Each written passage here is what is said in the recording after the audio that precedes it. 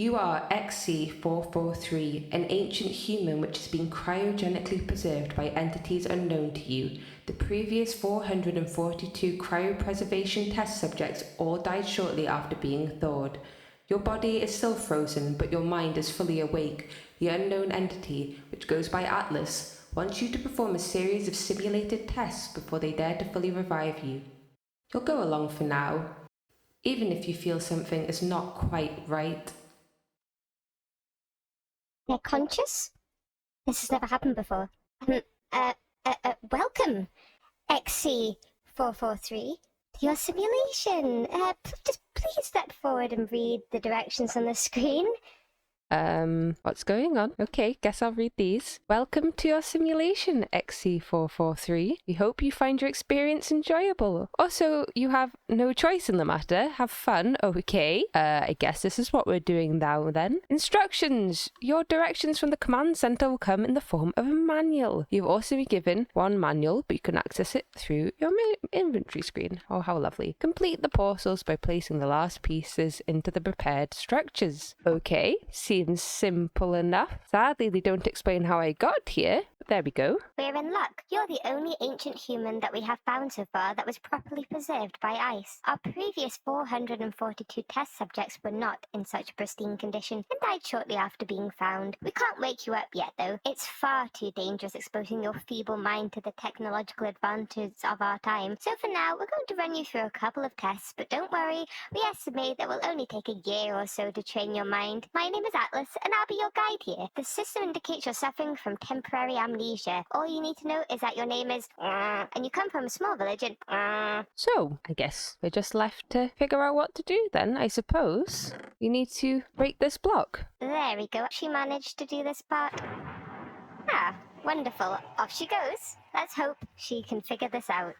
So, I guess we've gone through the portal then. Good job, XC443. You have made it to the contained ecosystem. We've done multiple scans of your brain since we found you in that slab of ice, and we have bad news and good news. The good news is that you have an extremely well-developed cerebellum, and your body was preserved in almost pristine condition.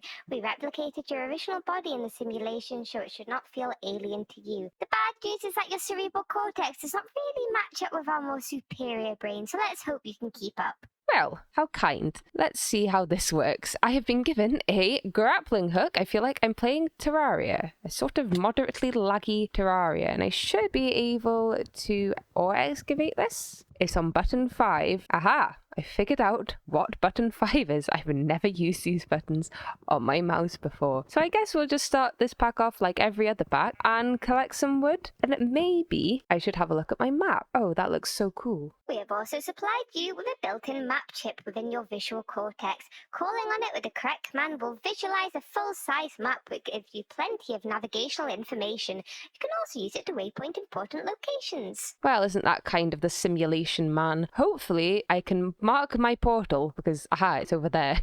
That seemed like a silly thing that I forgot to do. This chip, oh, right, I can connect to more than, oh, it is like Terraria. That's so cool. The goal of the first simulation is to produce steel, a task that can seem daunting at first, but fret not. This manual will guide you through the process. Steel can be produced using an improved blast furnace, so most of the tasks in this chapter will bring us closer to being able to make one of those. Well, this looks like a semi-defensible region, and by defensible I mean other things will probably be able to kill me fairly easily. But you know what? We have iron, we have a place to tunnel into.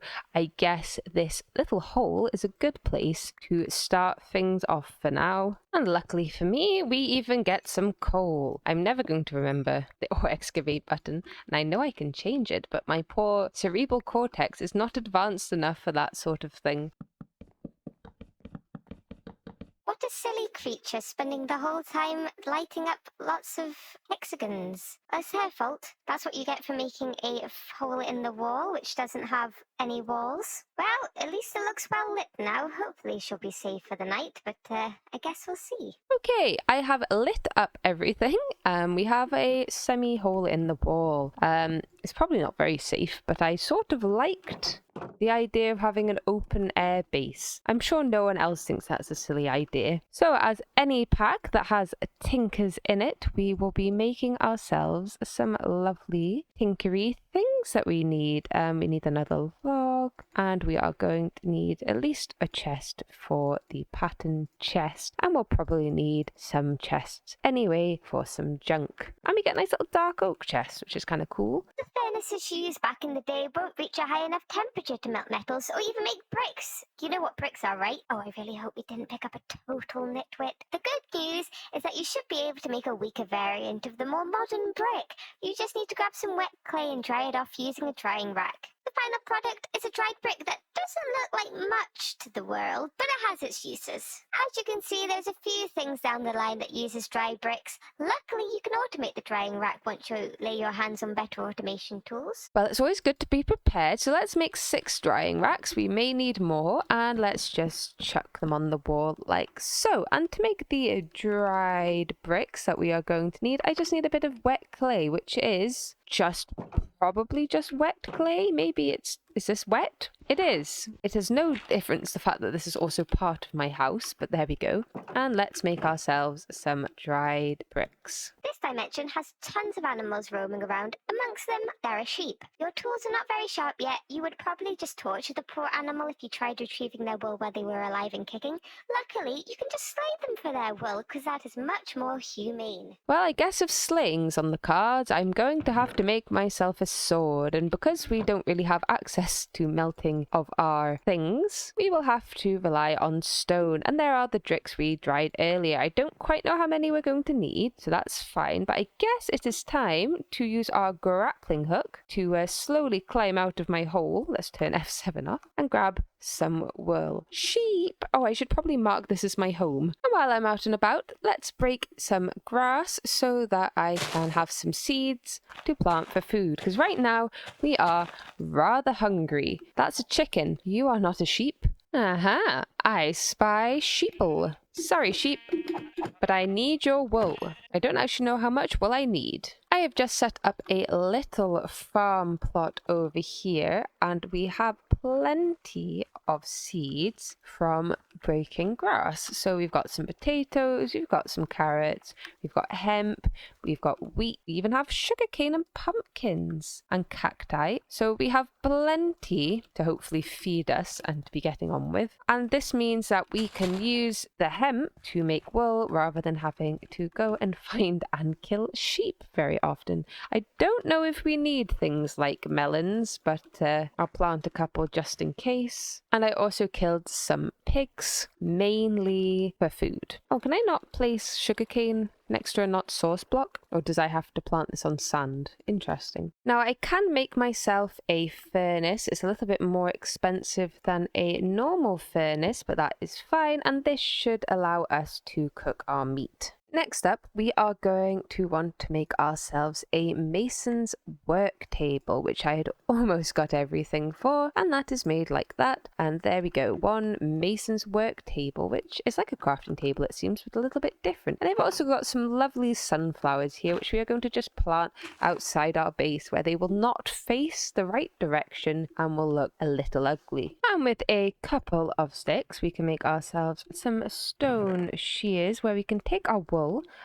I kind of want to make a bed, but then I also I didn't see any mobs last night or this morning, so I don't know if mobs are actually spawning. Let me replace my dried clay, and there we go. With these lovely stone shears, we can make some string out of wool.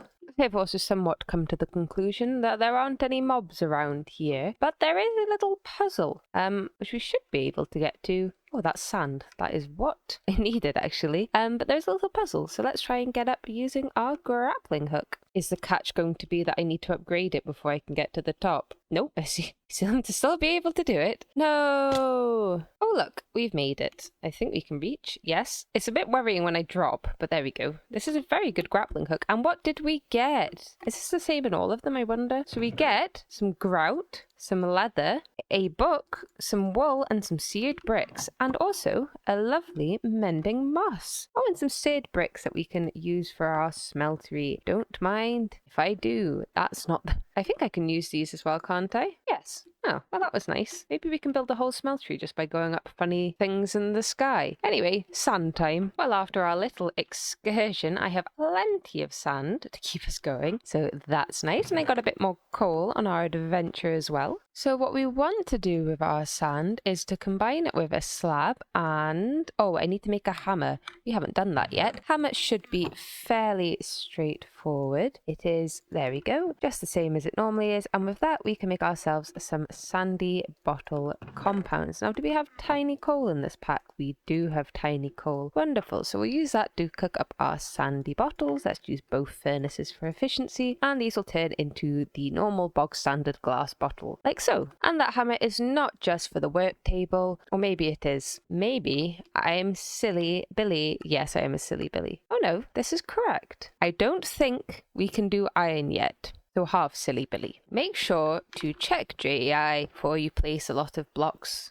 It's normally more useful than doing it like this. There we go. I'm not quite sure how many of these we are going to need, but I am going to make our first sifter, which I don't really know how it works. Ah, I see how it works. Aha, and we need water. So what we're going to do is chuck this in our mason's work table, and I'm going to use my little bottle of water to collect some water from our surrounding sources. And I assume it's not going to break the source, because it doesn't normally, but just to be careful, we're going to try it with this one first. Yes, and we'll do the closer one next time. And we can just right click on the table to input the water, and that is 250 per bottle, which is about standard. Don't worry, I've checked this time and we can, well, it's not 100% chance, but we can turn sand into fine dust, which if we put it in here, we get flint, but also a chance to get both redstone and aluminium, which we have. And now we are in need of more clay because our next task is to make ourselves a coke oven.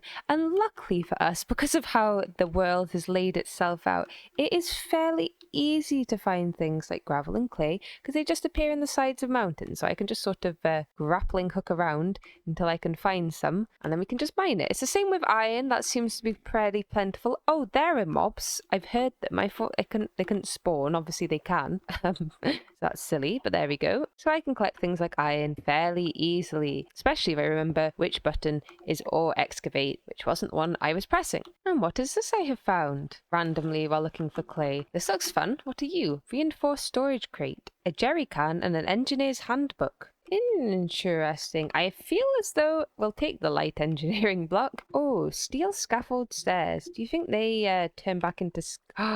They do. Well, that's a great find. 15 steel scaffolding just sitting there for free. Thank you very much, random structure. So I've got some dried bricks. I've got some clay. Oh, we need sandstone's the other thing we need. I normally like to make 2 coke ovens, but let's just start with 1 for now. And there is our 27 bricks. And the other thing we are going to need is an engineer's hammer, which I think I can make with stone. I just need 1 more string, which I do in fact have, and there we go. Okay, or not, probably in the wrong crafting table. Stage. Oh, I don't know. Ah, requires engineering knowledge, which we do have. Okay, there we go. We have our engineering knowledge now. We can make our hammer. Well, what a fun coincidence. I don't normally manage to find things I need like that. And because this is immersive engineering, we need to make sure not to build this on a chunk boundary. So there we go. And we can chuck in a stack of coal. Oh, is that faster than a normal coke oven? That feels way faster. That's definitely way faster. That's nice. And there we go. Oh, it gives you way less creosote though. Interesting. Our next job is we need more gravel and some fir planks, which can be found in temperate rainforests. So into the nature's compass we go. And it is actually pretty close. It is just over here. So yeah, and gravel we should hopefully be able to find along the way. Be nice. Oh, I wonder if they've got like a gravel beach biome. No. So I guess gravel will be very slightly harder to find than sand. And there we go, fir wood, which I would say this wouldn't be a temperate rainforest in my head, but apparently it is, so we believe it. Yes. I found a little slimy swamp. Oh, it's got gravel in it actually, which has congealed slime blocks, which is nice. It means that I can make myself some slimy boots. which will hopefully make traversing a little bit easier in the future. It's not been too bad. This is a very nice biome, actually. If it had gravel in it, I'm not getting the utmost amazing spawn rate for gravel. It keeps looking like andesite. Okay, excavation done for now. We are going to grab a bucket, or more than a bucket, of creosote oil, and we're going to make a hole in the ground. I'm not quite sure how this works, so we put the creosote on the floor. Oh, we're now flammable. Lovely. And what we want to do is chuck in a stack of gravel, and that will convert into grout. And it did what I thought it would do, which is use up the creosote, which makes a lot of sense. If we throw a stack of firwood in, we get treated planks. So there we go, grout and treated planks. Nice and easily, but we do have to wait for this to produce some more creosote now. And lo and behold, in this pack, we only need to smelt the grout into stone. It doesn't turn into bricks, which probably actually makes a lot more sense, to be quite honest. But there we go, seared stone. And we do have a little bit of seared nonsense from before. And I think with our hammer, is it in the work table? Is it like GTNH? There's no point doing it if it's like GTNH particularly, is there? Yeah, this is probably a waste of bricks, isn't it? I think that's only... Oh well, we got some. To be able to actually make our smeltery, I am going to need some more dust so that I can get some more redstone, which is a bit easier once I've figured out that I can make a builder's wand. That's for more fine dust. And where's my mesh? Mesh. That should be a bit more redstone. Is that actually enough? That is actually enough redstone, I think. Yes, for a block of redstone. We are going to also need another furnace, which shouldn't be too bad. I've already made the gear for it. I think that's it. And there is our furnace, and this should be our smeltery controller. Apart from the fact I've put the seared bricks away, which is silly of me. Oh, do I need knowledge? I might need knowledge. And you know what? We do have smelting knowledge. I didn't realize that's what that was. But there we go. We can now make our smeltery controller with no more delays. Oh, and actually, this is fair. That's quite cheap. Is it this? Yeah, smeltery tank. How much is the drain? The drain is also not too bad. To make the drain, we are going to... Oh, I actually need another hammer, but we can just also smash up the normal stone and that will turn it into bricks. Don't ask me how. I'm not a scientist or anything. There we go. And we have a seared drain, and we'll need to break up a couple more of these just so that we can make the basin and the casting table like so. And we could probably... I normally like to make 2 drains. Let's just do it how we normally do. Just because I prefer the look of the bricks, I have converted them all into bricks because I think it just looks so much nicer. And we will have our smeltery live outside because this is our little hole, you know? This is where we live. This is where our things live. I like having a bit of outdoor space, and I feel like we're nicely contained in here. So I'll just go ahead and make our regular smeltery. And then 1 brick off, making it a tiny bit taller, but there we go. We have our smeltery. Similar to other packs, we can make ourselves a crucible, which needs to be fired with some tiny coal into a fired crucible, or probably just a crucible. And I assume this works similarly to other packs, where we chuck cobblestone in and absolutely nothing happens. Interesting. Okay, to be able to use a crucible, we need lava, which we don't have, or a magma block. And we can sift ash and get blaze powder. We do actually, in fact, have we're going to need 2 spare redstone. So I will have to do some more sand hammering. But we should actually be able to do this. And it will make things a little bit faster. So that's the 1 redstone I needed more of. Let's make some blazing pyrotheum. And there is our magma block, which I would hope doesn't start fires, but let's just chuck it over here for now, and we'll chuck some cobblestone in, and there we go. It is cooking at a 6 times rate, so it's a little bit faster.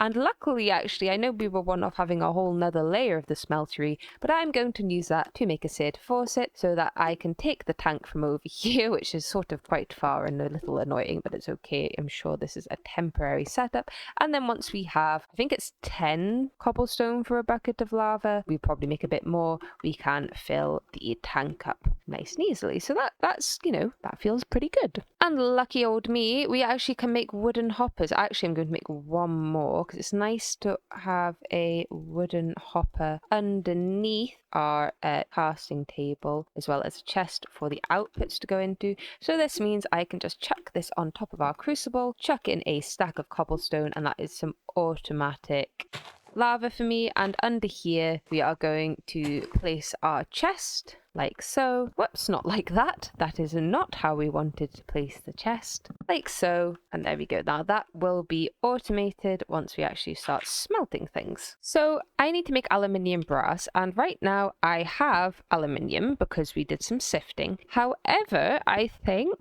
to get copper, we need to find it in the world. And by in the world, I mean via mining. And I think that's correct. I can't find a recipe for it. I was a little unsure because when I looked up the recipe for copper ore, it didn't say it spawned in the world. It didn't have like a world spawned thing on it. But then I checked for iron, which I know definitely spawns in the world, and it also didn't have one. So therefore, I think it must spawn in the world because I cannot figure out how else we are meant to get it. So down into the world we go. We maybe find some other nice things.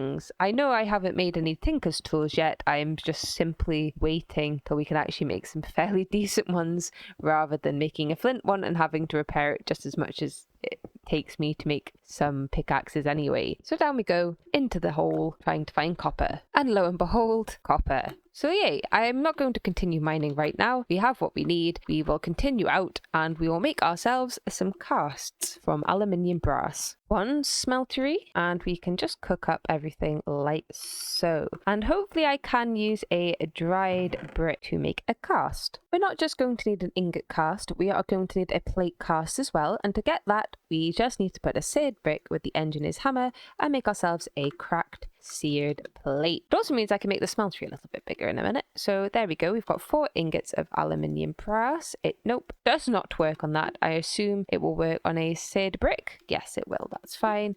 We have one of each. So there is our plate cast and there is our ingot cast. Very nice. And just to be exceptionally good this time, I'm actually going to make ourselves a pattern chest, which I can put these spare casts in. So there we go. And this leads us up to our next task, which is to make ourselves some reinforced blast bricks to make our reinforced blast furnace. And this actually isn't too bad. It's a bit of blaze powder, which is fine. Some more seared bricks, which I think we might have enough of actually. Yes, just about. So that's quite handy. Didn't expect that. And some iron plates. And we do actually, in factually, have plenty of iron ore. It's a good thing I didn't turn all of that into bricks then, isn't it, really?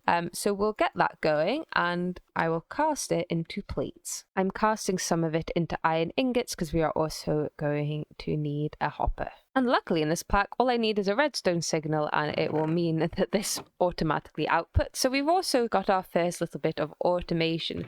We are going to need 36 iron plates, so we don't want to over-egg the pudding too much. I think I can probably put it back if I needed to, but I don't want to risk it. Okay, we should have everything to make our lovely reinforced blast bricks. So there we go, and we have our hopper. Let's go put it... I don't really know where we should put it. Doesn't really matter. Again, let's just chuck it here for now.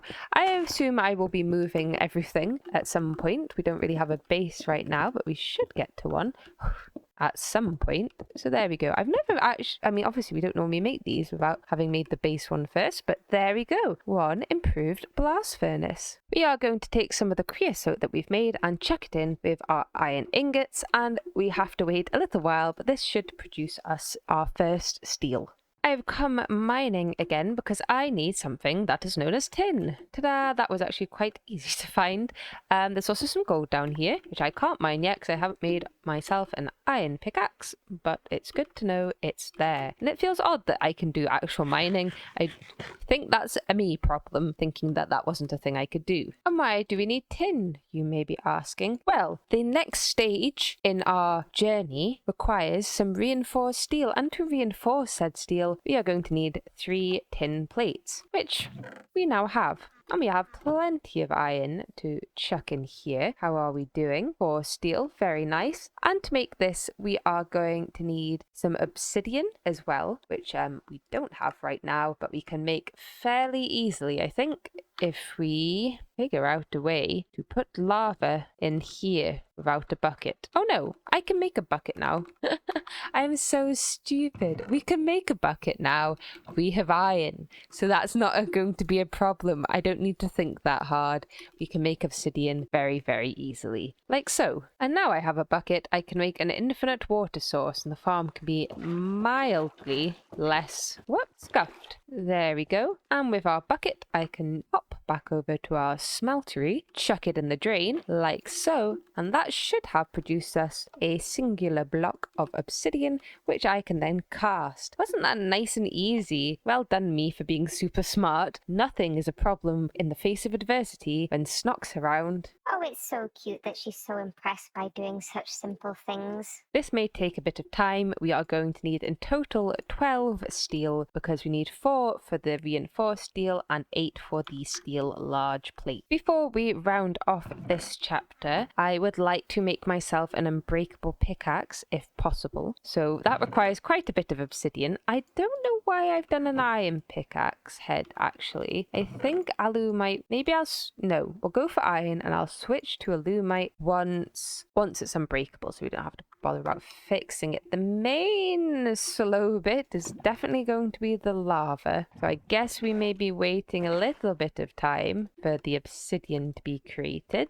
But once we've got that, we should be fine. A little bit of time later and we should be able to make ourselves 5 reinforcements. The only issue currently is that we only have 3 modifiers. But luckily in this pack, we have the ability to upgrade our tools. So I'm just going to run down to our mining hole and we'll do a little bit of ore excavation to help level it up, like so. Oh, lovely, that was quick. And now you just need to hop down and do it one more time. Whoops, maybe 2 more times, or 3. There we go. It broke, but that doesn't matter because now we will be able to make it unbreaking. And we've also got a bunch of cobblestone back, which is good because I used all of it to make the lava, to make the obsidian, to make the reinforcement. So that will make mining a lot easier. Now let's add our final reinforcement and our pickaxe is now unbreakable. So we don't, oh, there's no bin in the corner. Well, we don't need these 2 anymore. We'll ignore them. And while we've been waiting, I have now got enough steel to make the final piece of the puzzle for the first simulation, which also requires 1 more piece of obsidian, which I do actually have. There we go. Wasn't as prepared as I thought I was. And there we go. 1 reinforced steel and the engineer's hammer, which is what we need to unlock the next simulation. I suppose she's not as stupid as I thought she was. But again, this is only the first simulation. We've still got quite a few more to get through before we can find out if she's actually sophisticated or not. We are back at the hub. Let us break the clear glass, place our reinforced steel, and light the next portal. Okay, here goes nothing.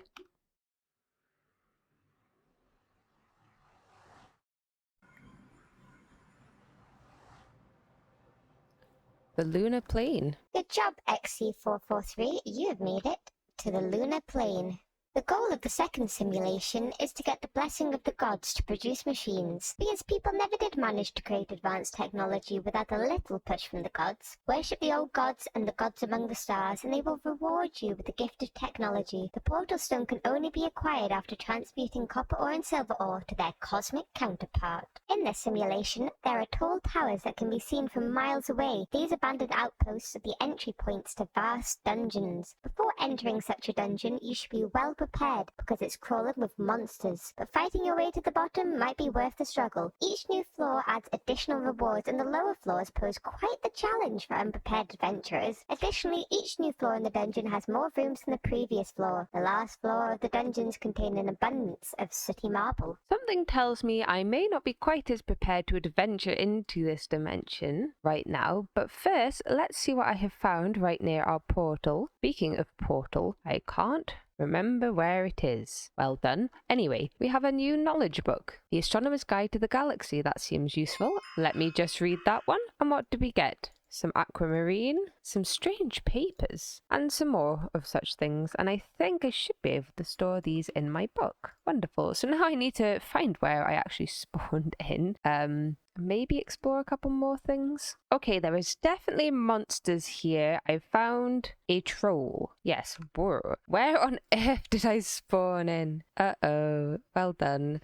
Found it. Oh dear, I'm in a bit of a predicament. Trolls can heal themselves, which is a little annoying. Good old grappling hook, get me out of this mess, please. I'm glad we entered the new dimension, but I think there are some more things we need to do in our original simulation. Woohoo, a trophy. I was going to make a lumite, because I need to go mining, because we need some resources if we're going to get into our next simulation. However, apparently a lumite is not a thing in this pack, so I guess we'll just stick with iron, and hopefully that will be able to mine everything that we need. So down into the hole I go, and I will mine until I feel like I have enough things. Aha! Our first mob. Hello, Mr. Zombie. I wasn't actually sure if these guys spawned, but apparently they do. And luckily for me, I am quite safe up here. Mission accomplished. We get a lot of stone because of vein mining. Also, there sounds like a skeleton somewhere, but I don't know where it is. So that's fun.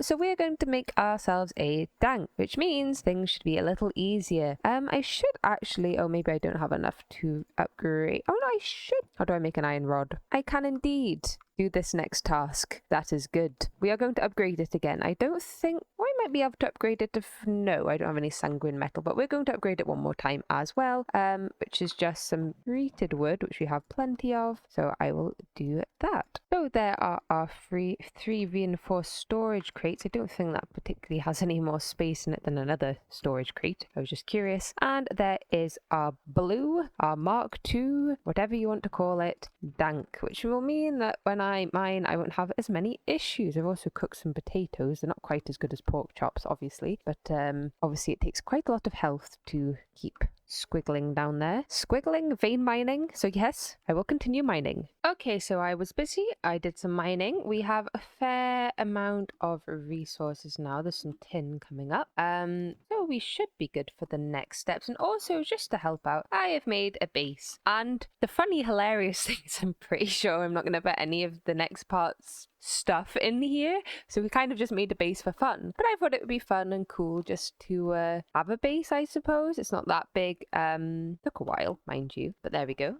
So it's just inside. We have this path out here to a separate building. Obviously there's nothing in it, and we have some stairs go to a couple of upstairs portions like so it's not very big. I just thought it'd be nice to have a little base to live in. I think I probably went a bit overboard on the fences, but you know what, don't care, whatever. Hopefully it's not the worst thing you've ever seen, and it means it will be a bit easier to find our house on the map. But yes, I'm not pleased with it. I'm quite pleased with it. Yes, let's go with that. I am pleased with it. I don't like this wall. It feels too flat still, but I feel like it's okay to have one wall that's a bit flat when everything else is at least a bit fenced up. So there we go. Now we can continue with what we are doing. You have grown so much in a short amount of time. We were impressed by your performance in the first simulation, mostly. Your next task is to create a primitive power system that will power a squeezer. You can use a steel you've manufactured to create a kinetic dynamo. With this, you can attach a water wheel or a windmill to the dynamo to create kinetic power.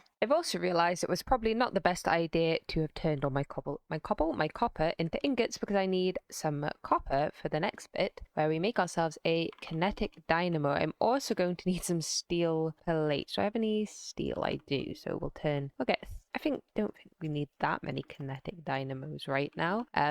But we will need quite a few copper plates for wires and such. So I should be able to make 3 water wheels. So we are going to want... Yes, that's fine. I got confused. There we go. 3 water wheels, just a little bit of steel. Lovely. So now I'm just waiting for our plates, and we should be able to get this set up. But I'm not quite sure where, because water wheels are really, really ugly. Oh, I was so wrong. I'm so used to DJ2. We get so many LV wire coils from the things. Maybe I didn't quite need to make as much as I did, but that's okay. That's 1 copper coil block, and we need a bit of redstone, which we should have 18 redstone. Wonderful. And this will make us our kinetic dynamo, and we have 3 water wheels. Now, connecting the wires and transferring the power is a bit more tricky. Our technological revolution was stalled numerous times, and we often had to turn to magic to solve the next hurdle.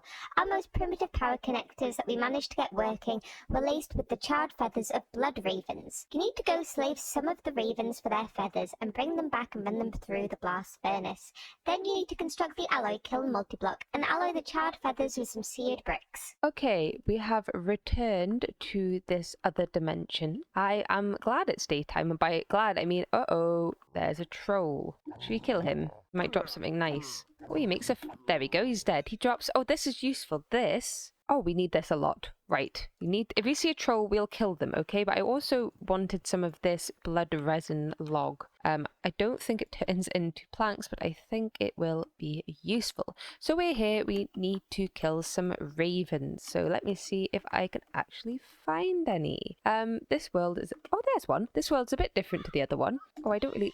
Aha, we got it. And we got a special book. Oh, I think that is blood magic. So we need to put this in a blast furnace and then into get charred terracotta. I don't know how much of this we'll need. I might kill a few. Oh, it seemed to be how to make slates. So maybe we will kill a few. And once we've done that, we will return. I'll kill your friend who's on the floor because I can't reach. And I might have a quick little explore now I've got a bed to bring into this dimension. And I feel a bit less scared of the trolls. Now, this is a familiar structure, I hope, to most of us here. Now, does it still have loot in it? It does. Well, that's very kindly. So, oh, I'll take some of this if we can. Sometimes they have diamonds, and I have yet to find any diamonds. So that will be very nice indeed. I found something. I fear it has vindicators in it. But there's sooty marble, which is going to be useful. Maybe. Do I have any torches on me? No. Of course not. Whoa, that was too close. They've spotted me.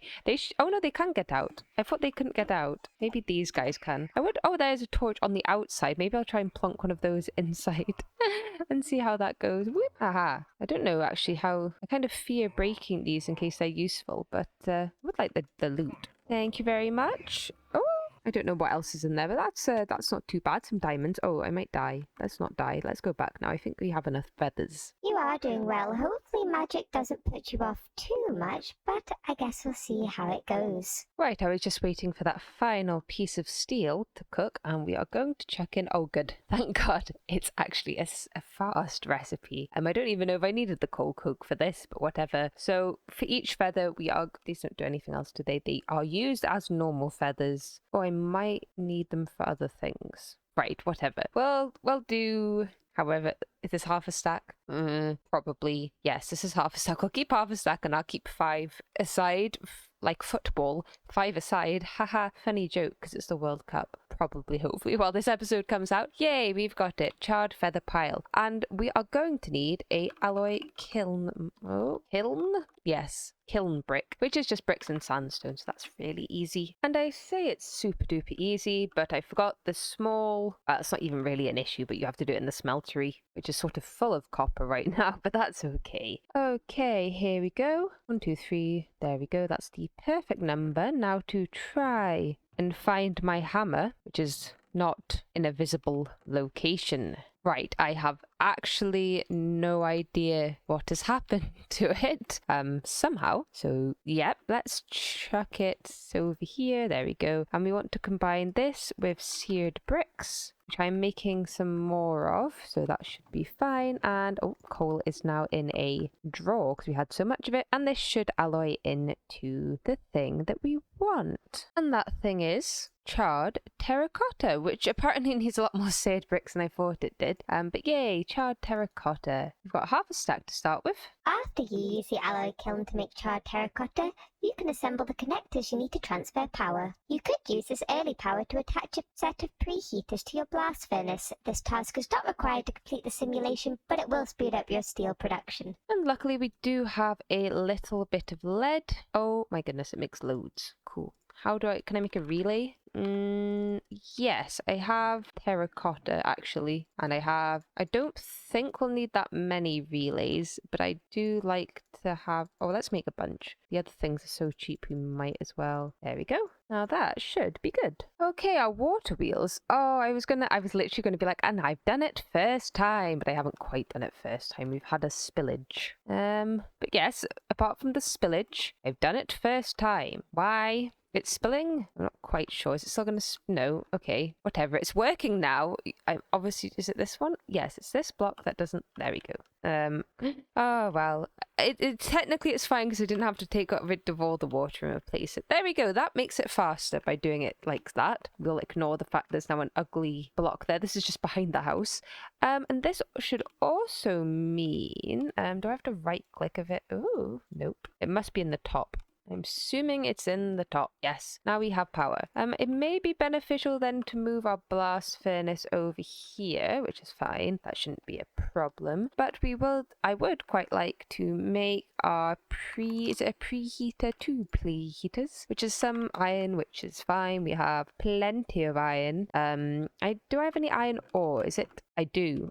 This is off. Well, that's quite handy actually that it turned itself off. Because I do need some plates, and we're also going to need to make some external heaters, which are just a couple of furnaces and some tin plates, and we do actually even have some tin, so that can go in there. Perfect. So this should be 2 external heaters and 2... Oh, right, ignore me. I didn't look at the recipe. We get 2 anyway. Yahoo! I will build our blast. I don't think there's anything's actually cooking in that right now, so I will pick it up and we'll move it over to our new location, and I'll just set it up over there. And I will just show this for fun. Whoops. And I'll drop some sticks for a sacrifice.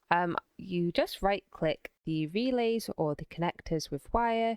Relays can connect to more than one, so they're good for moving things around, but they don't transmit power. I don't think... Yes, okay, that does fit. You can't have the wires having a block in the way.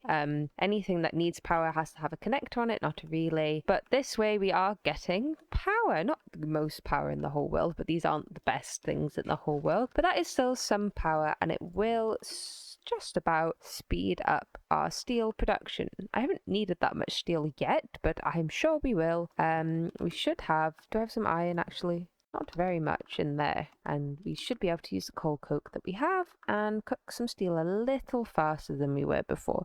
Actually, it might be fairly faster. Let's have a look. Right, coal coke, that's a fair amount faster actually. Now that you have some basic power generation, you can build and power a large industrial squeezer. This squeezer can press seeds into plant oil and press the blood out of the logs from the blessed trees found around the lunar plane. Luckily for me, we actually have some of those logs because I got them already, but we do need to make ourselves a squeezer.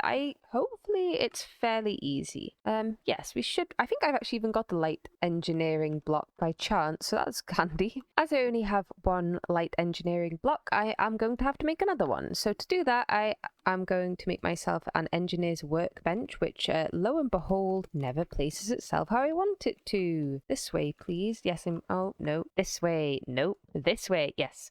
We need to make, I think we will need to make a blueprint, which is, I don't think I have any sugarcane actually. I know I've got the sugarcane seeds, but I don't actually have any sugarcane, and I think that's probably the only way to get paper. Yes, the only sort of sensible way. So I'll go grab some sugarcane and I'll be back. This is actually so funny. That's the thing that would have the light engineering. Oh no, there's like 3 of them. Oh, that's so good. I know technically we'll probably need them for other things, but I am not looking a gift horse in the mouth.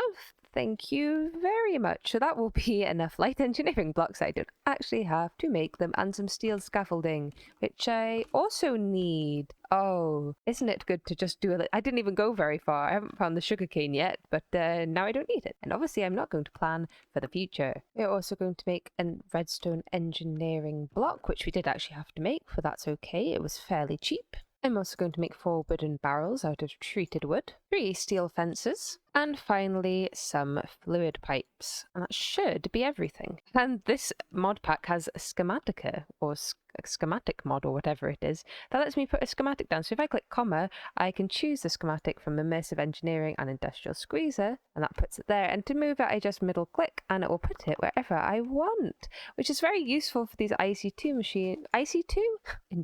What is this mod called? Industrial Engineering. There. Right, we'll put it there. Apparently there's a printer. I don't know how to get a printer, so I'm just going to place it by hand. It shouldn't be too terrible, I don't think. So we should...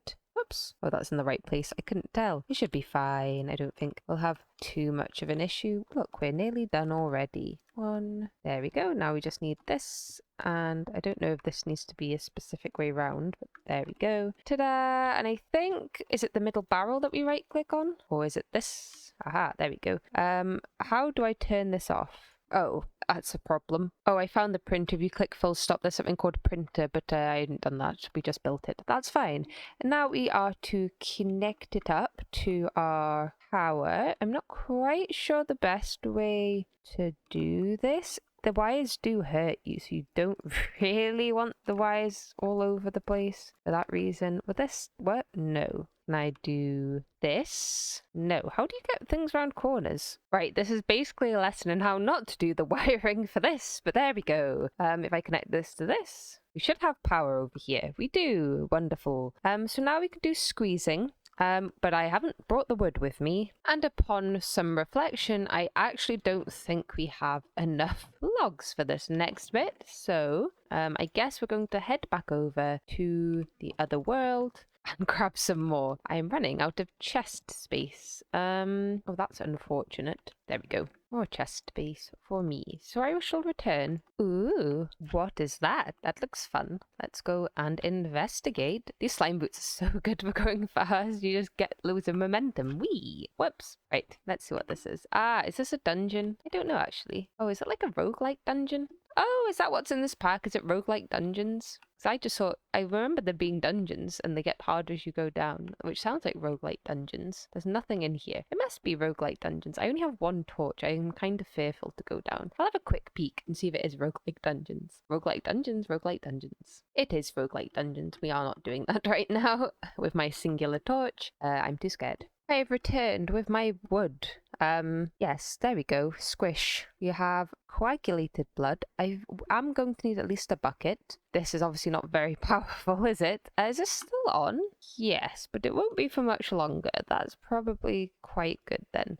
Okay, we've got a bucket of blood, which is what we need.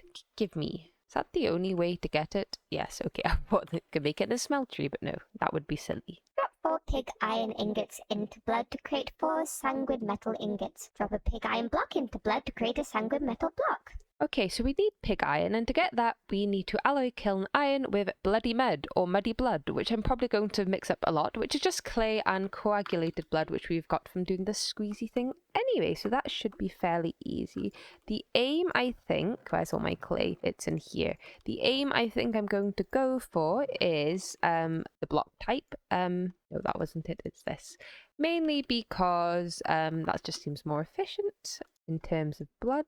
But we'll see. I guess that's quite fast as well. That's nice. Oh, and fun fact, you can put the coagulated blood back into the squeezer to get more blood out of it. That is very nice, actually. We have enough pig iron to continue. Oh, I hope I can actually convert this back again. I should be able to. Oh, it looks like a pig. I don't think I very often make pig iron, so this is exciting.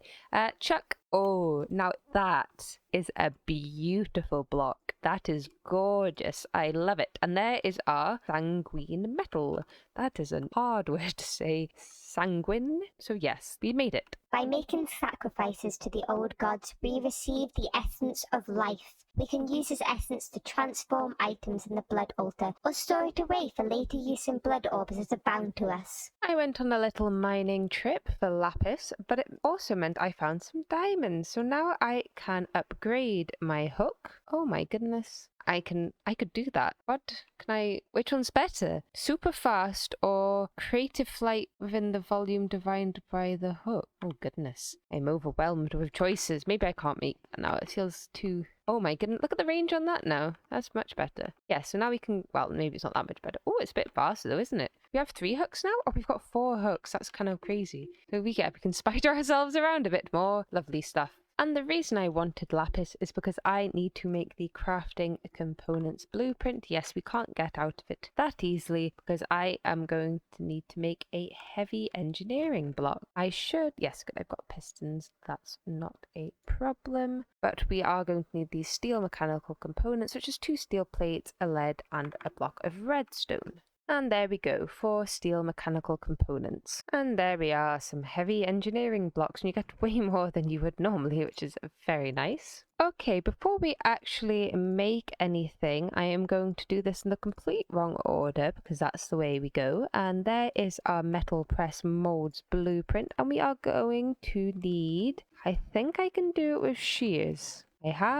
Yes, I have shears. Please work? No. That is very saddening. We need to make... Oh, okay, they're really cheap. Okay, set back aside. There we go. We are going to want a mold for the plate, a gear, a wire, and a rod, probably. So let's make all 4 of those. And I will also make a chest. A couple of chests and a hopper to try and semi-automate this. That's not how you make a hopper. There we go. Woohoo. Okay, and that is our metal press, and we just need to connect it up to power, like so. It probably won't be very fast right now. I'm going to put a hopper here with a chest on top, and a hopper here.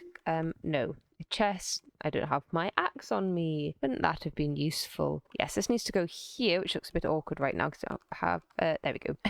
There we go. That's much better. Oh, goodness. I'm actually 1 chest. That's fine. These can just go in here. So now we can make plates a little bit more easily because I can just chuck them in here rather than melt them down continually. Well, I'm glad she has the capability for some foresight. Our next goal is making a blood altar, and to do that I am going to need some sanguine metal plates, which we can use our new metal press for. Ta-da! That was nice and easy. I'm also going to want to chuck another block of pig iron into some blood to get some more sanguine metal, though I do need it in block form, so I don't know why I uncrafted it. And I'm also going to need 2 blocks, so we're not quite there. Yes, there we go. The last thing I need is a radiator block, which is just some charred terracotta, steel plates and water, and that should get us our blood altar. This dagger allows you to sacrifice some of your blood to the gods. This act will put life essence into the altar. Maybe you can make this process less tedious by brewing with beetroots? Well, I'm not entirely sure what brewing with beetroots means, apart from I have just found this thing, the heartbeat. So if I make some blood and put a beetroot in it, is this a cauldron? Yes. We can make a heartbeat. It can be used as a brewing ingredient to make regeneration potions, or it can be crushed against a coagulated blood broth to gain regeneration for 2 minutes. And I don't have a mixer. I have a squeezer, and I don't have nether wart, so I guess coagulate. That's okay. That sounds intriguing. But to start, let's make the dagger. Woohoo! Perfect. Right, so I've got some blood. It's in the cauldron. Is it a right click or is it a... Ooh, nose. Does it need heat underneath it? Aha, it must be placed above fire. I don't have any netherrack, do I? I don't think so. Ooh, why? It's not called netherrack. If I throw... Nope. I guess we just have to do it temporarily. I have returned with a flint and steel, so, oh, look, now it's bubbling. Aha! We now have a heartbeat. I'll make a couple of heartbeats then. They are very cheap, and we have... Oh dear, the fire went. Bye, fire, come back. We have access to blood fairly easily, so there we go. That's, not bad so far. And obviously blood magic will probably need a bigger dedicated area, so we'll chuck it here for now. You will need to create slates and life essence to progress in the simulation. You can fill buckets with life essence by placing them on the blood altar, but that does require a tier 2 altar. Okay, we're going to want some blank slates, so that gives us a little bit of life essence, but it's not the best. So let's try this crushing the heartbeat. Like that. I feel really good. Okay, that seems to have worked. And then, is that 1,000? Yes, so we can start making a few blank slates. That's actually such a good way to do it. I like that a lot. We should be able to make plenty of slates without too much issue. And again, we can make the heartbeats... Whoops, that's a potato. The heartbeats fairly easily. So we can get regen pretty much whenever we want. And I thought we'd just go for 16 because I want to upgrade the altar to tier 2, and that will be enough for that. Oh, there's resonating wand is used to start the crafting process in astral sorcery. It does require lunar insight, however. To make the resonating wand, I am going to need a prismarine shard. So I've just made an artisan's diamond sifter. I actually don't know if we need a diamond one. I just thought it might be better. Let me put some more water in the table. I'm going to break the silver. Oh, I got 48. Interesting. And this will give me silver nuggets, but also gives me a chance of getting prismarine shards, which it did. Now I have prismarine shards. I've also got a lot of silver nuggets I don't really want, but that's okay. And I do actually have some marble from traversing the other day, so there is our resonating wand. Drop a crafting table into liquid starlight to create the luminous crafting table. This workbench can harness starlight to craft items with magical properties. Later workbench tiers require a multi-block structure. I've just popped back over to the second simulation because there's plenty of liquid starlight about. Is that not quite how it's meant to be? Is this not liquid starlight? It is. Maybe it needs to be in like a singular bucket of liquid starlight. Let's try that instead. I was bought the jerry can to see if I could take a bunch of it with me. There we go. Obviously, whatever I was doing was not correct. Can I not jerry can any of this? Oh, that is a shame. Oh well, we've got our bucket. I'm also going to try and kill some of the structures that are around here, mainly so I have some marble to take with me. I actually wonder, can I chisel the marble? Yes, so actually I just need to grab some of this stuff. And while I have 8 buckets in here, let me try and make myself a blood orb, because apparently you just need a troll's eye, and I got a couple while we were in the other dimension. There we go, our weak blood orb. Lovely stuff. Okay, I went back again because I needed some more aquamarine, and I also got myself a bunch of liquid starlight, which is now going to fill up literally everything, which is fun. Let me make some more chests. There we go. And we can put all the buckets in here for now because they don't go in the jerry cans, which is a bit of a shame. But yeah, we've got like 16 or 17 buckets of liquid starlight. The light well can draw out the liquid starlight that collects in aquamarine and rock crystals. You will need to create a fair amount of liquid starlight to progress in this simulation. It appears I must once again return to the other dimension because I forgot something very, very simple, and that's rock crystals. So back again we go. There is also sooty marble down here, which is nice because I was trying to steal it from other things before, and this, if you need a lot of it anyway, which I think you do sometimes, this is much easier. And there are the rock crystals, which we can't mine because my pickaxe hasn't got enough of a mining level. What is a better mining level? And that material is steel. And now I can mine the rock crystals. Yay. Thanks, rock crystals. Let me grab some over there. Let me grab all of those and some more sooty marble before we head back again. The linking tool can redirect starlight in floating crystals. A starlight crafting altar multi-block is necessary to craft this item. You may need a spectral relay structure feeding your altar to cover the starlight requirement. Spectral relays are covered under exploration in the astral tome. Before we decide on where our astral setup will go, I want to make a posic resonator, and this should tell us where our best concentration of starlight is. So I actually know where I want to build stuff. Normally I do it quite high up anyway. I think the ground, I don't think I need to write, I hope this is actually what I'm meant to have made. I think it is. It should show us, I actually don't know if it needs to be nighttime or not. Maybe I shall have to consult my astral tome, but it should show where the highest levels of starlight is on the ground. Yes, it has to be nighttime, which is actually incredibly convenient because it is just turning nighttime. I wonder what the imperfect ritual stone cost is. Oh, that's so cheap. We can actually, how much obsidian do I have? Is it a lot? It's enough. Yeah, so if we make the perfect imperfect ritual stone in the future when it's not conveniently nighttime, we'll be able to make it nighttime if I put a block of lapis on top of that. But obviously right now it is now nighttime, and therefore I'll be able to find the starlight spot, so I will come back once I have done that. It's very nice to see it using its brain. Hopefully this will continue. Mild distraction, because if I want to put my astral sorcery thing in the sky, which I normally do, it'd be hard to get up there without flight. So I'm going to begin by making a warp stone, and with some double compressed cobblestone and some diamonds, I can, and also some more troll eyes, I can make myself a waystone, and the waystone means that I can more easily travel around the base. So I'm going to put it here actually, and this can be home. So now every time I right click a waystone, I can travel to it, or if I use my warp stone, I can go home. There's a 30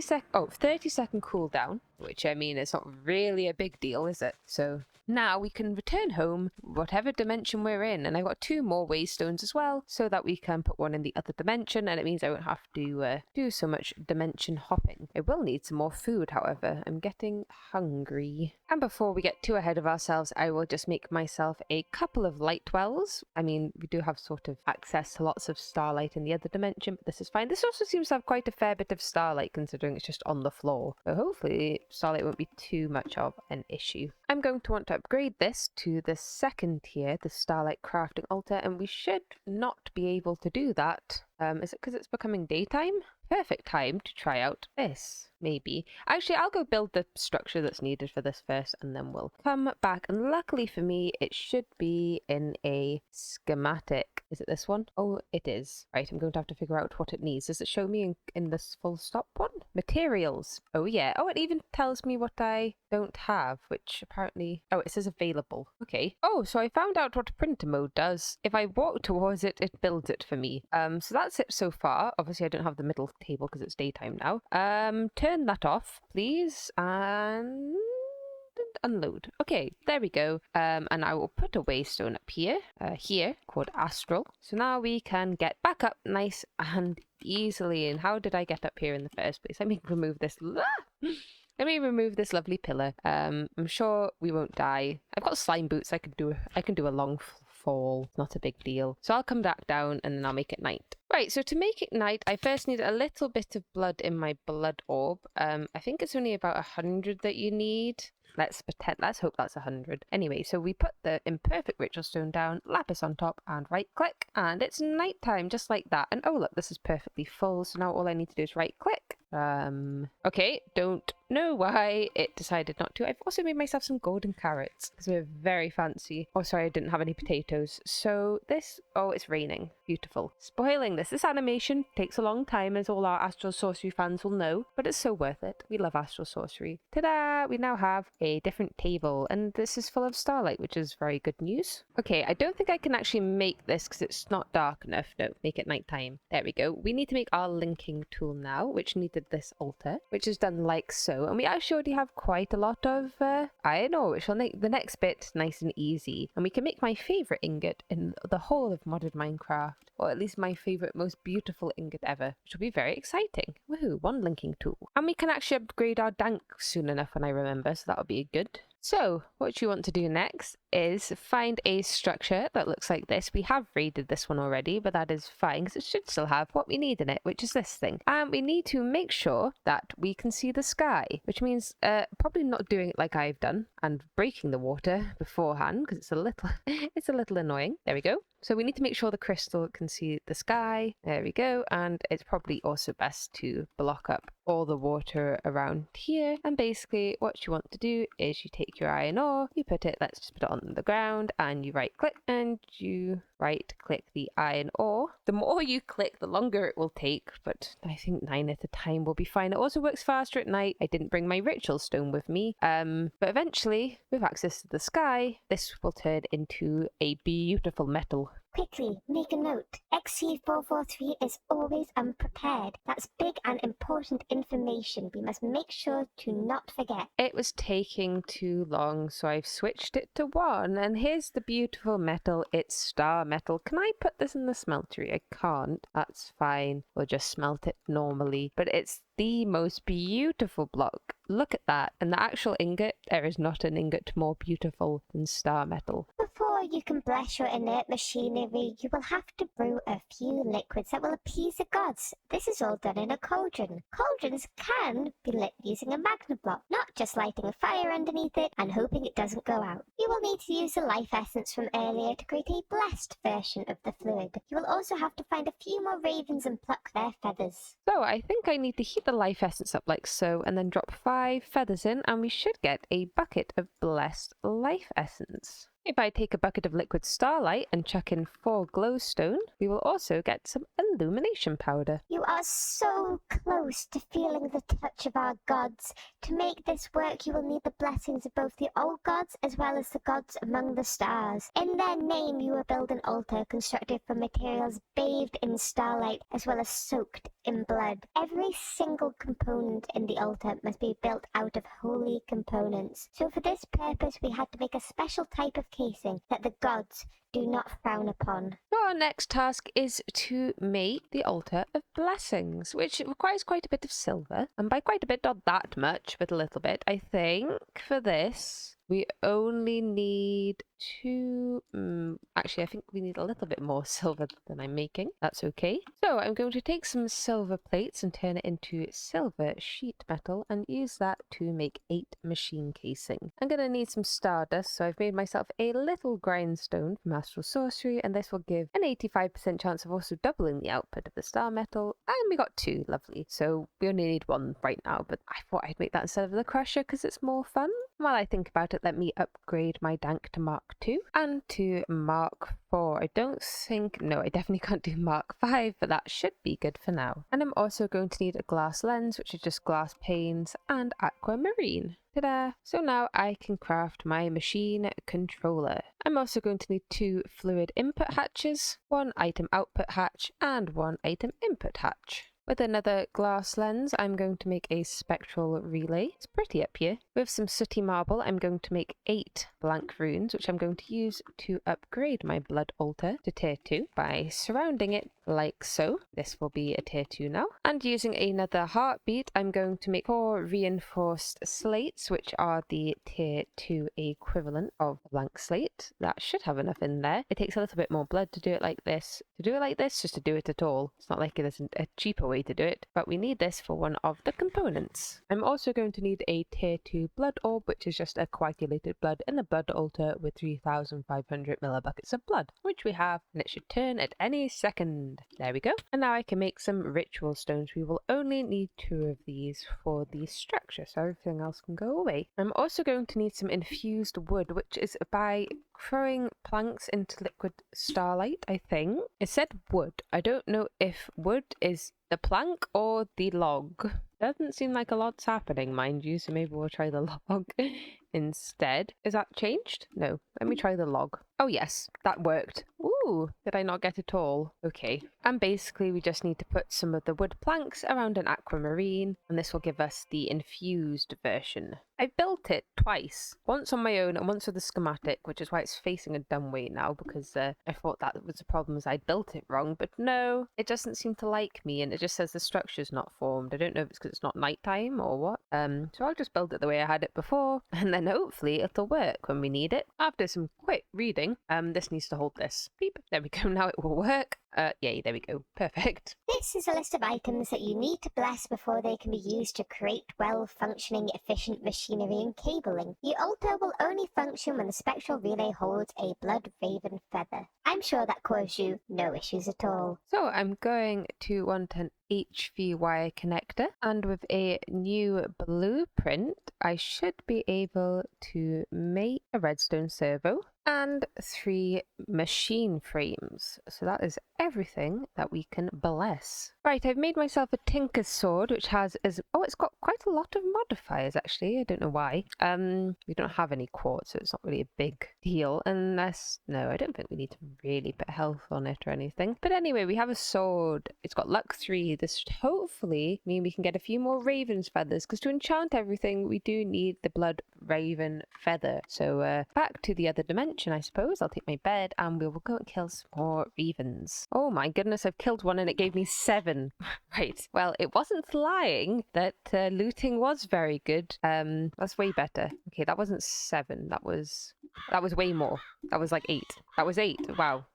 Looting is good. They didn't lie. Okay, and is it good with the trolls? Oh my goodness, it's very good with the trolls as well. Looting is your friend.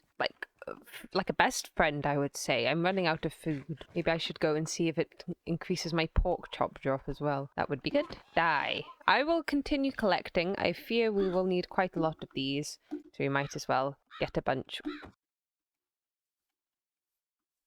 For all the operations, we are going to need a bucket of blessed life essence, or, some anyway, not a whole bucket, and some liquid starlight. Also, when I harvested the crops, I got like 1 million experience. I don't quite know why. That's fun, but it doesn't seem to be going anywhere. It's odd. So there's just experience orbs. I probably shouldn't have harvested all of that. It won't go away. Okay, I had a quick relog. We're back to normal. All of these enchantments or blessings require nocturnal powder, which is some pulverized coal, some coal, lapis, and illumination powder in our starlight crafting altar. For some reason, it only crafts them one at a time. Maybe there's just not enough starlight to do multiple at once, but that should be enough. It's nice that you get 4 at a time anyway. Right, I think that's everything. So if I put a redstone servo in, it's running. Oh, okay. That was very quick. We have our blessed redstone servo. What else do I need for this? Aha, that one needs blank slates. That's okay, we can do that. It also needs star metal. Apparently, I didn't see that part either.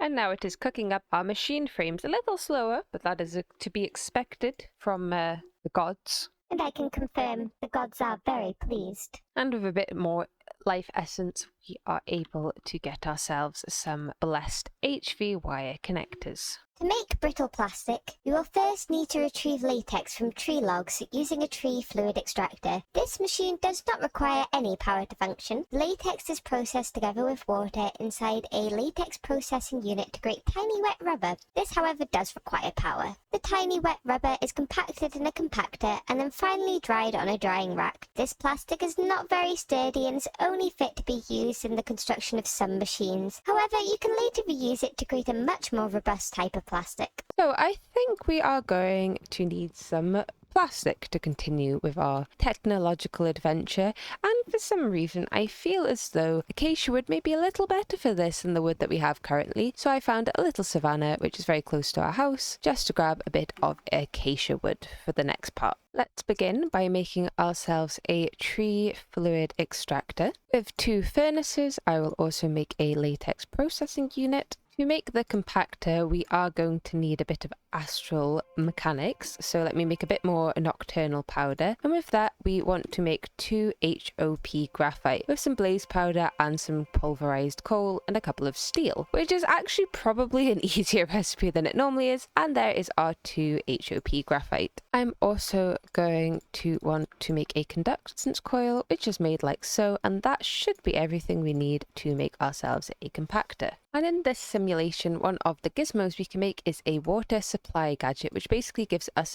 an infinite water source, which will be very useful. Another good thing that we can make are item ducts and fluid ducts. So first we are going to need some structural ducts, which is just compressed cobblestone, glass, and some pulverized coal.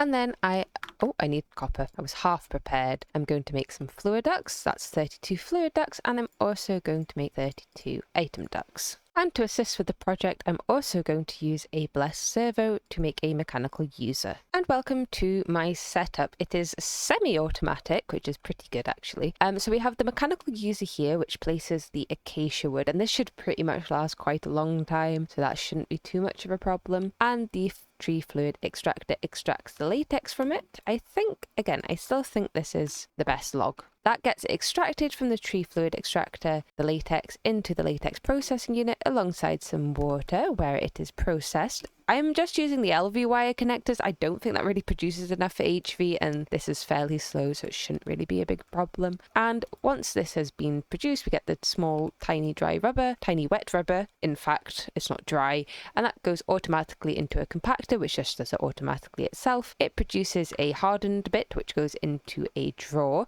and here's the extra good bit where I have it extracting into 3 different drying racks where it takes 50 seconds to dry, and once it is dry, it is extracted into a drawer. So it is pretty automatic. I could have more than these. The servers aren't that expensive. I thought 3 would do for now. This will be left to passive, and yay, brittle plastic. Perfect. To enter the next simulation, you need to find a way to transmute some of the ores you found so far into ardite and cobalt. With a pristine ocular lens and a little help from the gods, you will be able to obtain these ores in no time. You can temporarily repurpose your altar of blessings into an altar of cosmic transmutation by replacing the blood raven feather in the spectral relay with a pristine ocular lens. This altar will let you transmute copper into ardite when using an orange lens and silver into cobalt when using a blue lens. lens. Lenses are not consumed after a transmutation. The rich slag required is most easily obtained through smelting down redstone ore with sand in an induction smelter. Redstone ore is obtained by mining it with a silk touch tool, in case you didn't know that. Even though this is the most efficient way, you could also just smelt a bunch of random ores of sand. The chance for rich slag is lower with other ores, but since you should be smelting ores like this anyway for a good while, it does not matter which route you end up taking. Okay, so we are going to need one of these ocular lenses, and they're pretty easy to make. We are just going to need to make 20 glass lenses, which I think we have enough glass for that. We definitely have enough aquamarine for that. So I guess we start off with that. We're also going to need a pan cast, which is, do I actually have any aluminium? No. I've got gold though. That'll do. That'll do. Oh, I'm out of lava. Better remedy that. And I'm going to take these, well, there we go. Let's do that. I will put my 20 lenses into the smeltery and hopefully, eventually, they will go in and start melting, which will be good. Okay, I think we can make our ocular lens. I didn't realize this might take a very long time to fill, actually. That's fine. I'm also making a bit of invar, because we need some, probably a bit too much invar. Nah, surely not. I'm just buying time while I wait for this to go in. There we go. And the good thing about this lens is it actually is chiselable, so I don't have to worry too much about making any more, so that should be fine. Using 2 of the brittle plastic, we can make ourselves the induction smelter. And I will take some sand, and I think I am just going to use a random ore. Let's go with gold. I feel like gold will have a pretty decent chance. I am going to need 9 ore of both ardite and cobalt, so we need 18 slag, which again would be better with a bit of silk touch, but I put luck on this, so may need to make another. We can make a gem fairly easily, so we may do that just to speed things up a little bit. We'll see how it is right now, just the gold. Here it is. Oh, we've got 5 already. I think we'll actually be fine then. Okay, that really honestly didn't take that long at all. So let's start off with the ardite. So we want to switch the focal laser. Oh, this, there we go. Good, I got the feather back. I was worried for a second. And that will need the slag and, oh, I forgot the actual ingredients. Here we go. Not a problem. I had them all prepared earlier, so it's fine. Blaze, powder blocks, and copper ore. And it should work? No. I figured it out. You need a lens on the top, which is plain, and then a coloured lens inside as well. So we're going to need to make 1 more lens, and then it should work. So white lens on the top. I was wondering how long it would take her to figure that out. And there is our second lens. And now I have a lovely orange lens. When we chuck this in, there we go. It is in fact crafting, and it is fairly fast. So I'll make the ardite and I'll make the cobalt. And we are going to need to turn this into manualin, so I'm just chucking it all in the smeltery. We're quite pleased with your progress, and we think it's time you stand on your own for once. You have been proven to be quite a resourceful specimen, and we have trust that you will manage this task. If you happen to fail, though, you would be stuck here for an indefinite amount of time, so yeah, don't fail us. To enter the next simulation, you need a lot of cobblestone. You may need to construct several spectral relays to boost the starlight available to your starlight crafting altar to be able to craft the blessed portal stone. Good luck, you dummy. And to actually light the portal, we require you to make the lunar plane idol. Good luck killing those evokers. Oh dear.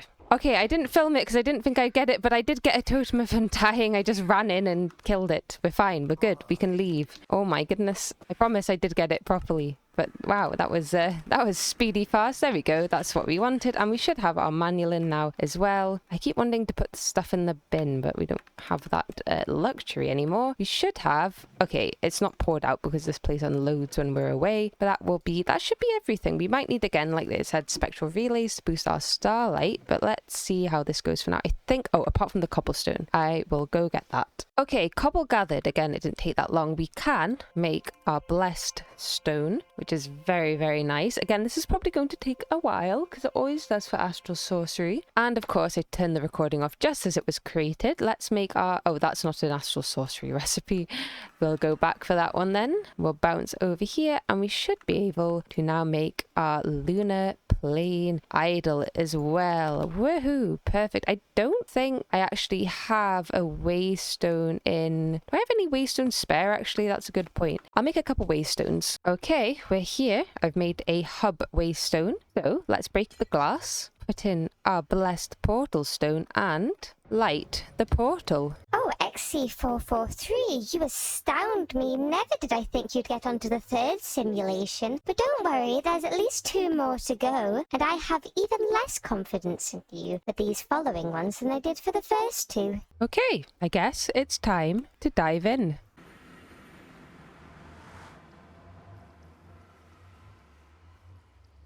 Welcome, XC443, to the Arid Waste.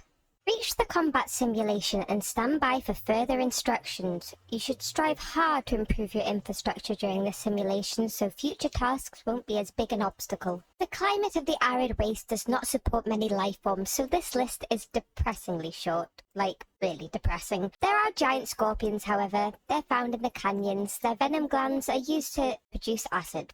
Look at their googly eyes. In the Arid Waste, you can find abandoned oil towers. This whole simulation is a lifelike copy of what the current day Arid Waste is like. As you can see, things did not go so well here. If only we developed renewable energy sooner. These abandoned oil towers is all that is left of our perverse industrialization of this place. At the time, we thought a method called fracking was a good idea. Since oil was trapped in light porous rock beneath the topsoil, it brought out some nasty things from the depths of the planet. It also caused the oil to ultimately flood the entire planet. So now it's everywhere. Now, when we say abandoned, we are using the term loosely. We have not checked if they are really abandoned. If I had to guess, I would say there's a 10% chance that some of the sturdier life forms have found refuge in the towers. Maybe 20%. Maybe 40%. Look out for valuable blocks to pillage from the structure. There should be a good amount of steel plating you could salvage from the walls, and near the top of the tower, I do believe we use some pretty valuable construction materials. Our reports indicate there is leftover oil inside, as well as some useful crafting components. Fracking took place close to the current sea level of this simulation, so you should find the towers in the desert shrubland biome.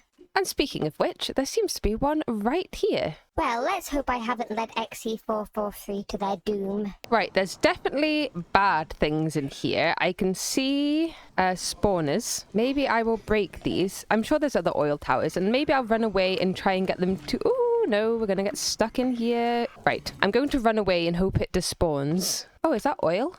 That's a lot of oil. No, maybe it's just water. I think that's oil. That is a lot of oil. Now, this simulation unlocks something useful with the sieve. I think I can make a sieve. Yes, I don't see why not.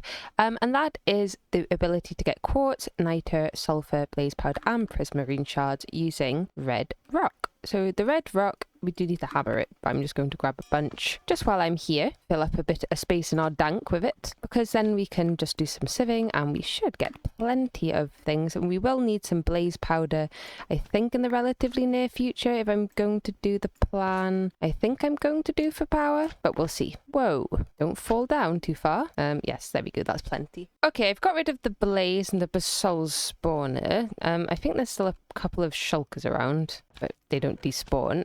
There's manulin in here, that's nice. Oh, those are really nice. I didn't come with a whole lot of space in my inventory. I didn't think... That's got a lot of oil in. I didn't really think I'd need it that much. So maybe I'll head back with my waystone and clear my inventory and we can get the rest of the loot. So I pretty much looted it. We don't need these steel structural arms. They actually don't do anything. But we got plenty of steel scaffolding. We have some... I don't know why these are all different, but there we go. Are you the same now? Who knows? Whatever. And we got some blocks of steel, which is nice. Some sheet metal, some pistons, some conductance coils, some infused diamonds. So nice things. Oh, and some lead sheet metal, I didn't realise. Your first task in the Arid Waste is to process the red rock that's found in the canyons. Crush it into dust and run it through a sieve. The rock contains valuable minerals, some of which you can use to produce TNT. This sieve is less primitive than the one used in the first simulation. Use of an autosifter to automate this process. The sieve requires a mesh to function. The red canyon dust you receive from crushing the red rock is quite coarse, so a mesh made out of iron is required. A motor that will shake connected sieves is the autosifter. This motor runs on kinetic energy from connected water wheels. Stone axles are used to connect the water wheels with the autosifter. You can use the minerals sifted from the Red Canyon dust to make gunpowder, although salt is not available to you until you have finished producing lubricant, which happens to be your next task. The gunpowder can be used to create TNT. This will be useful in later tasks, but once you get your hands on some salt, you can use it to create some compressed iron. That's created by exploding iron or iron blocks. Not all iron will survive this process. Make sure you get a good supply of the sifted materials before the next task. Okay, so before I actually get into making the sieve stuff, I am going to make myself a vacuumulator, which is basically a vacuum hopper. I don't know what the range is. It's probably not very big, but what it will do is it will collect the supplies from our automatic sieve system, which I've for some reason put the sieves here because I forgot that I could automate it. So yes, that is a very handy block. So I will make some water wheels and the auto sifter. Right, ignore that this looks terrible. I got confused about how the water wheels work and I did them backwards and I couldn't be bothered to move them. So we'll hide this. But basically it's working. So the water wheels go along, they go into the sifter, and if you put it the right way, the sieves shake. And I've just got a hopper putting the dust in. I know I could use a pipe, but I think the item ducts are quite slow at this stage, so maybe we'll improve that later. But basically, goodness, this is ugly, isn't it? We are getting everything. We are getting blaze powder. Oh, we're getting tons of quartz, niter, prismarine shards, not prismatic. I've been playing too much Stardew Valley, and sulfur. So that's very nice, and it's all pretty much automatic. I did make a draw controller for this. I thought it would be faster. It's not incredibly fast, though, is it? But whatever. There we go. So that is that automated. Before you can move on to the next technological advance, you need to manufacture lubrication. Yes, you heard me. Lubrication. To start off, you will need a good supply of fish. Yes, fish. Now, being a caveman and all, your first reaction might be to go fish with a rod. Please don't. A resources fisher is what you need. This will catch fish when placed over a body of water and supplied with power. Very efficient. As you can see, you can now make some pretty cool machinery. Good job. Now, you might want something a bit more robust for power generation. Those water wheels aren't going to work forever, and a solid option at this point would be the thermoelectric generator. The thermoelectric generator mixes hot and cold liquids together to create power. Simple. Right, so I'm going to make myself some leadstone flux ducts. We can make a whole stack, aren't we lucky? And we also want an energy output. And I should have gathered everything we need, I think, to make ourselves this device. Yes. I have no idea where to put this either. It should be in my schematic. It's going to call them my schematic. Thermoelectric generator. There we are. Here it is. It's large. It's in charge. It's kind of ugly. No, it's not. It's kind of cool. Where should we put this? Is it going to be unrotatable? Rotate. Up. Up, rotate, north, rotate. I don't understand. That's fun. Whoa, I've clicked a button. Okay, I'll find somewhere to put this. I'll chuck it down. I think we're probably going to end up feeding it with lava and stuff. Oh no, I was going to try and make, we'll see. Probably lava to start with because we don't have any storage. So maybe I'll chuck it. Should I just chuck it here for now? I mean, that's not really near any of the other things that require power. Maybe it would be a better idea to chuck it over here somewhere then. Is it turning around? I don't think so. Right, maybe I'll put it over here. Ta-da! We have built it. So, it is going to have to be liquid starlight, which we can semi-automate now, I think, so that should be fine. And lava, which we can definitely automate. It's better to have liquid blaze or alternatively another liquid. But, and by the other liquid, I mean blazing pyrotheum. So, yeah, we've got some light wells. I will need to make a few more servos, but they're quite cheap. We have fluid ducts, item ducts. There is fluid ducts, there they are. So we should be pretty good. Okay, to not be lazy, we are going to make ourselves a magma crucible. And while we won't be able to make a whole lot of pyrotheum, I think we'll be able to make at least a little bit, which will be good. I'm going to make one bucket, and then I will use the power produced to refeed the magma crucible, which should hopefully keep running. I'm looking for fluid ducts. They're in here too. Wonderful. So let me go get set up. Had a small, tiny little explosion. It's not a big deal because I need to make these into hardened fluid ducts. If they're not hardened, they will explode under extreme cold and extreme heat. So yes. Also, I don't seem to be able to input. You have to input and output from the same side of the light well, which is a little annoying. So I'm just going to manually put the gems in for now. I don't think there's that high a chance that they get used up. 5% consumption chance. So, oh, and 1 millibucket makes like a 10,000 RF. Okay, that's kind of crazy. And now let's make ourselves the resources fisher. And now we are all set up and extracting the fish, which is just wonderful. Hopefully it keeps up. It should do, really. I'm also getting things like tripwire hooks, which I'm sure will come in useful, maybe. Oh, and bottles of water. Oh, well, I'm sure that definitely won't fill our chest up, but yay, fish. The centrifugal separator can break down products into their base components. In this case, you will need to use it to separate bones and fish oil from the fish you have caught. You will also need an industrial still. Use it to turn the fish oil into salt and lubricant.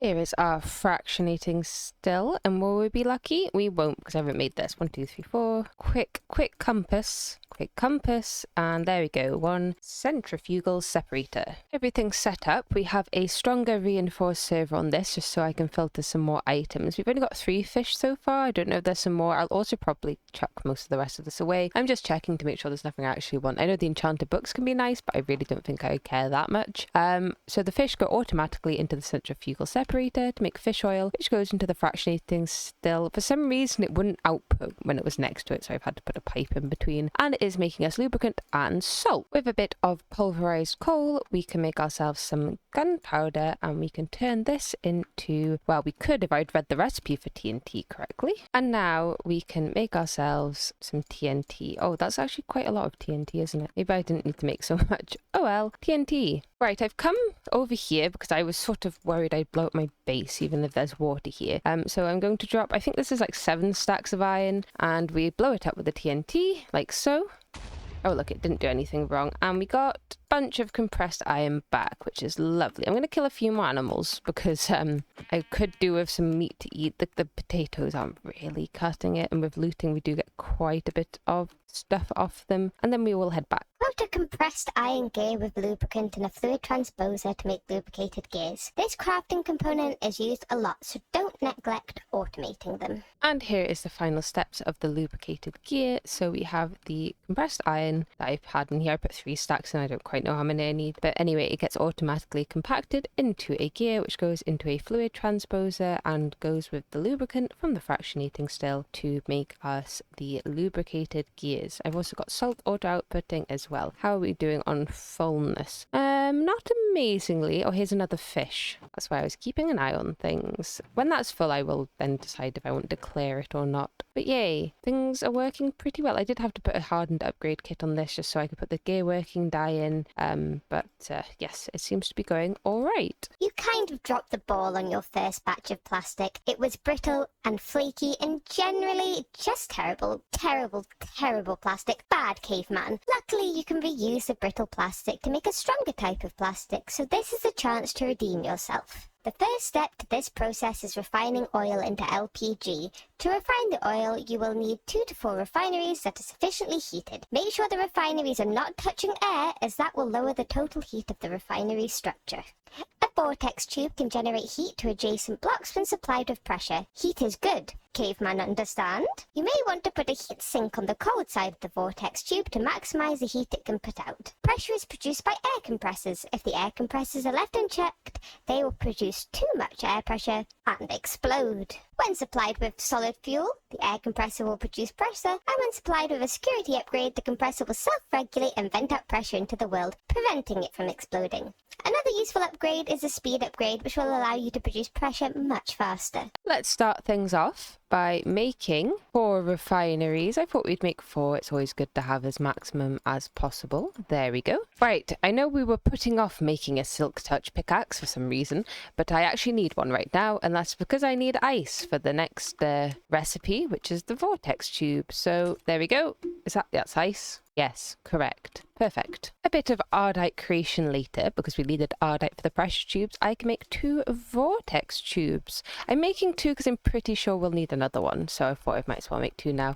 And then we'll find out I need 3, so you know. And we are going to make 4 air compressors like so. I did have to make some more ardite for that, but that was fine. And finally, before setting up, some security upgrades. Once you have a proper refinery set up, you can combine your LPG and brittle plastic in a thermopneumatic processing plant. Yeah, I know your tiny brain probably hurts from those words, but try and keep up. The TPP for short requires to have an internal temperature of 250 degrees and a pressure of 3.5 bars to create liquid plastic. Finally, you transport the liquid plastic into a plastic mixer to solidify it. This block only requires heat if you intend to remelt the plastic so you can change their colour. There, done. Plastic. That wasn't so hard, was it? Now you can relax and breathe for a few minutes. For the next bit, I am going to need a dye mixer. And after collecting some things, I can turn our dye mixer into a plastic mixer. We're almost there. And here is our thermopneumatic processing plant. So I'll go get these set up. And here is our setup. So I have 4 air compressors with security upgrades in, so that should be fine. Our 2 vortex tubes with a block of compressed iron behind, because this helps with the heating process if you have like a heat sink. You can also make heat sinks to go on them. I don't know if that's going to be more beneficial or not.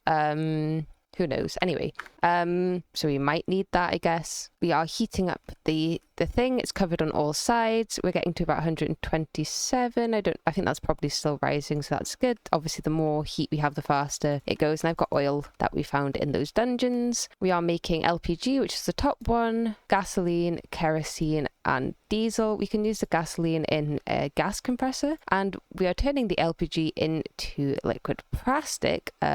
It takes 250, but it makes 2,000 liquid plastic, so that's really nice and efficient. And then we can chuck it into the plastic mixer and get whatever colour plastic we want. We're also going to need some just for polymer clay at some point, I think. But yeah, that's pretty much the system. Oh boy, it's time to hang out with the old gods again. I love them so much. Play along, they might be listening. Better roll up those sleeves and expose your veins because it's ritual time. The common ritual is called the Ritual of Magnetism, and it will allow us to pull ores that are situated under the barrier. The setup to properly mine the ores under the barrier has a few vital components. Number 1, a ritual of magnetism to retrieve the ores. 2, some sort of block protector that shields the ritual from explosions. Number 3, a mechanism that drops activated TNT on the retrieved ores. And 4, some means of item collection for the dust of the exploded ores. A ritual diviner can be used to automatically set up rituals. It's highly recommended to use it instead of manually drawing on all the ritual stones. And by highly recommended, you have to do this. The diviner can only be obtained by using ingredients made in a tier 3 blood altar, so you better get upgrading. Okay, for the next bit we need to upgrade the blood altar, so I'm going to make 20 runes of self-sacrifice. And I'm also going to make some runes of capacity,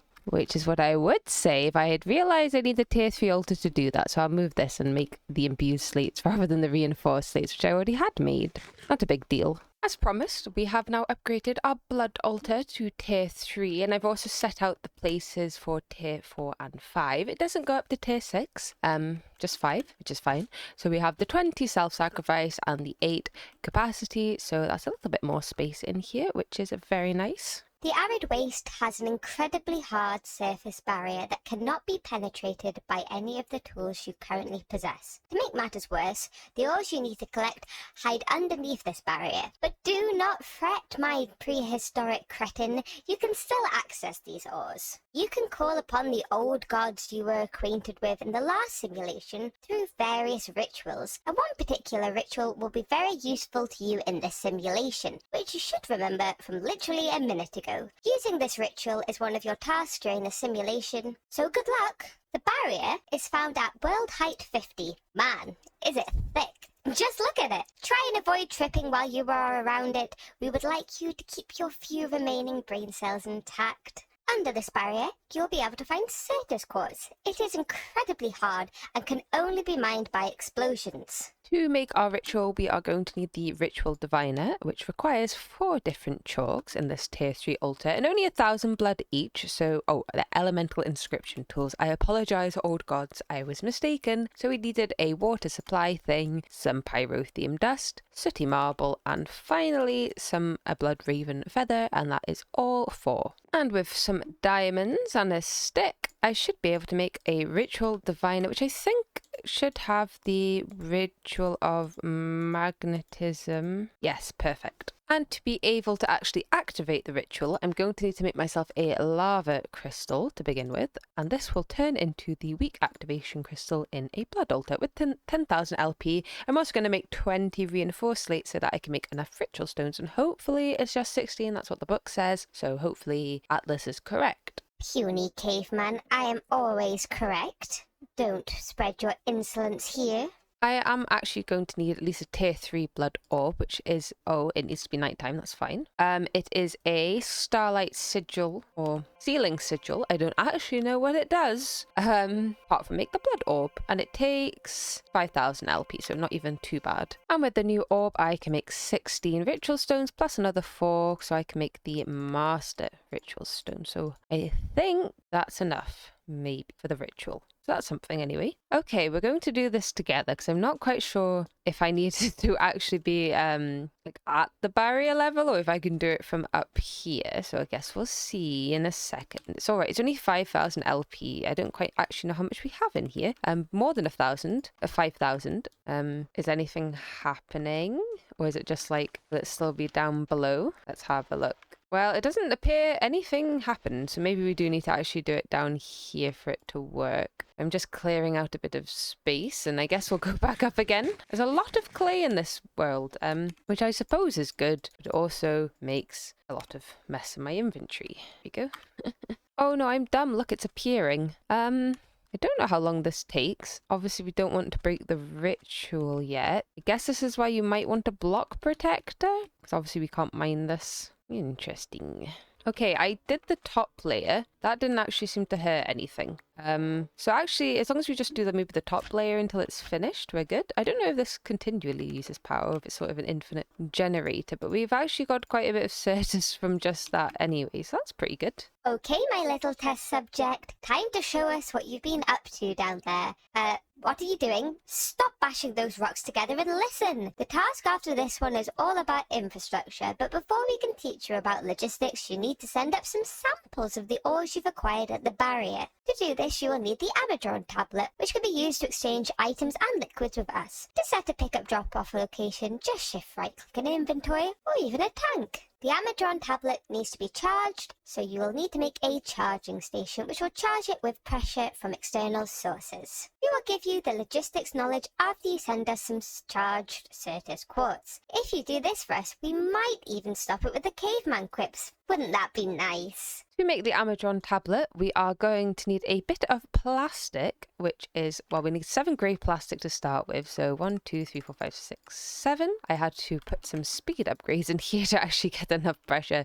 to make liquid plastic. And do we need any more? We are going to need 4 red for the GPS tool, and we are going to need no others. 2 more red for the charging station. Perfect. So I can always take the speed upgrade out of there for now so it doesn't explode. Here is the Amadron tablet, and this is the charging station. So I'm just going to stick it in here. Honestly, that will be fine, and we'll chuck the Amadron tablet in. I don't think it needs to be particularly charged. A couple of bars of pressure should do. And what we want to do is right click this so it has the location. I don't know if we need to do it twice. No, I think once is fine. We want 32 charged Certus quartz. And with that, I think we right click and click place order. Perfect. And if I'm not wrong, a little drone should appear. Oh, here it is. Oh no, that's not it. There it is. Here it comes, and it should take our Certus quartz. I think it's done that. And it should return. Here we go. Oh no, it's off again. Poofed out of existence. And eventually it'll come back and give us the Certus Quartz. Not the Certus Quartz, the book from Atlas. Ta-da! Perfect. Oh, I've got a network visualization tool. How kind. The first thing you want to do is make processes. They are the brains of the machines that will handle our automation setups as well as items and fluid storage and general infrastructure of our base. We still make them to this day because they are really cost effective. To start, you will have to craft the presses used to make the processes. To create the presses, you will need to chisel in 2 different patterns into large iron plates. The presses are reusable and won't break over time. All processes have a circuit base made out of plastic and circuitry.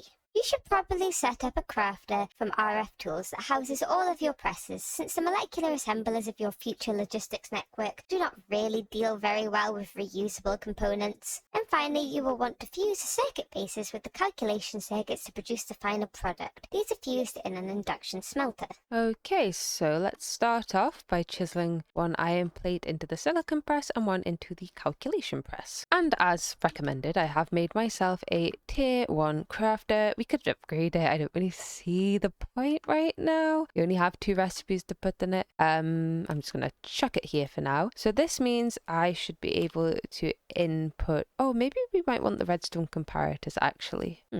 Yes, actually I will upgrade it then. It's cheap. To upgrade, you just need some more redstone torches and some more crafting tables. Right, let's see if this works. So we've got some spruce wood, which makes sticks, and we want to turn some of those into redstone torches and some of them into blocks of redstone. I haven't done the comparator recipe. That's why it's not doing anything. That's also an internal recipe, and when that gets made, we will also get printed circuit bases. And oh yes, I'm missing the charged Certus quartz. I think it needs to be charged. To charge it, we do need to make a energetic infuser, which I think we should be able to do fairly easily. I don't know if I have any machine frames left, but hopefully I've got a couple. I don't think there's any in here. No. Okay, I thought I wouldn't have enough. Turns out you get quite a lot of... Oh, we're out of stone. You get quite a lot of the printed circuit calculation from whatever I was doing. So there we go. That's a bunch for now. That should hopefully do us for a little bit. Most logistical machines you can create will require a component to transfer data within the network. This is what the network I/O port is for. The heart of any logistical network is the ME controller. Multiple controllers can connect with each other to form a multi-block. Every face of this block is capable of emitting 32 channels. And now to make one of my favourite things, which is Fluix crystals, which is charged Certus quartz, and redstone in a puddle. And ta-da, that should be a stack. That will do for now. Okay, I'm not quite sure how much of these we're going to want, but we want these components, which are grey plastic or light blue plastic, Fluix, electrum, and sticks, so we can make 8 normal capacitors and 8 transistors. Okay, that's not too bad. And for now, because I'm not quite sure how many of these we're going to need, I'm going to make 16 network I/O ports. So we need to make some ME controllers, and I always think 9 is a good number. So let's go for that, and I will continue and make all the other stuff that we need to make our AE2 setup. Just to help us out a bit with pressure, mainly because we can't really get enough pressure to run the refinery and the thermo-pneumatic processing plant at the same time, I have upgraded our compressors to liquid compressors. That's actually the wrong way round. Nope, it's going to stay the wrong way round, and this should hopefully get us a little bit more pressure. A little faster. We're running it on gasoline. They should all have had the same amount of gasoline in it. We don't have a lot of gasoline, but it doesn't use that much gasoline anyway, Actually, it uses barely any gasoline. This is only using a bit more because I've checked the speed upgrades and just try and get things back to the pressure they were at before. So hopefully this helps, because we need some fluid, because I am doing something fun in the background, and that hilariously fun thing is I am making polymer clay so that I can make some conduits, and to do that I need the liquid plastic in a flow transposer. I've made some polymer base. It's just dried bricks and polymer binding agent, and I will automate the dried bricks very soon, but I would just quite like to have some item conduits before we do that, which are coming up hopefully fairly soon once this starts working again. Right, so now I've done that, we can make ourselves, I want some item conduits. Let's make 32 of those, and I want some energy conduits. We could only make 32, but I will start replacing the leadstone conduits over here with these new lovely shiny energy conduits. That shouldn't take too long.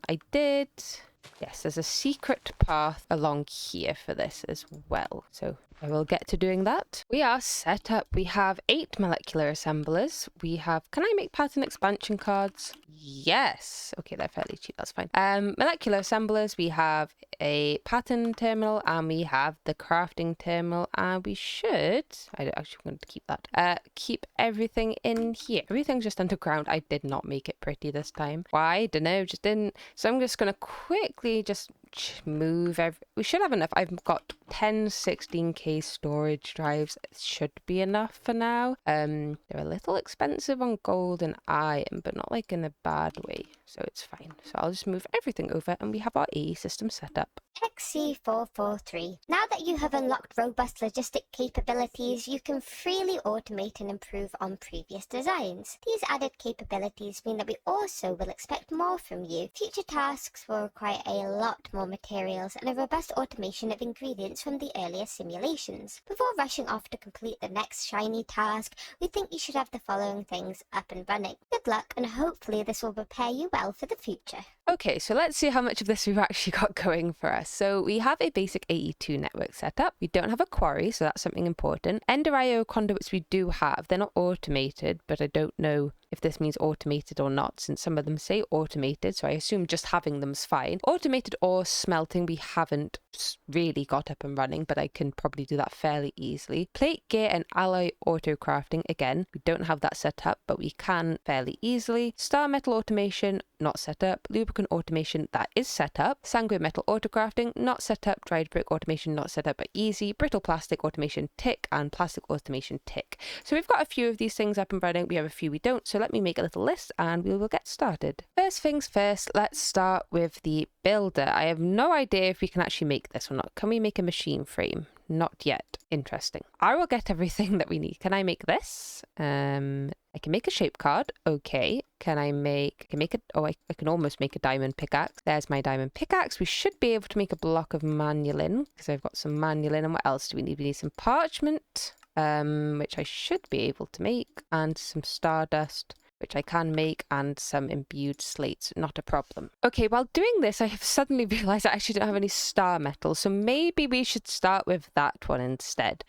This is described here: mechanical users, mechanical miners, and scanners. So maybe I'll try and figure that out. As we're going to have to do this in another dimension, I'm going to make myself a chunk loader from chicken chunks, which is funny because you used to have to always make them and now you don't really anymore, so that's fun. Okay, so this is our setup. I had to use RF tools, redstone transmitter and receiver, otherwise it doesn't work with just normal redstone. I don't know why, it just doesn't, but there we go. So we have iron ore going into a mechanical user, which is on place block. It'll place the iron ore. Over here we have a scanner from extra utilities, which looks for star metal. I don't know, I clicked set the current block. It said rock crystal as well. I just crossed it out, not that it'll ever be rock crystal, but there we go. So when this scans star metal, it will make a redstone signal. It'll go from the transmitter into the receiver, and the receiver will pulse the miner or turn the miner on, which is on redstone on, and that will mine the star metal, only star metal and not the iron ore, and that just goes into a basic drawer. And this is a chunk loader. It's just chunk loading the area so that this will run even when I'm not here. We don't have a lot of iron ore right now, but I did find another 64 star metal in the chest, so we should be fine to leave this going while we get on with the quarry. And now I can make my shape card, and there is our builder, and I made the filter. So as recommended, I'm going to pop into the ground and right click a bunch of things to whitelist them, and then we can set it up. I guess I don't really know how I'm going to do it because I kind of want to offset, so I guess put the offset, and if I do it here it should be fine, maybe, hopefully. I might be wrong. I think this is everything that we need right now. I don't think we can get aluminium. We've got diamonds, emeralds, silver, gold, lapis, redstone, copper, tin, coal, all that, so that should be fine, I think.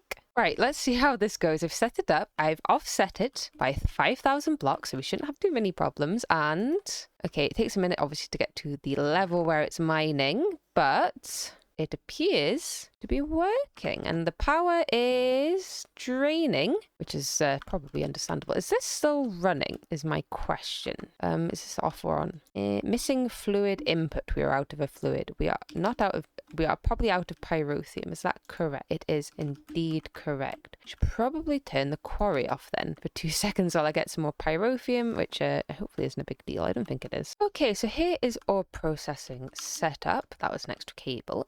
So we have just connected it to the quarry, which has lots of ores. The nice easy ones are here, plus some obsidian, because I mean, we might not get a lot of obsidian, but it's nice if we do get it. And one for rich slag, which you get from the induction smelter, which is up here. So we've got a priority on the draw controller. So it should always insert anything that already has a draw into here first. All the rest of the ores, right, this isn't perfect because I haven't put a filter on it, but we'll see how it goes. Because I can't make a big filter, so I assume it's only got 5 in a normal filter, which is not enough for all the ores we have. So this might break or whatever. We have an induction smelter with sand, which comes from a material stoneworks factory infinitely, and iron ore. I mean, there's other ores. It's just a bit slow actually, so it might take us a while to actually get through that.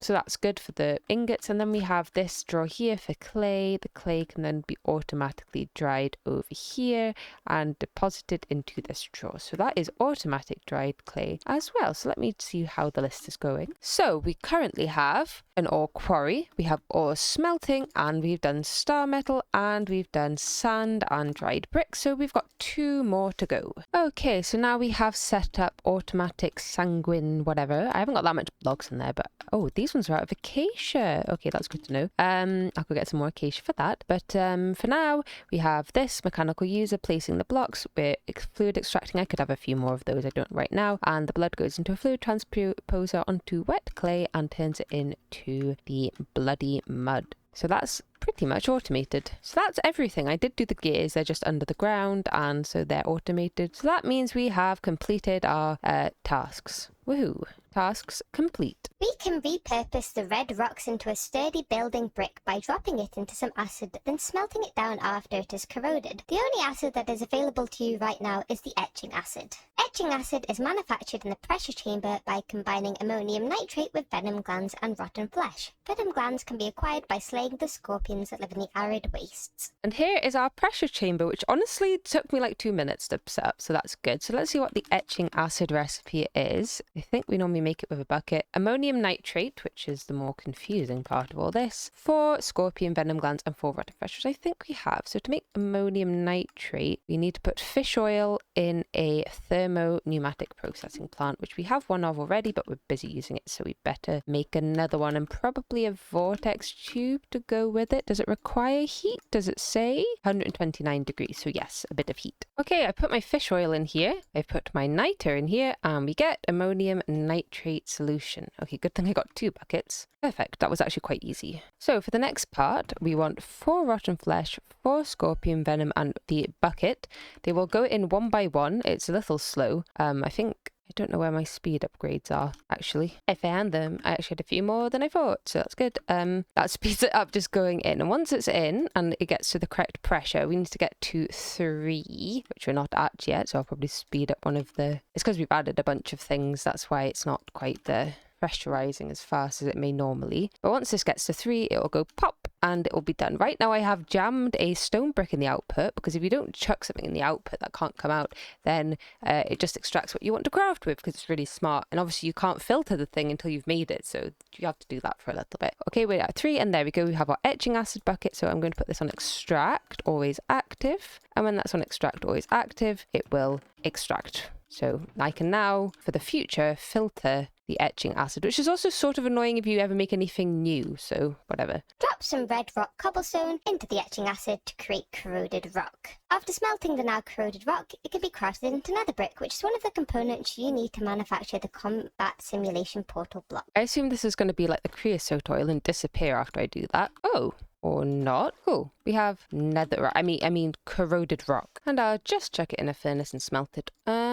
Or not. How are we going about this? It needs, it needs smelting in a redstone furnace. Of course it does. That's okay. To make the portal stone, you will need the industrial assembler. The industrial assembler can manufacture most of the things you used to do manually in the engineer's workbench, along with some new ones. Forgot about Schematica yet? Once you've assembled the assembler, you can manufacture the portal block. Reach the combat simulation and stand by for further instructions. Lighting the portal to the 4th simulation also requires you to hold a arid waste idle. Okie dokie, we're going to put this on printer mode. I've already set it up. I don't know if this is even a good location for this, but it fits. And I forgot how someone told me I could rotate this, so, oh dear. Oh no, is that done? Missing... Oh no, I haven't put the conveyor belts inside. That's a bit annoying. Okay, it's all set up. It's got power. Let's see what we actually need to make the portal block. And here it is. It's a little bit pricey, but I think we should be able to do all of this fairly easily. Okay, the portal block is almost made. I just need to chuck in these 4 ME controllers, and that should be... Yep, it's processing. I don't think we're going to see it. It's going to take a minute. So while we do that, let's make the other thing that we need. And this is our idol. Lovely. Just killed a few things to get that. I will also probably need a waystone. Can I make one of those? I can. Perfect. And we are running out of XP, which is a little annoying, but it's fine. So this should be finished. Yep. There we go. Our combat simulation portal block. So let's head to the main base place, whatever it's called. Okay, here I am at the hub. Let me break this and unlock the next portal, I suppose. Well done, XE443. I am very impressed. Okay, well here goes nothing, I suppose. Good job, XE443. You've made it to the combat simulation. You've been rewarded with some logistical components as well as a participation trophy for completing the 3rd simulated dimension. Well done. Great news, XE443. Your prefrontal cortex is now huge.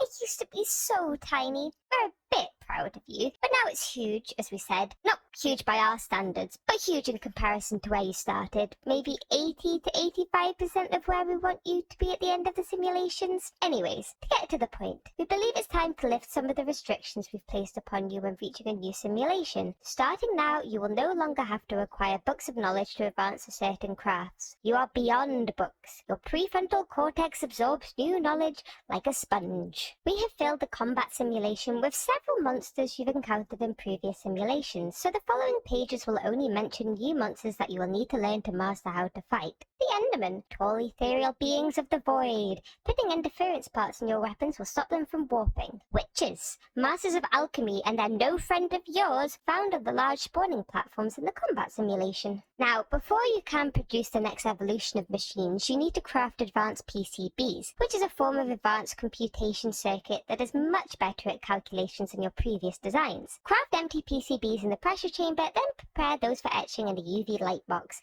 We can trade you schematics for the light box with the Amazon tablet. The UV light box is powered by pressure and can be sped up by speed upgrades. The UV light box exposes the circuit to powerful UV light, making the etch success chance go up. Okay, so we need to get our little Amazon guy up again, and I think this is 8 emeralds because we want a PCB, yes, there, a PCB blueprint, which is funny because in the recipe there's one that's for 18 emeralds, but obviously in this one they only want it for 8. We have about a stack of emeralds, not anymore, and we will get our little Amazon friend to come and yay, hi, he's taking our emeralds. I love this guy. And he will give us the PCB blueprint, which we need to make the UV light box. And I'm going to make, I think we need at least 8 because all the stuff that we will ever need for the, there we go, for the, you know, this nonsense, we will need 8 total. So there we go. Okay, and that is the UV light box, which I think I can just chuck next to a pipe. Not that way around, obviously. Ta-da! Perfect. That wasn't very difficult. So now we need to make some empty PCBs, which is a piece of yellow plastic. So we wanted 8 to start with. I assume we're going to need more than 8 though. So let's maybe make, I'll see if we can make 16. That might be over ambitious. And we are also going to need these circuit boards from immersive engineering, which requires the vacuum tubes, which is not really that expensive. So I'll do that. Okay, everything collected for the circuit board. So that's 16 vacuum tubes and 16 circuit boards. It's just sort of ironic to me how simple it is to craft these things compared to how it used to be. So I'm going to have to actually get rid of this filter. I'll do it in a bit. Actually, I don't need to do it immediately. So these go in. That should be on extract. Yes, they go in. It's a bit slow. Do these still have speed upgrades in? Yes. I'll take a couple just for this for now. And yes, and this will slowly but surely make some of the PCBs. And we're only going to do 8 the manual way. Obviously, once we've done the 8, we don't need to do them anymore like that. We do also need to, let me see, have a laser program for each one. Oh, this one's probably the best one. Oh, that's just put together. I can just buy that. It's only if it's some amount of emeralds, so I'll do that. Ignore the sound of escaping pressure. I can't figure out where on earth the pressure's escaping. So that's fun. But so yes, ignore that. Yeah, again, literally not unless it's like, nope, don't know where the pressure's escaping from. Anyway, besides that, UV light box. We don't really have a whole lot of pressure, so I'm putting speed upgrades in an air compressor to make it go up a lot, and then we go into this, and then I chuck some speed upgrades into here to try and speed it up a bit, and it takes a while. So there we go. We're managing. It just will take me a minute to do 8. Okay, everything is hunky-dory. I've turned block noises off so that the hissing would shut up for a bit. We chuck them in there for a while until they etch. Cool. That's basically it. Okay, I've made a bunch of capacitors and transistors, so we should be able to just make 8 printed circuit boards to start with. And what of these? So we want an assembly controller. Okay, that was easy enough. An assembly platform, which I'm not quite prepared for all of this. 2 seconds. I am somewhat more prepared. So there is our assembly platform. We are going to need, oh, we don't have any hoppers. 1 hopper, 2 hoppers. We need 2 IO units. 1, 2, perfect. One of them is going to be input, the other one, oh, I don't think I need to change it in there. And then we want an assembly drill. And finally, even though I've removed it, oh, I need a white pristine lens. We're almost there. I'll just make that and we should be good. Right, lens acquired. Let's make ourselves the laser. Perfect. I did make a few more speed upgrades for the thing so I can get up to pressure, and this should go here like that. Problems. Needs more pressure. Oh, import and output. Hit with a wrench. Can it be any wrench? Yes, it can be any wrench. So, oh yes, I got rid of the UV light box. I didn't think we were going to need it after that. We might need some more speed upgrades to get to the right amount of pressure, to be honest. That's fine. It's just sugar that we need. Everything else is fairly cheap. And there we go. I can't remember quite how much this does. It might do the whole did I not make 16 of these? I'm so sure I made 6. Did I only take 8 out of here? Am I silly? I'm silly. Found them. So these should go in here, and then once we get to enough pressure, it should work. And now we are at 3.5 bars of pressure. This will very slowly but surely work and produce us our circuit boards, which is very cool. And it's actually simpler than I thought, so that's wonderful. I'm sure it makes actual noises, but again, I've turned it off because this keeps hissing for some reason. To master combat, we need you to craft a few tools to help you along. The Deep Learner will track your progress with different monster types by telling you how close you are to mastering combat against that specific monster. Mastering combat will also give you access to new resources and powerful rewards. Mastering combat and reaping the full benefits of the Deep Learner is its own science. You can learn more inside the Deep Mob Learning Guidebook. You will need a simulation chamber, which will produce matter from polymer clay, which you may have started producing to make your conduit cabling. We'll also train your models and sometimes produce pristine matter. And finally, the loot fabricator will turn pristine matter into loot. The type of loot does depend on the type of pristine matter. Finally, the trial keystone will allow you to train even more efficiently, fighting waves of monsters in an arena-style combat format. Some self-aware trials will even give you special rewards. To progress, you will need to produce a handful of various pristine types. Okay, I've had a quick look through all the pristine matters, and these are the ones that we can both make and will need, I think, for the future. It would also probably be good to have the gas one, but I don't think we have access to gas or with the skeletons at this point. So it is simply zombies, which are useful for, you can put them in the digital mob agonizer, which is useful. I don't know if you can do that for the other ones. I think must be able to. So yes, we've got the zombie, which gives iron and rotten flesh, but it's also used to make this Star of the Blood Moon, which I don't quite know how much we'll need of this, but it seems like something that's probably useful in the future. Skeletons for their heads, because we need to make this in the future, and that needs a stack of heads, so I assume that's going to be useful. Creeper for gunpowder, spiders for string, and I think actually we did need a spider eye for something previously. Oh, and it helps us get gas tears in another way, which is pretty good. Witches for various things, so they're incredibly useful. I don't think we need a cave illuminator, but glowstone, redstone, sugar, and this sinister witch dust, I'm sure, will all come in handy. Blazes for blaze powder or blaze rod and sulfur. With a skeleton, oh, we can't do them. Enderman for ender pearls, and I don't know if the heads are actually useful, but they might be. Shulkers for diamonds, and I don't know if the shulker cells are that useful. Again, we need it for this star, and maybe we can make some nice shulker boxes just simply for fun. Oh, it makes a potion. Illagers, I decided we don't need. Thermal, unless we suddenly need loads of emeralds, then we'll make it, otherwise no. And then the last one is just the thermal elementals, just mainly for this, and we may need some of these other dusts randomly throughout, so I guess it's just good to have that. And they are also the only ones we can make. We can get blazes from the arid plains, there's spawners in the towers, and same with the thermal guys. I think any of them that you can kill is fine for that. So yeah, that's what we're aiming for. So that's 9. So we'll need 9 simulation chambers and probably 9 loot, at least 9 loot fabricators. Actually, maybe we don't need that many. We may only need a couple of loot fabricators. But we definitely need 9 simulation chambers. Okay, so we need to kill monsters to be able to win. So I've made a shuriken, or I will literally about to make a shuriken. I don't know if this changes anything when I turn it. I don't know. Aha! Interesting things to consider at this very second. I'm putting prismarine on it because it does more damage. And I mean, I can change these later. So we've got manulin and cold-blooded because we get more damage from that. Holy for the undead enemies. Agrodynamic is the water. We don't really need that. I kind of wanted the interference one, but we don't have any end stuff yet, so we're going to leave that for now.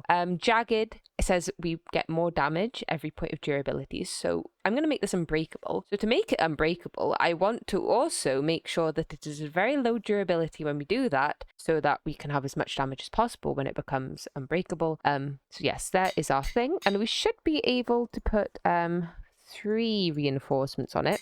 Obviously we need 5 to make it unbreakable, so I will need to go and kill some things with it for now to do that. So wish me luck. Oh, I was going to make some diamond armor. I assume. What is steel armor like? Is there steel armor? Oh, there is. Let me look at diamond. Is diamond better? I'd assume so. That's 3-2. That's 2-1. Yes, we will make some we should have enough diamonds. Well, I've got more diamonds hiding. This isn't all my diamond. So yes, we'll make some diamond armor. I'll keep my bouncy boots on for now though, because I do like them. Diamonds, beautiful. I don't need this stuff. And I will just go into the combat simulation and I will kill some things and level the shuriken up until we can make it unbreakable, etc, etc. That should be fine. Obviously I like the shuriken the best. It's my favorite weapon, and if I don't have a shuriken I'm sad. So, and just to show off my shuriken, it's like 2 hits for most things. It does quite a bit of crit. I might put an embossment of nickel on. I think that gives it like infinite stuff. It's not got the best distance on, which is why interference is good, I think, because it sort of just... Is it interference? End speed? It's end speed I think we want. That means it just literally instantly teleports to the enemy rather than like having to travel. I don't also know how much... We haven't got... I don't know if this is ammo going down or durability. I guess ammo and durability are the same. So actually we might be able to run over to some of these structures and see what's going on with them, since I can sort of kill stuff now. Also, I did put manulin on and some quartz on my sword. So that should do quite a bit of damage now if I ever hit anything with it. Should we try it out quickly just to show my... Yeah, I mean that's obviously we like shurikens more because it means I have to do less. So this is a structure. Okay, there's witch spawners. That's not nice. Okay, that might need to wait until we have a better... Or some torches even on us, since I've been poisoned. And we will run out of durability.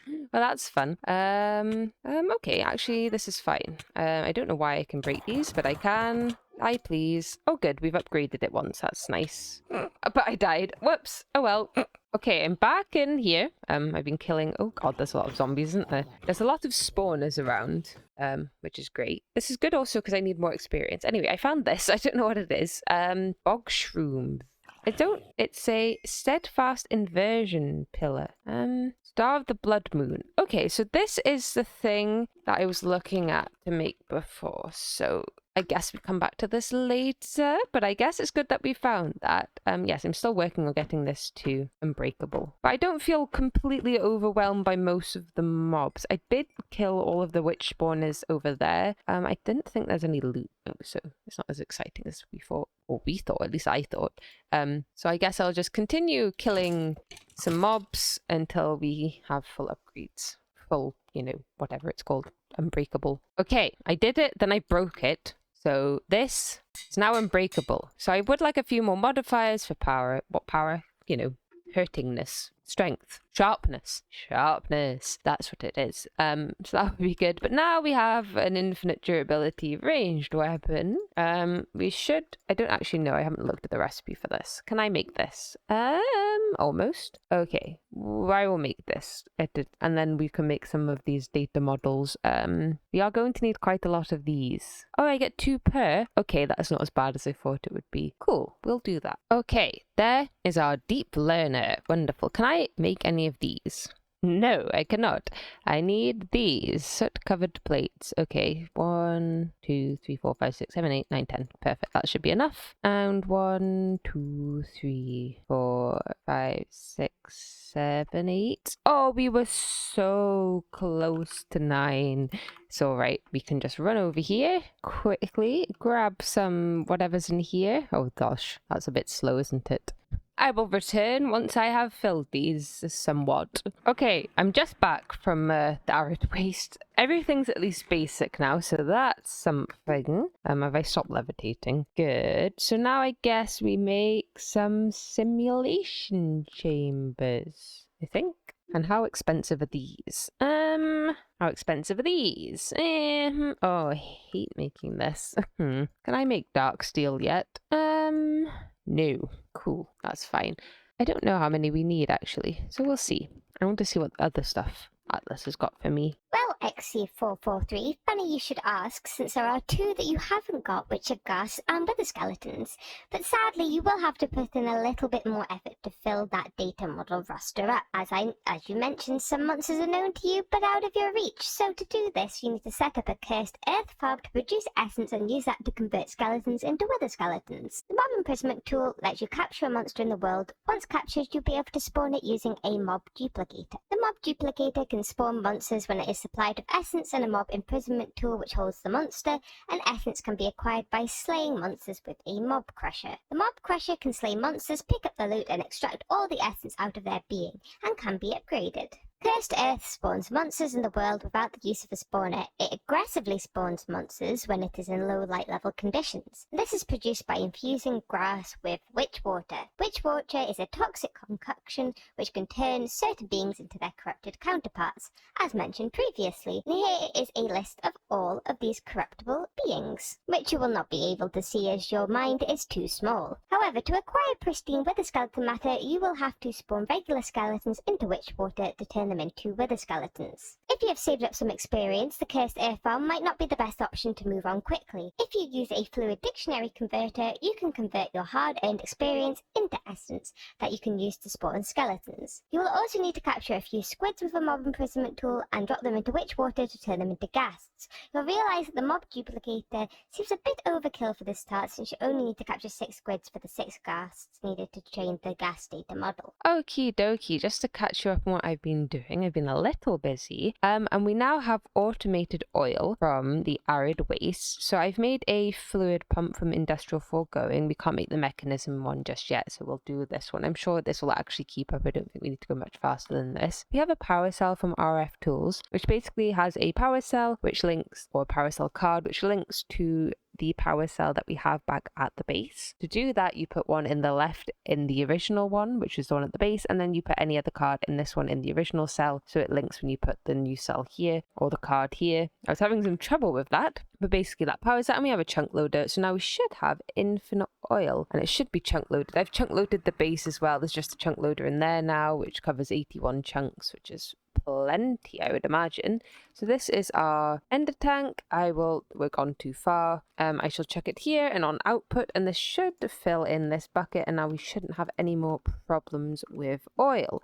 Additionally, I have just been messing about trying to get enough simulation chambers. We should have enough now. Yes. And also because I was just fixing the oil, I'm also been automating polymer clay, which I'll finish and then show you. Okay, so we have now automated polymer clay, and to do that we have a crafter over here with the polymer binding recipe thingy in it. That's not perfect. Actually, we've got tons, so it's fine. The knight is over there and it's not connected to the system, but it's fine. We've got tons. So this just comes out of this interface just because it was close, and why not? That's not going into here automatically, is it? That would be bad. Nope. Okay, good. Not a problem then. So this goes into the crafter. We make the polymer binding agent over there, and then over here there's another interface which has the binding agent and dried bricks, which we've automated over here, which I think I've seen. It's been a couple of days for me.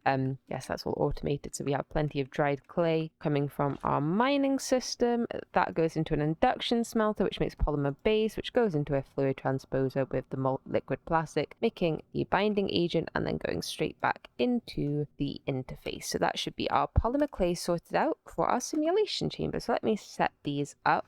Okay, I fear I will not be doing this properly right now, but that's fine. So I have some witch matter here, and what we actually need for the next part of our journey is sinister witch dust. So I'm going to chuck this into a loot fabricator and get some of that. So basically it takes the pristine matters. Did I actually show this? I can't remember now. Basically I've put the simulation chambers in here. They run on polymer clay. It comes out of here when we have some, and it goes into here, and then stuff happens. And then you get pristine matters as a chance, and that makes nice things such as blaze rods. Some of these will give us more pristine matters than others because they will have better, stronger, pristine chances depending on if they're self-aware or not, because I didn't make them all self-aware. But yay, now we can have blaze rods more easily. This is I think that's creepers, spiders, skeletons. So yeah, we've got all the matter. I don't particularly think there's much that I don't feel incredible needs to automate this right now. Ender pearls will give us, or ender matter will give us ender pearls, which is nice. And yeah, I've just got 3 of these for now. We don't get enough matters. We don't get enough polymer clay, to be quite honest. It is running. It is just a bit slow to fill up everything. Is it running? No, we are out of... Why? The pressure has dropped. We are out of gasoline in one of these for some reason. That's good. Oh well, I'm sure it'll come back eventually, maybe. Who knows? You might be wondering why I needed all this sinister witch dust. It is basically so that, that's an output, I can make cursed earth. This is too slow. I will upgrade. It is still slow, but we have upgraded. Yes, I could put a few augments in here actually, speed it up a bit more. Anyway, basically we need cursed earth because I need a cursed earth mob farm, which basically allows me to farm mob essence. Can I make 3 of these? Yes. Yes, it lets me farm mob essence, which is useful for duplicating mobs, which is what we want to do next. I also want some, there we go, that's a bit faster, witch water to be able to convert squid into gas and skeletons into wither skeletons, which is both very, very useful. So that is why we are making this. I will also need a mob crusher, as this is what... Oh, that's actually so cheap. I was like, this is going to be expensive, but it's not. So yeah, the mob crusher is what gets us the mob essence from the mob, and also gets us drops. We might actually not need half of these, but that's okay. And we can just repurpose some of these for other ones, etc. Because I left 2 gaps for the gas and the wither skeletons, but we might not need that. I'm actually kind of done. We just really needed the witch water buckets because I can find skeletons fairly easily, but we're making a gas data model. I can't do that one yet until I have a wither skeleton skull. We might want to make a cleaver, to be quite honest. So maybe I'll do that. And then we'll go hunt some wither skeletons and just pour witch water on them. It's the same with the gas data model. I can just pour a little bit on the squid. We only need 6. So the mob thing was probably a bit overkill. Okay, we are in the land of combat again, and they're skeletons. So what we want to do is turn them into wither skeletons, and I'll hit them with my brand new blade. And that was quick. I think that's a skull. Well, oh, is that a drop of evil? No, it's charcoal. It's charcoal. But there we go. My cool cleaver, it's just manual and steel and stuff, worked a treat. So now I can just simply, where is it? Chuck this in here with this, and there is our wither skeleton data model. So I just need to go and do that 6 times and we will have it, and I will do it for the ghast as well with squid, which I'm sure will be much more annoying, to be quite honest. To do the squid, I have made a mob imprisonment tool, which is very cheap. So what I'm going to do, there's going to be gas, and this is going to be fun, isn't it? We're going to have a little pool there. And there's the gas, and then it dies. And I'm just going to pick out from the pool 6 squid until we have enough. I've done the with the skeletons already. Again, that was quick. I don't know why I waste so much time doing things, but I think I was also doing some other useful stuff. So, you know, it's not all being a waste. Ah, plenty of squid. And there we go. We've now reached basic tier. A dark presence calls out to me from the void. I haven't heard from Atlas or the command center in a while. This might be worth investigating. A few days pass. After researching the properties of radiant stars, I came up with a hypothesis. Attuning an infused radiant star to the blood god will create a star of the blood moon. Before I can test my hypothesis, I must synthesize an infused radiant star. I believe I need something like the fluid transposer machine, but probably much more advanced. I pondered this for days, and I finally come up with a design that could work. I have created the schematics for the Enderium Infusion Basin multi-block machine. My theory is that the star of the blood moon could open up rifts to other realities. Atlas never mentioned such a thing as multiple realities, but the pull I feel is telling me otherwise. The pull is coming from those odd shrines in the combat simulation that are surrounded by vibrant mushrooms. I feel so close to getting it. Since I have been given no new goal from the command center, I might as well test my crazy theory. To be able to make the Star of the Blood Moon, however, there is a couple things we need to do. The first is upgrade our Blood Altar to tier 4, and this is also because we need Bloodstone bricks as well as Demonic Slates. We will need to set up Starlight Infusion from Astral Sorcery. That's 2 things we need to do. We will need to kill. We will need to make an Enderium Infusion Basin with this tooltip, which is made like so. And finally, we will need, we've already got all the matter, so that doesn't matter, some glitched hearts, which come from the trial keystones. So we will need to do whatever this is. Okay, not too difficult, perhaps, possibly. And there is our trial keystone. I'm making up the trial key. I honestly can't remember how this works again, so I'll have to look it up. So, I've got trial keys in my inventory. We're going to the combat. I'm going to do a zombie, because it just seems fairly easy. There we go. All the trial keys have been attuned to zombie. Lovely. So now we just need like an arena space to do this in. We should be all right, to be honest, because I do have my shuriken, and yeah. Okay, 7 tiers. I had to get rid of some flowers and stuff, so they're in my inventory. We start and see how this goes. So yes, we can't leave the trial area or bad things will happen. Maybe I should have done one of those beetroot things, but I think we'll be fine. I just don't want them to like, oh, glitch alert, kill it. Good, right. That drops stuff I want. Thank you. A glitched heart. Is that regen? Oh no, regen. I know it's for the zombies, but technically it helps me. I think this will be fine. I think with the shuriken, I think I've said this before though. Maybe I did with the skeletons and what was the mod pack called? Interactions. So I think maybe that was the issue. We should be all right with this one. We've got good, regen. Not that we need it, but might as well take it. There might be blaze invaders at some point too. I don't know if they spawn when. Okay, this isn't actually too bad. I will stop showing you this because it's probably quite boring just hearing me ramble. Okay, there's only like 3 opponents to go. Whoops. There we go. Woohoo! We got some glitched hearts and we got some pristine zombie matter. How many glitched hearts do I actually need?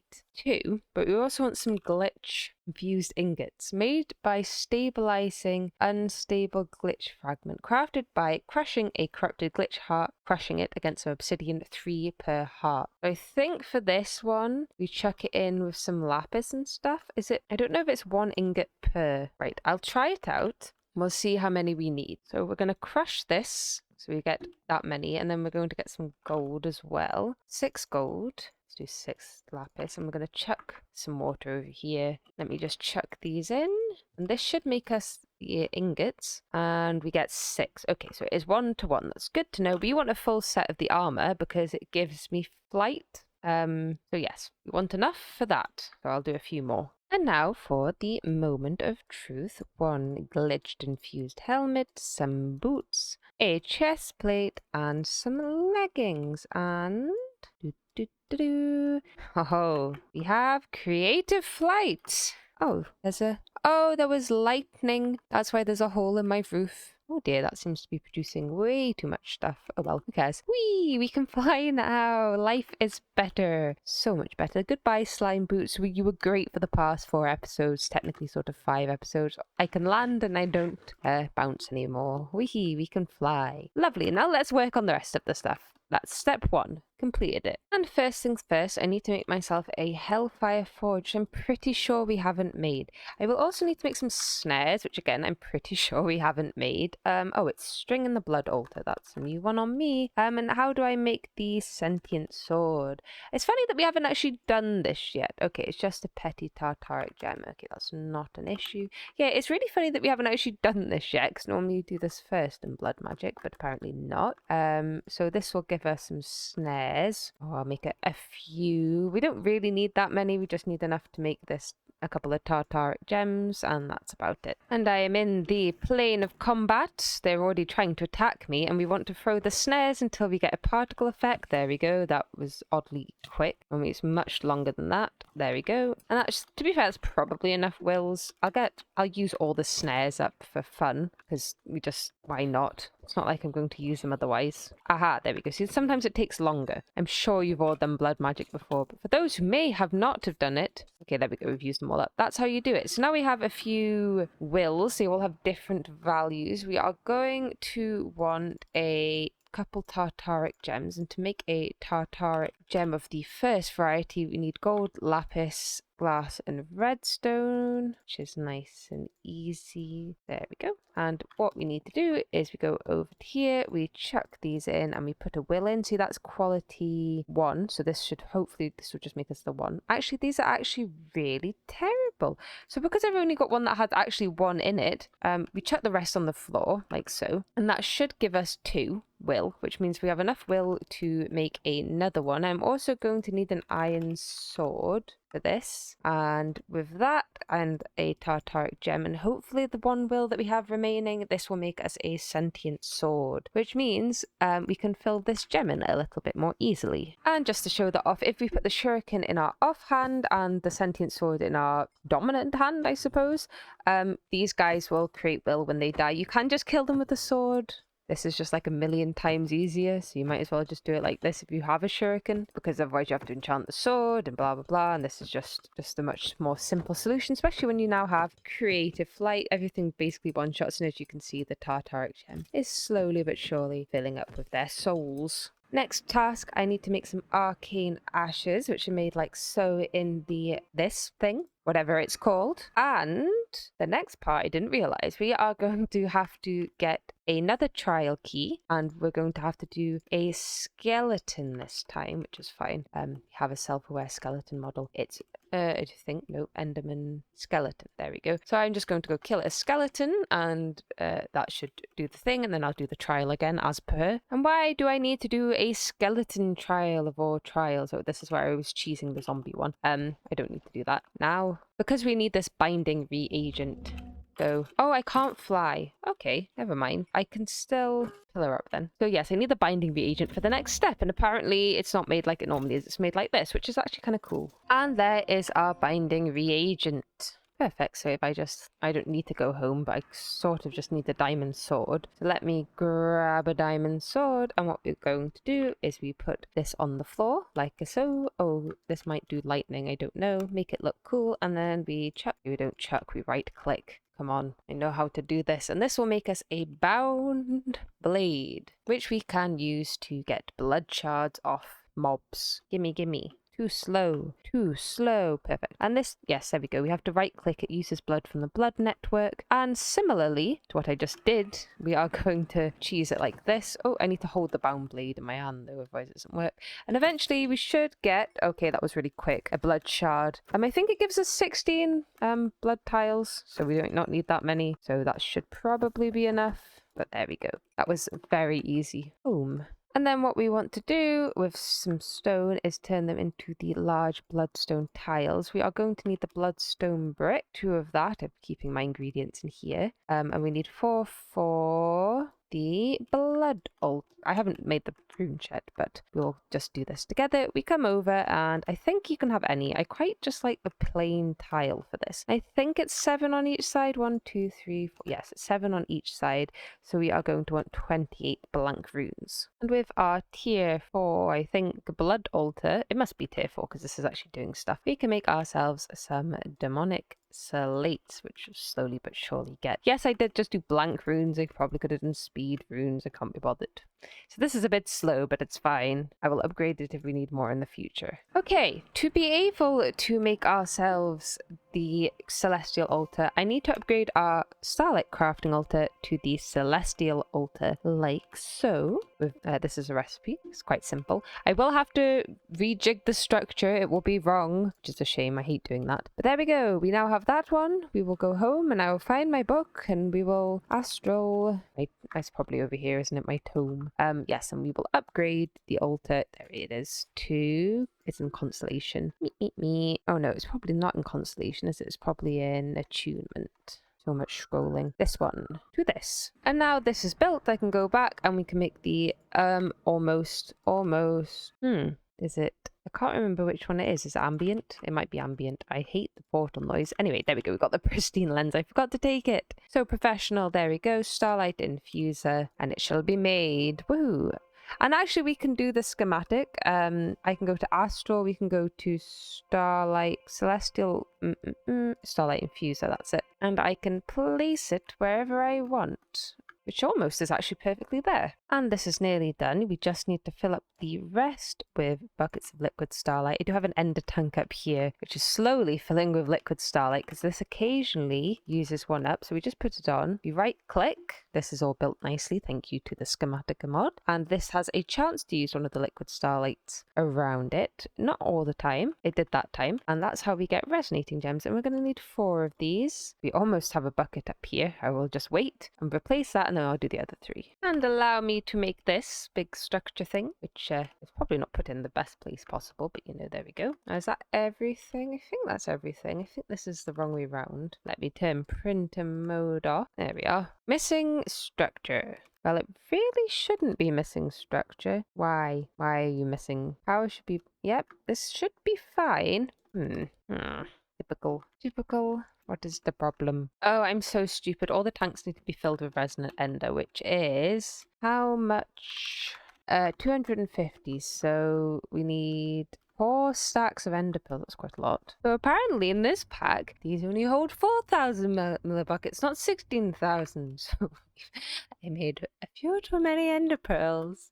That's fine. I'm sure we'll want another 3 stacks of ender pearls. I do need 4 more of the pristine enderman matter. Hopefully we can get that soon enough. And then once we have that, we should be fine. I've got everything else already. It's all in here. Ta-da! So, woohoo! Exciting. Yeah, almost done. There we go. Now it's fine.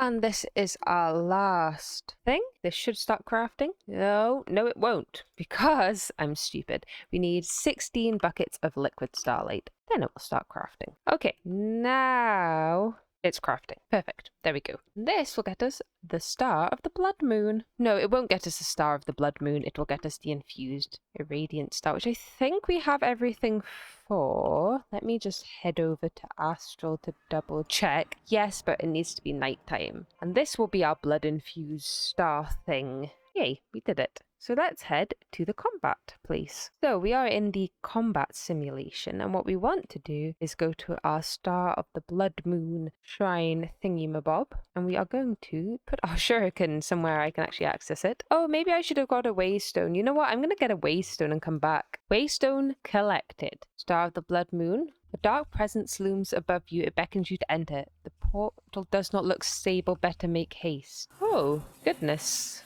XC443, where are you right now? You don't show up on our metrics. Wherever you are, it's not a place of our making. We're sending in a waystone so we can get the hell out of there. Well, oh good, they gave me a waystone. Anyway, it seems. What is that? Okay, it died. We're fine. Maybe we should go for now until we find out what this is. What is this place? We need to do some investigating. This isn't right.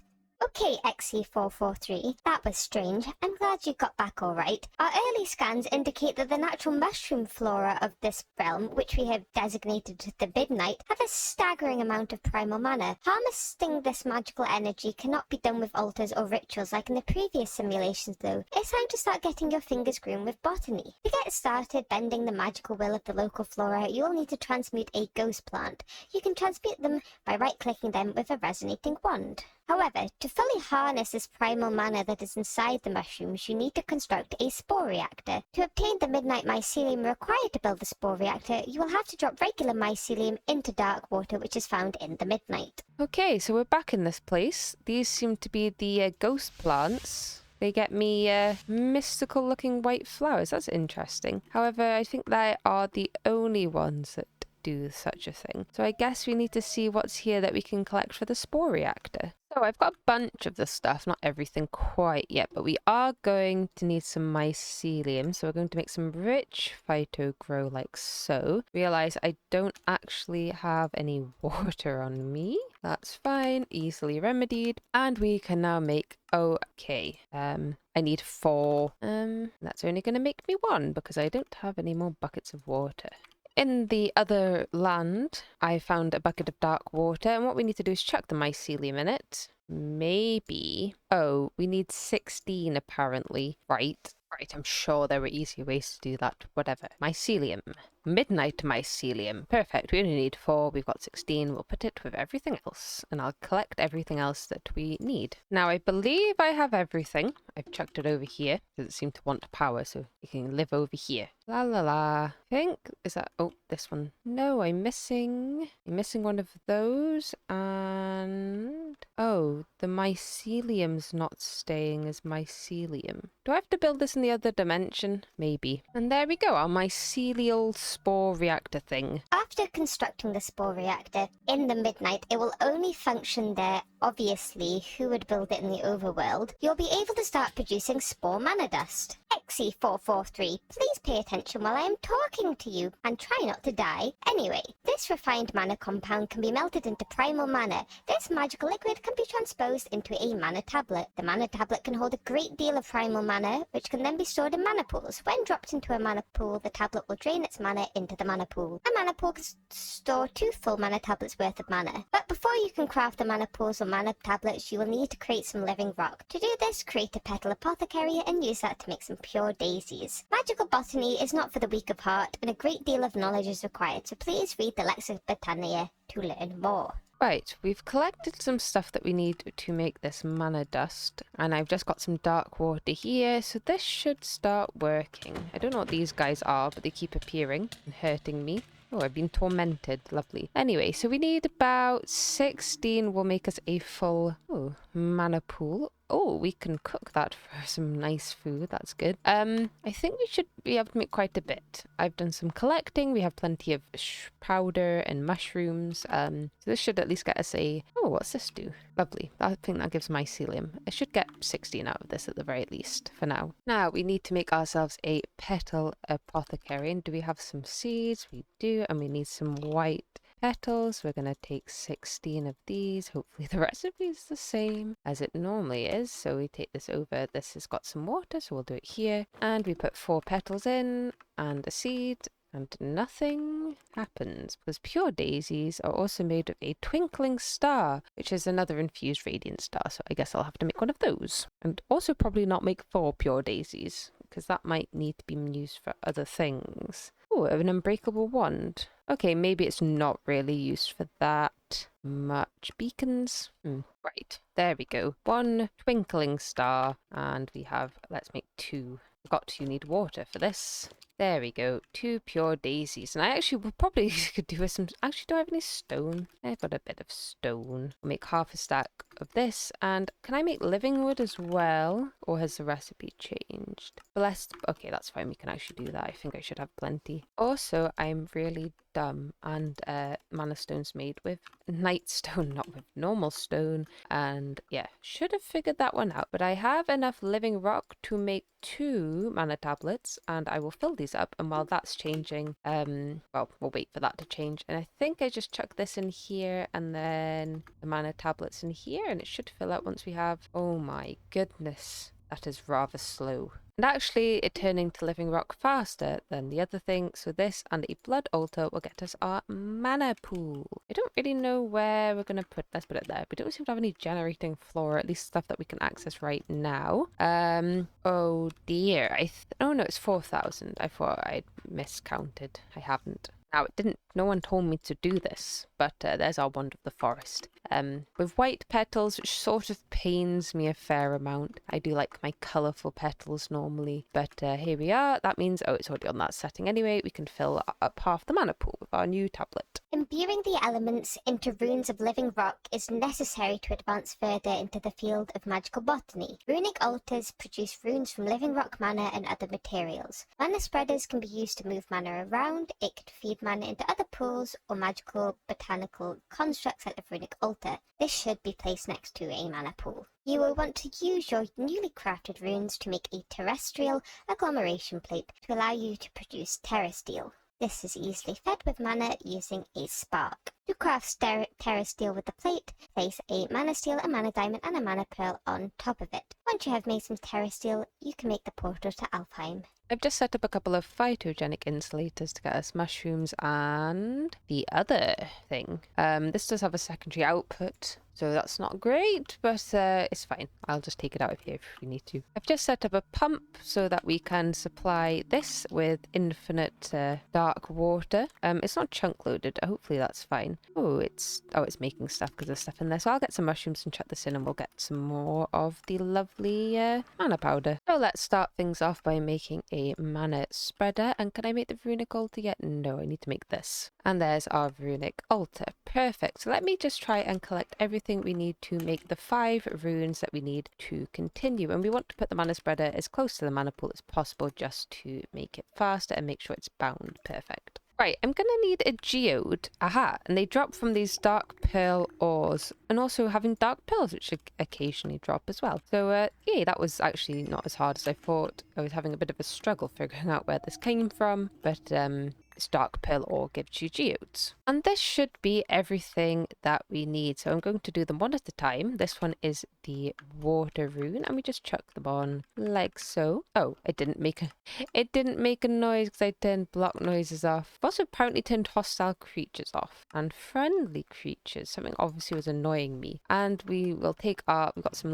living rock in here, which we use to make the runes once they're done. So let's just give this a minute. And then we right click with the living rock and right click, and there are our 2 water runes. So I will do the other ones. Right, there's a zombie somewhere and I can't find it. I've also had to make a couple more air runes, which is fine, but this should be our terrestrial agglomeration plate, and we're going to need 4 lapis and some more living rock for this. And we are also going to need 2 sparks, which, oh, that's a bit more annoying. Geode. Rare drop from throwing these. Well, I guess we're just going to have to keep throwing them for a while. You need some dark pearls. If you also need dark pearls, I'd highly recommend just going to mine them. I don't know if any of the other ores are actually useful. We're just mining them for fun. But definitely mine it instead of throwing the geodes, because I just put my auto hotkey on to throw the geodes, and I got 1 in like a lot of throwing, and that was with an auto hotkey of like 5 minutes of throwing. So it's better to just go and find the pearls. Oh dear, I'm hungry. And there is 1 spark. Aha, there it is. Thought I hadn't made it. There we go, 2 sparks. Perfect. And we have a full mana tab. We should have 2 full mana tablets actually, which is good, because anyone who's ever made terrasteel before, which I assume a lot of you know, it takes a lot of mana. And I think we just need 1 for now, so I will get that ready. And to set it up, you do so like this, in this shape, and you put this in the middle, you put a spark on the top, you put a spark on the mana pool, you make sure the mana pool's got more than a half fullness, and you do this. And the more mana pools you have, the faster this is. We only have 1, so it's quite slow. This will make us some lovely terrasteel. Ta-da! 1 lovely ingot of terrasteel. Now that you have a mana pool and the ability to fill it with mana, you can use the pool to produce magical resources, like the mana diamond. We know that it's a resource that the old gods covet. You should sacrifice a block of mana diamonds and see what happens. Usually such a ritual will yield you a bounty of rare earth metals. With the ritual Diviner Dusk, you need to set the current ritual to the mark of the falling tower. This ritual in particular, you want to keep away from your base of operations. It is very volatile. It also consumes 1 million LP from your blood network. To start this advanced ritual, craft an awakened activation crystal from the runes you made in the previous chapter. After you have started the ritual, drop the block of mana diamond on the top of the master ritual stone in the center of the ritual, then head for the hills. You might be thinking, how on earth am I going to get 1 million LP? Well, that's where the digital agonizer can come in. It fills linked blood altars with LP using data models. To link it, you will need an altar linker, and if digital is not your style, you could also use a well of suffering instead. You should be getting used to getting your hands dirty though. There's some unsavory work coming your way. To be able to make the digital mob agonizer and also to upgrade our ritual diviner to dusk, we are going to need some inscription tools of dusk. Please bear with me. There we go. And that is an ebonite block, 3000 LP in a blood altar. And ebonite you just get from midnight as well. It's just another ore. There we go. And we want 4 of those. And we should be good to go. And soon we won't have to do this anymore. And, oh, the ritual. Oh, this means we're not going to be able to make the digital mob agonizer with A2, maybe. I'll have to change the recipe because I've encoded it. There is our new diviner. And let me find the recipe in here. We love A2 and this sort of annoying thing. Let's just, there we go. Should work now. You know what MBT and A2 is like. And without any delay, can't remember what it was called. Yay, we can make one. Perfect.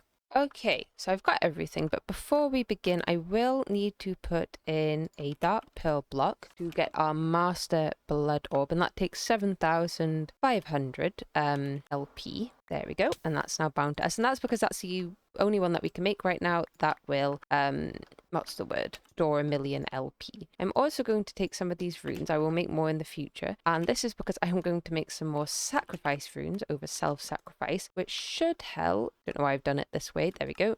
We should be able to make a bunch of these 16. So this will help increase the yield of LP that we are going to get from the digital agonizer, because even though technically we're not killing real mobs, we are killing mobs rather than hurting ourselves. So there we go. And I think we're going to put this underneath just for prettiness. So we're going to put the digital mob agonizer here. Going to link it. I think you right click. Yeah, agonizer target set. Link to blood altar. We're going to put a power cell around the back on power out. So this should be getting power. I'm going to put a self-aware model in, and I'm going to put some glitch corrupt hearts, as this gives the best multiplier and also lasts a really long time. So there we go, and that gets us 4,000 per, which this must already be full. It can't accept any more already, so that's nice and quick. So we're gonna get, can I make beacons? I can make beacons. Okay, we might upgrade this to a tier 5 altar then, just so I can have some more sacrifice runes. We're gonna want some more, I think augmented capacity is better at a certain point. So if we do maybe the top and the bottom rows as capacity and the rest as sacrifice, that should be good. And now we have a better capacity. I don't know how much we're doing. 5,800 a go. We are nearly out of the glitched hearts, so that's fine. And yeah, the capacity is way bigger. I don't quite know how much. So what we want to do is we put the orb in the middle, and it will slowly fill up to 1,000,000. So while we're doing that, I will make a couple other things we need. So we're going to need some more ritual stones as well for this, which is fine. And if you want to know what I've done, there's 3 rows of sacrifice, and 26 speed and 26 augmented capacity. Hopefully that's fine. I mean, we'll see, I suppose. It doesn't matter if this doesn't keep up. We're already at 100,000. That's actually not too bad. And this should be our awakened activation crystal. Perfect. So now I just need, I don't know how many ritual stones we're going to need. We're going to need some more reinforced slates. So that's a pain. Oh well. Okay, we have just hit 1,000,000 LP, and I've set up the Mark of the Falling Tower over here, and we have our block of mana diamond. There's an obsidian up there because the meteor falls and it'll break this, and I don't want it to do that. So we right click, and then we chuck this in the middle, and a meteor should drop. Oh, look, it did. And what has it given us? Iridium, platinum, and uranium. Very nice. So I will mine this and probably fill my inventory up. Yes, I have terrible inventory management in this pack. But yay, meteor. Mission accomplished. The portal block leading into the next simulation requires an item called Bones of the Damned. It's made in the slate ossuary. The required materials can be seen in Schematica. The slate ossuary can make the first 4 tiers of blood magic slates using only LP from your blood network, even the 5th tier once you have an Archmage blood orb. This is a great alternative to crafting slates in the blood altar. It requires less LP to produce each slate, and although it cannot be upgraded with speed runes, the slate ossuary default speed is nothing to scoff at. Now, as always, I'm sure we'll run into some problems if I put printer mode on, but we should be able to make this thing. Aha, that's sort of odd problem. I just left it in a chest. So, oh, let me turn that off. I think what we just need to do is chuck one of these in here. I put one of these over here, and then we should just be able to craft things. Yes, so what did we want? Bones of the damned? That's not too difficult, I don't think. After crafting the highly irradiated magical core and conjuring the bones of the damned in the slate ossuary, you'll be able to complete the portal block leading into the next simulation. Lighting the portal to the 5th simulation requires you to hold a midnight idol. Okay, I've been a busy little bee. We have now got all the Britannia runes and everything else we need to make our bone thing. It wasn't too bad. Is that everything? Is it going to run? Yes, perfect. It takes 250,000 LP. Oh gosh, it's going to take a while. That's fine. While we wait for that, let's head back to the base and see what else we need. Right, so we're going to need the block and the other thing. So we're going to need 2 blocks of uranium, which is fine. We've got that. You're going to need I thought I had some demonic slates. Evidently not. Right, we're going to have to make this, which we haven't got, which means we need to open the Elfheim portal and get a block of terra steel. Is this okay? A block of terra steel is quite a lot, but it should be fine. I need to go back and get some more miasma. That's not a problem either, so that's fairly easy. We need some more nagrelite. We need this thing, this thing, this thing, this thing, and a root of all evil, which means I will in fact need the Illager data model, which is made with stuff I don't quite have on me at this very second. Do I have any polymer clay in any of these? I don't. The polymer clay system sort of likes to stop working half the time. Well, that's because we're out of niter, but we're also we shouldn't be out of oil. Yes, this is just, oh, we're full on kerosene. I see. For the illagers, I am just going to sit in here for a while and wait for them to spawn. Oh, I'm getting pristine illager matter. That's nice. Sadly, that's not quite what we need. Oh, emeralds. I don't really need that either. It's a bit dark, so I'll just do this. And hopefully it won't take too long to get up to... I know I could just mob duplicate. I'm sure this will also be fine. Okay, my hack is I've just made a trial keystone. Well, 2 trial keystones. I might actually... Okay, I definitely need a couple more as a way to just be able to kill them a bit faster. So that should help. I'm on to the last couple. There we go. That was our self-aware illager trial. We now have our root of all evil. Perfect. Oh, and while I'm up here, let me take this thing out of our thing. Yay, 1 bone. Some bones of the damned. Let me make some more demonic slates as well while I'm here, because I do... Is it just the one I needed? I can't remember. Oh well, we've got one now. Now, these are a little pricey, but there is 2 mana pylons, and we want to upgrade these to the Elven Portal variant, the Natura pylon. So there we go. Lovely. Can I make this yet? What was I was waiting on the pig iron, which I haven't converted. And there is our elfin gateway. We just want to chuck in 9 mana diamonds to get 9 dragonstone and 2 blocks of mana steel to get a block of elementium. So that is a couple of the things that we need for the next bit. Very nice. Oh, and yeah, I think I've used up my... Probably going to need another earth and air rune, which is a little annoying because I've just remembered I need another rune of wrath and another rune of pride. Whoops. Took a minute, but there is all the terra steel that we need for the next step. We should have enough mana. If we don't, I've got another mana tablet cooking up as we speak. Is that everything? Yes, it is working. We may need some more mana. That is fine. Like I said, there should be one waiting for us in here. I think we might get another one as well. It's actually fairly simple. The phytogenic insulators are pretty good. We've got like 5,000 mushrooms and we can get the other stuff pretty quick. So we'll just wait for that, and that should be everything we need for the portal. There's a few things that we are going to need for the midnight idol still, but it shouldn't be too bad. Do we have any I don't quite know what this is. I assume they come from those flying things, unless it's a fish. Might be a fish. It is a fish. I looked it up. I'm a little confused where these deceitful snappers are. I've found a lot of bodies of water, but I've not found any at all. Oh look, that's actually something else that we need. That's good.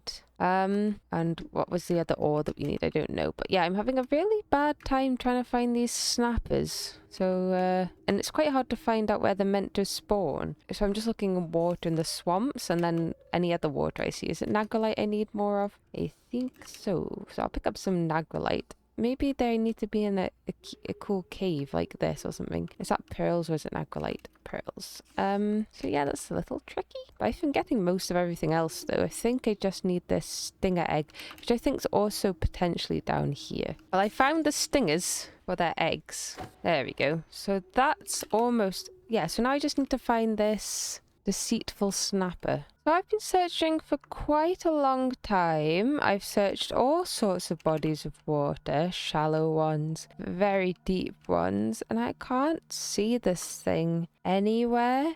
Like, not at all. The new wiki says it's found in the swamp, so I've been looking in there. The old wiki, which I assume is for this version, or this version-ish of the mod, doesn't say at all where it is. It only confirms that it is a mob in the world that you kill rather than something that you fish up.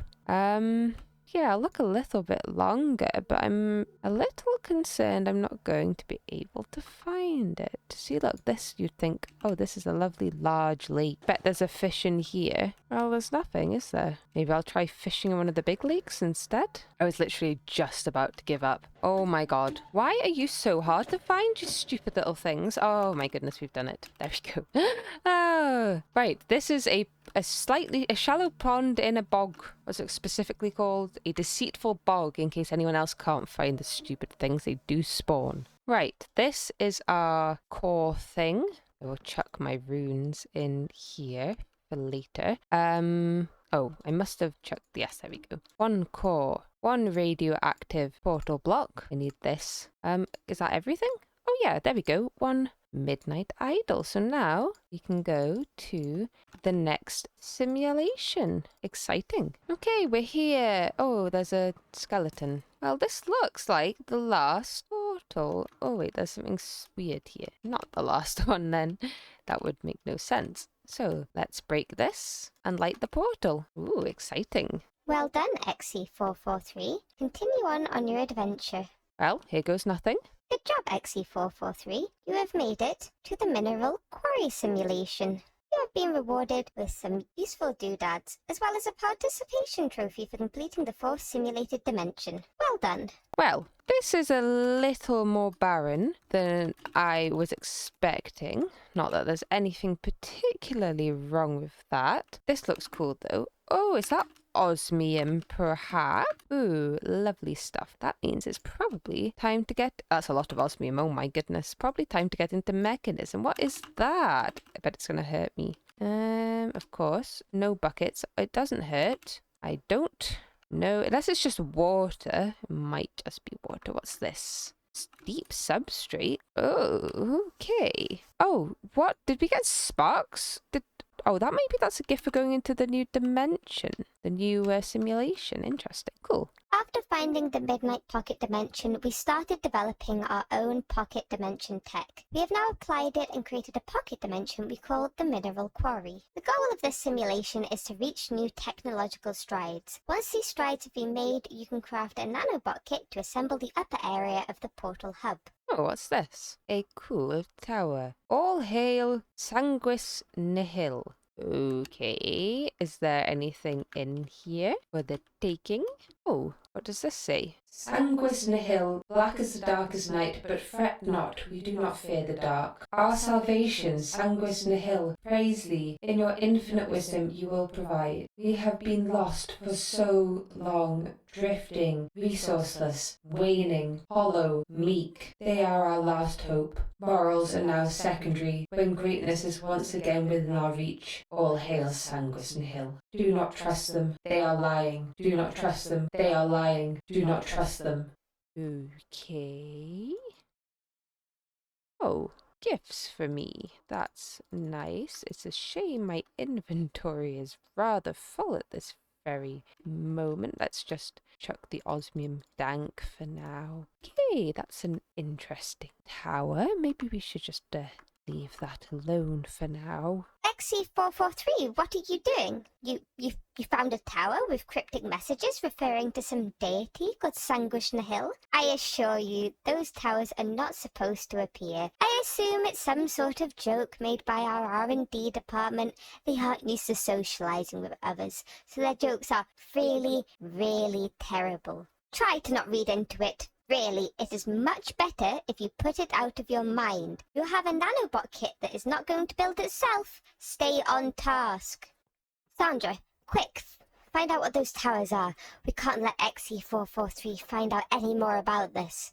This is of dire importance. I hope you are not yet tired of making plastic-like materials. This next one is called silicon, and it's made by heating up semi-liquefied sand goop in a refinery that is at least 1,901 degrees. To get this underway, you need a refinery that is 2 blocks tall. It needs to be connected to at least one vortex tube. However, this vortex tube needs to have at least 20 bars of pressure to produce the kind of heat that we are looking for. You mentioned how to get started with high pressure resistance previously. Once you have an assembly controller set up with both a drill and a laser, you can turn blocks of compressed iron into pressure chamber valves, then into advanced pressure tubes. This only works with a drill and laser program. I think I've actually been a tiny bit premature with this, but I was going to make some advanced air compressors like so. But then I realised I haven't actually got enough tube to deal with the pressure that's going to come out of these. So that's good. Let me just plug them back in again. These should be a little better. They go up to 20. However, these pipes do not go up to 20. So we will need a few more, and hopefully they don't explode everything before such fate happens. 1, 2, 3. Okay, don't ask me really what I'm doing, but I can put 18 speed upgrades in, and this stays fairly cool. It's a flux air compressor. I touched that, which is why I had slowness 9. Whoa. Okay, it told me it couldn't explode. That's fine. We've got others. But it did tell me it couldn't explode, so that's sort of annoying. Oh well. Apparently they can, or at least break anyway. And there we go. We are making softened quicklime and molten silica. And I've just realised I can't really get them out very easily. Ow. Halt. Something's happened. Why are these getting hot all of a sudden? Strange. The molten silica is then cooled down and distilled into silicon and liquefacted coal. You should also keep all of the softened quicklime, which is a byproduct of heating the semi-liquefied sand goop. It will be essential later. Silicon unlocks a couple of new alloyed metals that allow you to construct a new tier of machine chassis, which is lucky because we need them immediately. The new alloys also unlocks a few mechanism machines, but for anything that is a bit more advanced will require a superheated frame. Getting set up with a metallurgic infuser and an enrichment chamber at this point will not hurt though. Well, this is a little bit of a struggle. It's mostly just me being inefficient, I suppose. But we need, obviously, to heat this up a lot, which means a flux compressor, which I thought would be easy. But apparently, it's not because it heats up so much. And maybe the solution is to have more than one. However, that would require more cooling, which also seems excessive. So, I mean, this is all just for the one and it won't keep it cool. I know this isn't particularly high pressure because I'm just using these, has this actually been working at all? No, I've just been using these air compressors, which are not the best, but they're, they're getting there, I suppose. Maybe I should put some more speed upgrades in these. There we go. So yes, it's a little tricky to know what to do, and because we need a lot of silicon, not a little bit, a lot. Because each industrial machine chassis takes 2 blocks of dark steel, which is kind of crazy when you think about it. Oh, and then we are going to need a few for this as well. Because it's the electrical steel that we need. It takes silicon. And then these aren't used for that many machines, but they are used for this superheated frame, which I've just realized is kind of crazy. And anyway, that's for like every mechanism machine, and then something else, and then something else, and then something else. So we will need a lot of silicon, and I can't keep this running, which is sort of annoying. It takes so long to cool down as well. Like, look how cold this goes when I get rid of the air compressor. It's like incredibly cold. Freezing cold, in fact. It's as cold as you could possibly be. Surely if it can get to literally 0 degrees Kelvin, it can cool this stupid thing down. But apparently not. Maybe it's just because I put too many speed upgrades in it. Who knows? I may need more of these. But I've made some volume upgrades which should heat it up slower. It's definitely heating up slower.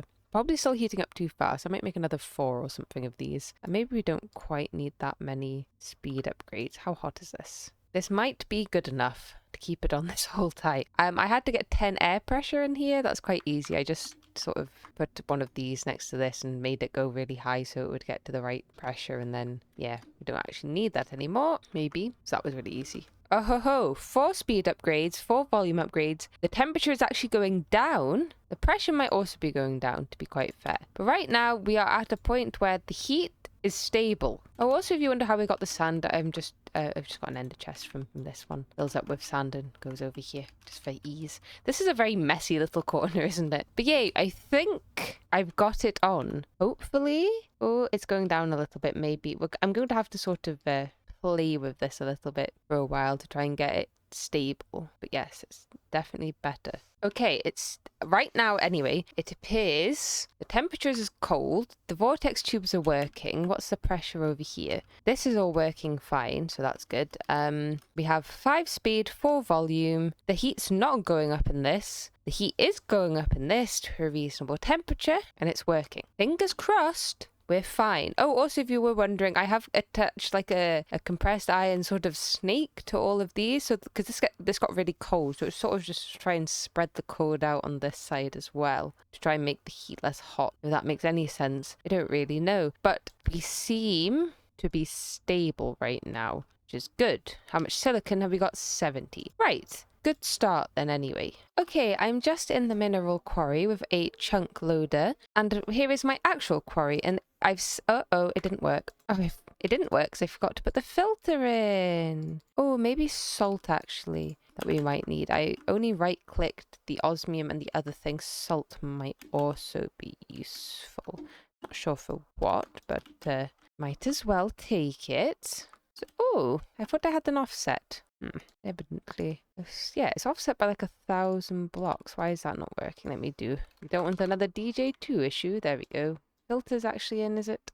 Oh, I think the game's crashed. It hasn't crashed. It was just lagging. Cool, it's in. We should be mining. Yes. Yep, there we go. We should just be getting osmium, fossilized, and salt. Perfect. And this is chunk loaded, so it should run while I'm not here. So let me just go over my current plan, and that is 16 machine chassis, so it should keep us going for a little while, we would hope. To get that, we're going to need some demonic slate, which is fine. Obsidian, which I'm pretty sure I have. I have got an obsidian setup. Yeah, we've got tons of obsidian. It's just not connected.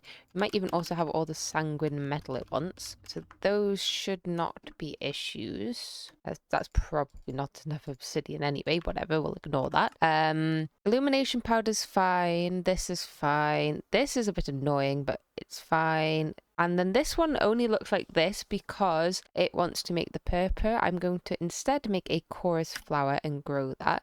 To get a chorus flower, initially we need to make a alchemy catalyst, which is just made like this with some potions of regen, which is awkward potion plus a heartbeat in a cauldron. Actually, do I have any nether wart? Ooh, maybe we can't do that then.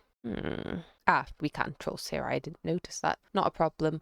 So we'll get the chorus fruit grown for that, and that should be fairly easy. I've got my silicon making still. We're at 200 and okay.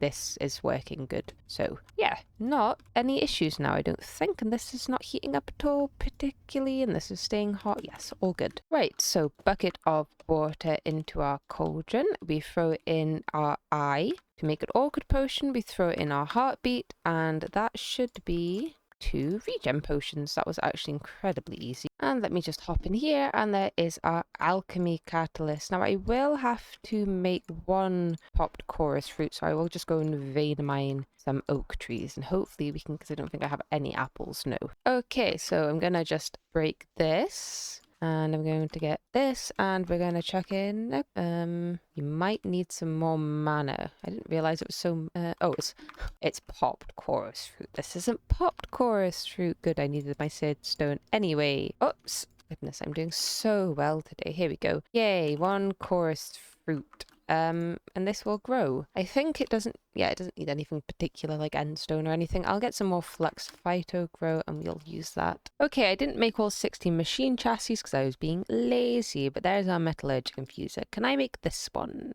Not quite yet. I need 2 induction smelters. Okay, metallurgic infuser will go here for now. Because we don't have the enrichment chamber, I'll just put 2. Of course. basic. Oh, we need 2 PCBs. I see.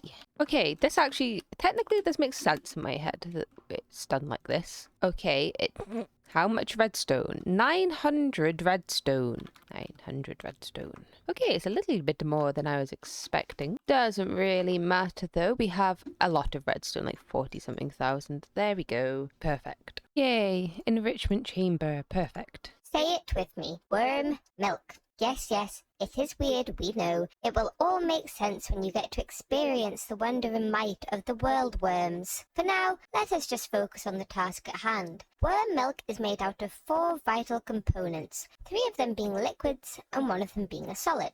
The liquids consist of protein, pure calcium, and subterranean nutrient distillation, or S&D for short. In addition to these 3 liquids, you will also need a lot of rich slag. You might currently be short on rich slag, but after you have your very own worldworm, you won't be. Am I short? Am I short on slag? Let's have a look. We have 3,861. I think we're fine. The new alloys you constructed from silicon has enabled you to craft some new fancy machines.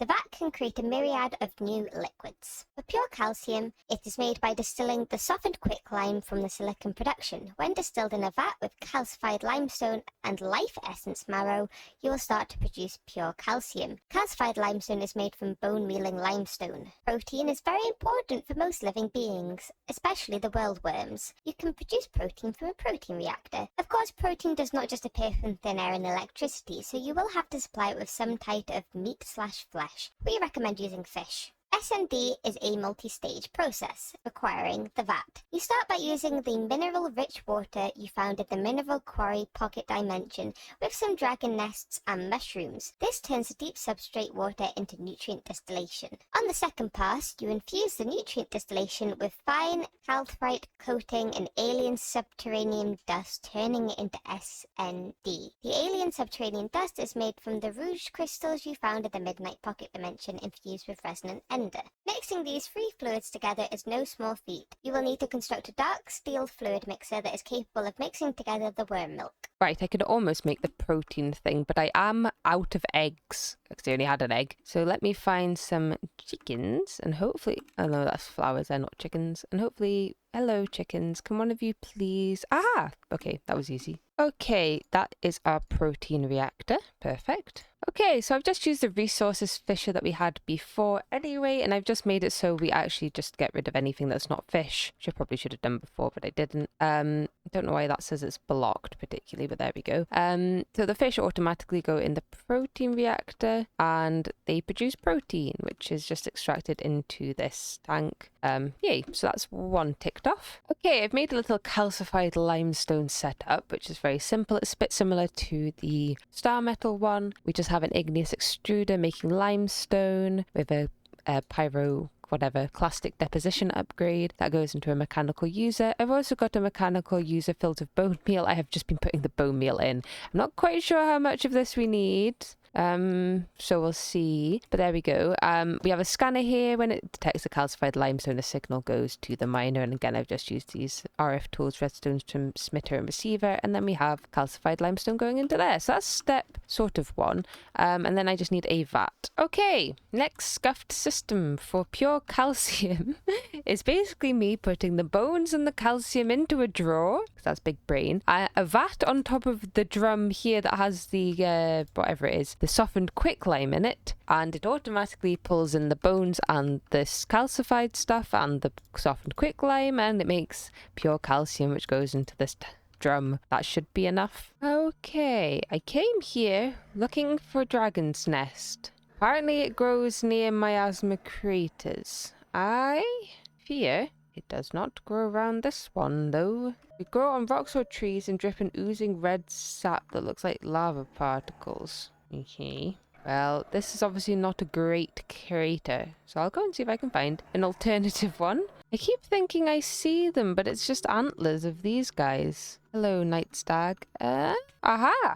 Dragons. Yay, I can just pick them up. Okay, we'll grab a few of these. We need to grow them in a garden cloche. Luckily, I have a couple of those, so that's good. I was about to have a lovely panic. Okay, I've set up a little pump in the mineral quarry to collect us this nutrient or deep substrate water that we need to make the nutrient distillation. This bit isn't perfectly automated, but basically we have our vat here, which is getting the dragon's nest and mushrooms from this drawer full of mushrooms on the ender tank to make nutrient distillation, which goes into a second vat with some fine clathorite coating, which I'm just making a bunch of right now, and the alien substrate dust, and we get the subterranean nutrient distillation, which I'll probably put in an ender tank. Ta-da! One dark steel fluid mixer. And why is it here, you may wonder? That is why. Right, let me grab what we've got so far. This is actually full, so that's nice. We want one of these there. We want... Where are the other ones? This one we've got a few buckets of, so we'll grab that. I should probably use a crescent hammer. And over here we have our other one, which we have quite a bit of as well. So we're not doing too bad. We should be able to make a bit of this wormy milk. That goes there, and this one can just go on the top here. Extract, perfect. Oh, whoops, that one's not got anything in. You see, I already prepared the output tank. There we go. So that should all be going in. Yep, perfect. And then we just want some rich... Whoops, I took some silver. I don't want that. Some of this stuff. Where's the input here? Chuck this in, and it should be working. It is working. And then we get an output, which I will put like so to try not to cross the cables over. And that is our worm milk. We did it. World worms are majestic beings that, when trained properly, tunnel deep into the ground to retrieve ores. In the past, we have just let them access the deep depths of our own planet to find ores we normally don't get to, but since we found pocket dimensions, we can train them to go there instead. The trans-dimensional worm burrow is a safe base of operations for a world worm. It is where it will find all its deposits of ores. It's also a place of rest where the worm comes to drink its worm milk. You should build 2 burrows at once if possible. Once the trans-dimensional worm burrow is complete, you can start the rigorous process of training larvae for ascension. Making a larvae ready for ascension takes a lot of worm milk. You will probably need 20 to 30 buckets worth for your first worm. The larvae that could even remotely be worthy of being ascended into a world worm is found in the Midnight Pocket Dimension. They can be obtained by slaying crystal bugs. Before we can bring a world worm into this world, we will need some help from our friends the elves. Finding a night stag soul with a gold horse armor will make it ready for sacrifice. Collecting the night stag souls can be automated with mob imprisonment tools. After the sacrificial night stag has been sacrificed by the elves, you will have to anoint it with a starlight infuser. Once you've anointed the remains, you can birth your first world worm in the slate ossuary. Okay, I have made a little cursed earth mob farm. It's only a 5x5, just in this wall here with a mob crusher, mainly because I would like some liquid essence, so that I can use a mob duplicator. Because right now I made a mob duplicator as well, and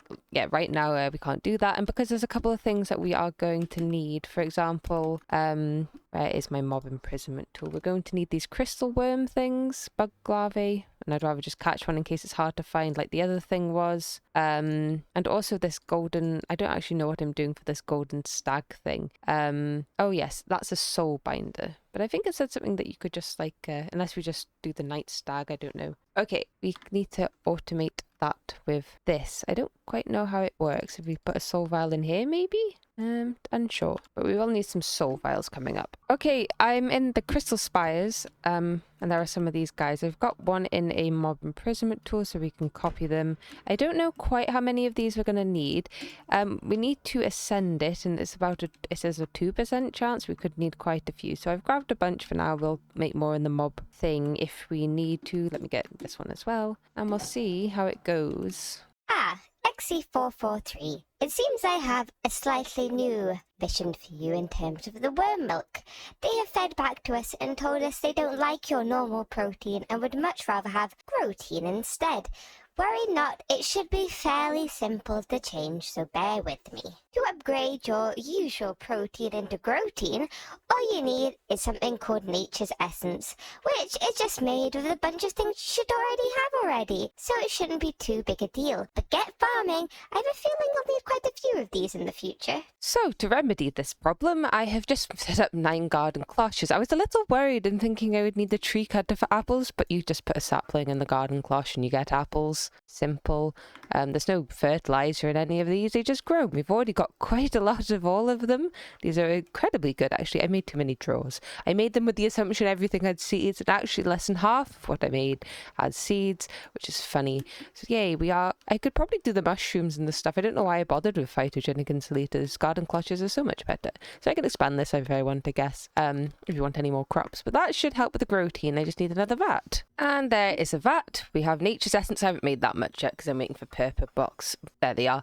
And then we get protein in the output tank. Perfect. Okay, I'm going to make the worm burrow. I'm not sure if I've got the right void stone or not. I still appear to be missing some stuff, which is odd because I definitely had everything. Is that the wrong void stone? It doesn't tell me which void stone I want, which is a problem. That should be... Oh, I did need dirt. I did leave the dirt in the chest thinking it wasn't actually needed for this, but it must be.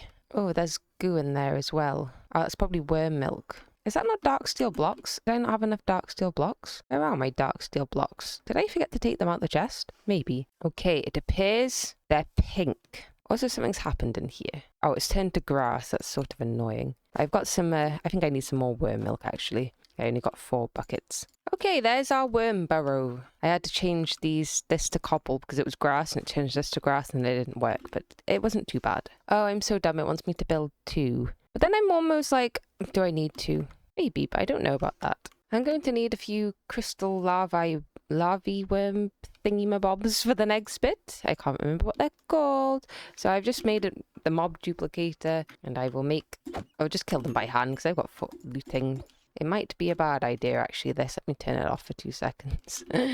So, yes, I'll just go and kill some of these until maybe we have like a stack of these. It's not a great chance of getting what we want from them. So it may take a minute. Right, I'm not sure how long this will take. So there's our item input. Oh, it's in here, I think. Yes. So we want mana powder, magma cream, and something I've forgotten, which is just over here. That is dragon's nest, which we have tons of. So that's massa. We love messing up. There we go. Oh, this is not meant to be this. Thank you very much. Go back to dirt. It's because that's grass. Right, there we go. Should be fine now. And it should maybe work. Missing structure. Okay, it's working now. There's just stuff turned back into grass. It's good. So this will run, and very unlikely to give us what we want, which is like another sort of worm. Which is good. That's so fun. It is a crystal bug larvae is what we want. We're going to need quite a lot of mana powder. That's fine. That's just like redstone and stuff in the mana pool. And we're going to need more of that dragon's nest. But again, we have lots of that. I decided to not be dumb because this might take a while. And I have just set up a mob crusher, which is actually pretty fast at getting these crystal bug larvae. I actually had a spare one, which is helpful. So yes, there's a 2% chance that we will get what we want, which is not a great amount. So hopefully it won't take too long. I think we need 2 of these as well. Worms, because we need both worms. I feel like I don't need this reanimated worm because I feel like I get all of these ores fair, apart from maybe aluminium. I assume maybe we'll need a lot of aluminium for something, and then I'll want it. But I don't think I really need them. Maybe I do. I'm out of the dragon's nest, so while we wait for that, let's see if there's anything else we can do. Now you have a new problem. Our previous recommended approach to handling ores is about to be inefficient. It did produce some rich slag, but it also required 1 sand per smelting operation. You are about to smelt thousands of ores per second. Producing that much sand would be a big hassle. We now recommend handling most ore smelting with flux anodizers. This will double how many ingots you get per smelting operation, but will require no sand. For redstone ore, we recommend the pulverizer because it will produce a substantial amount of cinnabar.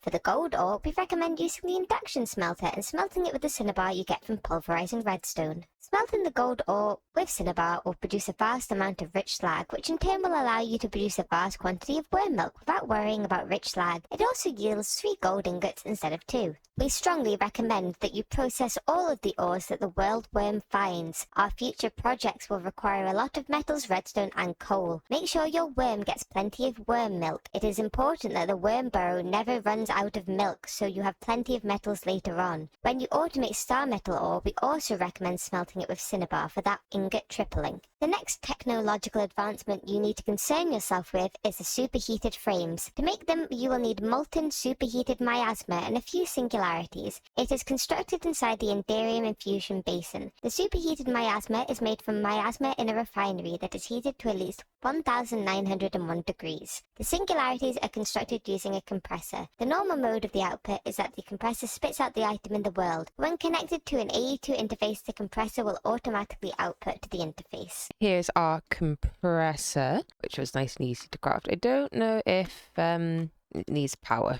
Doesn't seem to have an interface either, which is sort of odd. Confusing. Finally, we have one! We have one! So we need to make him into an ascended, which I guess we'll start with that one while we wait for everything else, because the dragon stuff's going to take a while. I've also put ender chest up to help with all of this nonsense, so that should be fine. What am I missing? I'm missing alien subterranean dust. Okay, I've made another worm thing. It's just up here. And some ender tanks to put the worm milk in. I think it's probably all going in the bottom right now, which is a little annoying, but there we go. Hopefully eventually it'll go in. Let me put this on output as well, just so it's going in. But I've also made a garden cloche with hemp seeds in, because I need a lot of string and I don't have a lot of string, and this would hopefully be a fairly fast way to do that. So I've made all the aquamarines we need for 2 worms. Obviously we've only got 1 right now, but we will need 2. So I'm going to need more string for that. I'm going to need a conjuration catalyst. Okay. I've made my conjuration catalyst out of the other catalyst. That's a bit silly, but we want 2 stacks of growth reagent. And now we're out of mana. Woohoo. New current bottleneck. We need a lot of hemp. So I've set up 3 more cloches to get hemp. So hopefully that'll speed it up a little bit, because these 3 are all string. So let me have a look and see what we actually need to continue after we have the guy, which is a lot of other things actually. I don't think I ever made the slice and splice, did I? I don't remember doing so anyway. I've got solarium, so obviously I was planning on doing this, but no, I hadn't actually done it. And now I can make a slice and splice. I'm just waiting for a capacitor. I forgot I was doing this. There is a soul binder. I don't have a capacitor. I need more light blue plastic. That's fine. Okay, we finally have enough to make the worm into the worm thing. I assume you have no... Oh no, you do have hyper-nutritionist fluid in. How much do I need? I need 5. Okay, that's enough. We can try out our new one then. See if it works. So that should be everything. Oh, and the mana weave. Yeah, it's working. Perfect. Also, I made 3 more thermoelectric generators who are out of power. Now we should have enough power, hopefully. So where's the output? Oh, it's up here, isn't it? How long is this going to take? Nearly done. Good. Yay, ascended worm pupa. So now I will continue doing what I was doing to upgrade it to the next level. We're that far, which isn't great. I've just made enough soul vials to make some of this stuff, and I'm hoping it stacks. I'm hoping these stack. I doubt. Why are there babies? Or are they just small? They don't stack. That's good. I better go. Oh, I've put on always active. Go find somewhere to put these while I do this one by one. Well, this is quite fun actually. We are getting many night stags. Just 32 more to go. And this is to make our... I think we'll only need 96 of these in total ever. Hopefully my maths is correct. So if I do this now, we never have to do it again. Maybe. Though I'm a little tiny bit doubtful, because things never quite work out that way. I didn't realize horse armor required leather. I've been telling this not to get rid of the rotten flesh, which I should have probably done earlier. Watch this not work. I could probably take one of these away now, actually. I was using these as a buffer. I don't think it's got a card in, though. I've been stupid. I'm gonna need 2 sets of all of this, which is a bit annoying. Okay, I need to make some runes again. It's taking ages, so I have upgraded the mana spreader to an elven mana spreader with some dreamwood. It's just pretty much the vanilla recipe, and we have a lens, so hopefully it's a little bit faster. Oh, that's actually way faster. That's so much better. Now, I can't remember if this is the same normally, but this isn't doing the normal sort of annoying thing where the 5 experience levels equals 5 levels down here. It's just sort of the proportional 5 levels, which is the better way to do that. So that's nice. I don't have enough leather to make all 96, so we're just going to make the 32 that I actually need. I've just remembered. I need double. I need another 60. I probably need 128 of these. Okay, that's good to know. Whoops. I have my stack of horse armor, and it will come back as sacrifice remains, and we need to make it shiny using starlight infusion, which hopefully won't be too bad, I don't think. Perfect. I've just made a couple of meat feeders, and we need to fill these up. So, oh, that's actually so fast.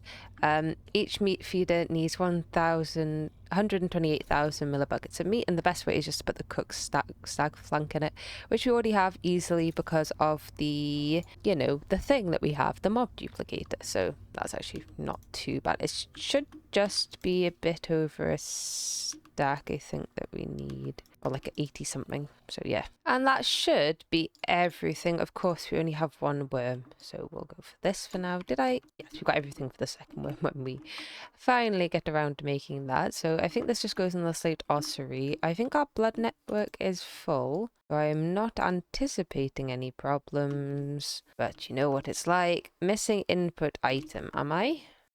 It fed me. The meat feeder is slightly less meat, that's the problem. And now it is working much better. And how long will this take? A little while. Okay, our worm is ready. And by starting setting up, I also have forgotten to connect power. Right, so let's try this again. Worm, go in here. And yeah, it's got some worm milk, so we should be fine. Let me in. Worm.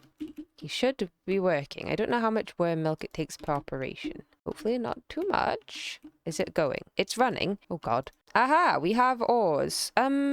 Interesting. We have ores. I thought it would give me gold. Oh, it has a chance of giving other ores. Interesting. Okay. And it's mostly set up. The only thing I'm waiting for is aluminium ore, which is quite a small chance if I... 5%. Yes, we haven't got that yet. Plenty of iron and coal and redstone. It's processing just about. Okay, it's not going great. I need to put this on. Maybe in round robin would help. That one needs... Yes, it's doing its classic annoying thing it does, where it doesn't extract properly. More extracts. Everyone extract, please. Okay, over here I have made a refinery which is having miasma taken from the whatever it's called place. Forget its name.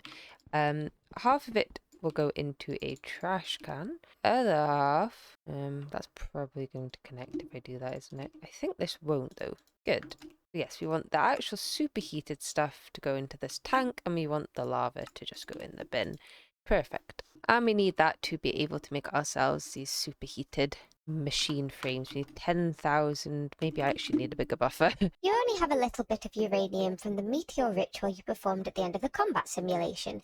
Your current goal is to make it last as long as possible and make some nuclear waste. That will enable you to make the venerated world worm, which can find more uranium for you. Before you can make the most efficient molten salt reactor that uses molten salt plutonium fuel with DT fuel, deuterium and tritium, you have to breed plutonium in a breeder reactor. You also need to increase your salt production, but that need is not immediate since you have some already. The molten salt reactor is a state-of-the-art power generation system that will cover all your power needs. Since you need a breeder reactor and one producing reactor, you should build at least 2. Once you have one molten salt reactor running, you should store up the plutonium fuel and save it for your producing reactor. You can run a reactor with just plutonium and molten salt to generate a decent amount of energy. Ignore the siren, nothing's happening. But that will not produce the exotic nuclear waste we need, so keep it stocked for now. Now let's talk DT fuel. Deuterium is easy to produce. All you need is an electrolytic separator that splits heavy water into deuterium and oxygen.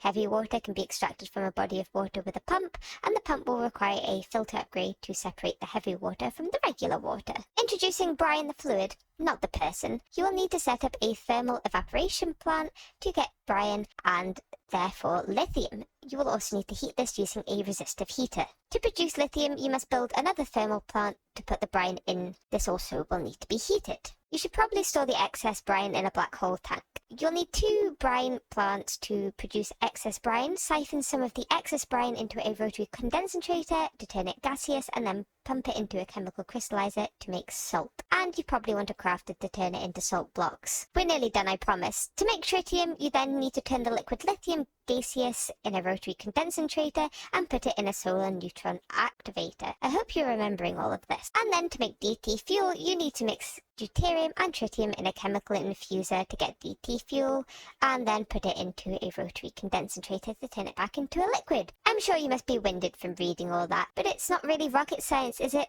Oh wait, I suppose it kind of is. Have fun playing with science. I was going to start having palpitations thinking about making a molten salt reactor, but it's not real. It's just a multi-block. It's not nuclear craft. We're safe. I know I just read all that. I'm not sure how many superheated frames we're gonna want. I might make 8. I think 8 sounds like a good reasonable beginning number. I think 8 sounds like a good number. Don't have enough osmium. That's annoying. We will. Yeah, this keeps filling with cinnabar. I probably should have put the other thing on it. I was going to make the thermal evaporation towers, being like, oh, these are so good. They don't require the annoying stuff. Oh, la la la la la. False. This has a secret one in the superheating element. Superheating elements require them, which is really annoying because I think a lot of these require superheating elements. These are so expensive. It's the osmium. I don't have enough osmium right now. And the problem is, even though it's a 40% chance only. Actually, I'm being stupid. Osmium will be fine soon. I forgot now I've got enough power. I can turn this back on. This will get us osmium. So while I wait for osmium, I'll try to gather everything else that we might need for some of these things. I feel like 8's not going to be enough of these, but I don't think... Let's see, I've already made, let's say, 12 more new. I should need compacting drawers. That would have been better, I think, for these ones. Okay, we've done it. We've got enough to make 16 machine frames. Don't quite ask me how. It wasn't as bad as I thought. It was sort of annoying. It was a lot. Oh, we don't have enough. I'm so dumb. We've got enough to make 4. We have enough singularities to make 4. We didn't quite have enough osmium or anything. How much osmium do we have right now? Oh, not even close to enough. Redstone, we've got enough for 4 more. And iron, we've got enough for 4 more. Yeah, so I was stupid. We can make 4 though, which isn't the worst. So I guess we can make a couple of thermal evaporation towers now at the very least. These are so annoying to make because they take so much redstone each one, which is fine. I mean, we've got a lot of redstone, but it's just so slow waiting for all... I've got full speed and energy. That took enough time and other things, but these are expensive machines that are expensive to use, so I can't speed them up by having more of them. It's so annoying. Oh yeah, and what's even worse is it's not just for... Oh, we're getting plenty of osmium. It's not just for redstone, it's for diamonds as well. I've got some diamonds, but I don't really have that many diamonds, so we're being a bit picky with how much of this we're actually going to be making, which is sort of annoying, to be quite honest. I guess that takes it bad. So we're just going to make what we need, I guess, and not batch craft because it's just so expensive. Right, no. Oh yes, I have encoded all of this. There we go. We want 2 of these. Okay, we want 2 of these. Is that not called... Did I just not put this one in? Apparently not. We need 6 of these. There we go. Everything else you get to keep. And we'll just wait for those to craft. Woohoo! I don't know where to put this. Maybe up here. Okay, we have 2 evaporation towers. Water goes in, heats up, turns into brine, the fluid, not the person. I've got some going into a tank to turn into salt. The rest goes into this other thermal evaporation tower, and we get liquid lithium. And I have made the advanced thermodynamic conductor, so we only needed to make 1 resistive heater to try and save some of our, stuff. It's not the fastest in the world. I should probably turn this up a little bit. There we go. That might be a bit better. But yes, we are making it. Water's going in. Blah, blah, blah. Perfect. So now I need to make some other stuff. and try and remember what I'm doing with the lithium, because I have already forgotten. Okay, a bit of crafting, and we can make ourselves a chemical crystallizer. Do I happen to have a drawer? No, why would I have a drawer? And this will make us salt. Do I have a compacting drawer? Yes, that's better. We'll go for that one. And this is what we will chuck up here, like so. And on the back, we want... Okay. Does it need to be gaseous brine? Okay, we need a rotary condensator then. And slowly but surely, we are now getting salt. We are slowly, I think, making gaseous brine, which goes into the chemical crystallizer and slowly makes us salt, which goes into a crafter, which makes us salt blocks, which goes into here. The compacting drawer doesn't work for salt, but yeah, we have salt, which is necessary, and we have lithium, which I don't really know what to do with right now. Okay, so our goal is 2 salt reactors, one that uses salt and uranium to get molten salt plutonium fuel, which we could do right now, and the other one requires DT fuel. So the rest of this system is making DT fuel. Okay, we need to make DT fuel, so that's a lot of other things. So we can do heavy water and the electrolytic separator first. Let's do that. So with the slowest pump in the entire world, we are making heavy water, which is being turned into deuterium and oxygen. So that's half done. And we have a rotary condensator on this side, turning liquid lithium into gaseous lithium, which goes in a solar neutron activator to make normal tritium. And then we just combine both gases in a a chemical infuser to get DT fuel, and then in a rotary condensator to get liquid DT fuel. So that is one bit. Now I need to make 2 of these, which should be fine. That was expensive. I hate making those machine frames. Okay, some time later, and I have set up our things. They needed a tank full of uranium in the middle and salt around the corners, which took a while, but I just AFK'd and waited. So we are now producing power from this molten salt reactor. If I put input on for these, we should be getting... Well, not that one. I've not turned that one on yet. So this one's got uranium and salt in, and we are producing molten salt plutonium fluid, which I will take up here. I'm going to need some more of these and put into one of these, and the next one will have DT fuel in, and this one has DT fuel in and the molten salt plutonium fuel, and that should... It's doing stuff. It should be making a lot of power, which we sort of don't need right now, but we're also getting the nuclear waste, which is the thing that we need to upgrade our worm to the next worm. Lovely. Ender crystals are a powerful resource that can be used in all kinds of advanced technology. First, you have to produce the crystalline liquid in the dark steel fluid mixer. It is made by mixing pure calcium, molten emerald, and superheated miasma. You also have to chuck in a compacted crystal chunk, which contains a myriad of valuable gems, minerals, and crystals. Each bucket of shimmering crystalline can produce a bit over 3 ender crystals. Once you have the crystalline, all you need is to transpose it on top of a pristine enderman matter. So yes, while we have this lovely nuclear waste building up, it seems to have stopped building up. I don't know why. We're out of DT fuel. That's because it's nighttime. That's fine. We need to leave that going anyway. We need to do this ender crystal thing, which is another thing to do, because we need 4 weather crystals. 4 weather crystals. So we're going to need 20 ender crystals, which is a fair bit of shimmering crystalline. So I need to make a... Did I make that? Is that what this is? Yes, but obviously this is being used for milk, so we don't use that one. So yes, I think that's quite cheap though. So dark steel. Yes, we'll make some of that then. So we are going to need some weather crystals in the future. I am hoping... Okay, we seem to be fine. I'm hoping that we don't actually need any of these for anything. Oh, we might want a farming station. I think we will be fine though. I can live without a farming station if I don't have to make this again. Okay, we should be fine. Anyway, we only need 24 of these ever, if my math's correct, because we need 5 in total ever. So I'm just cooking up a few extra things. This specifically is almost done, and then once we have that, we should be able to make... We need 8 chunks to make enough of this. Our chunks are ready. Woohoo! Yippee! This goes in here. Chunk. And this will make us, we need 25. I think I might have said 24, but we need 25. So we'll run this for a bit, and then I'll just take this tank and I'll go put it on a fluid transposer. There's no point automating it. Yay, we have it. Because it will be nice and easy. Woohoo!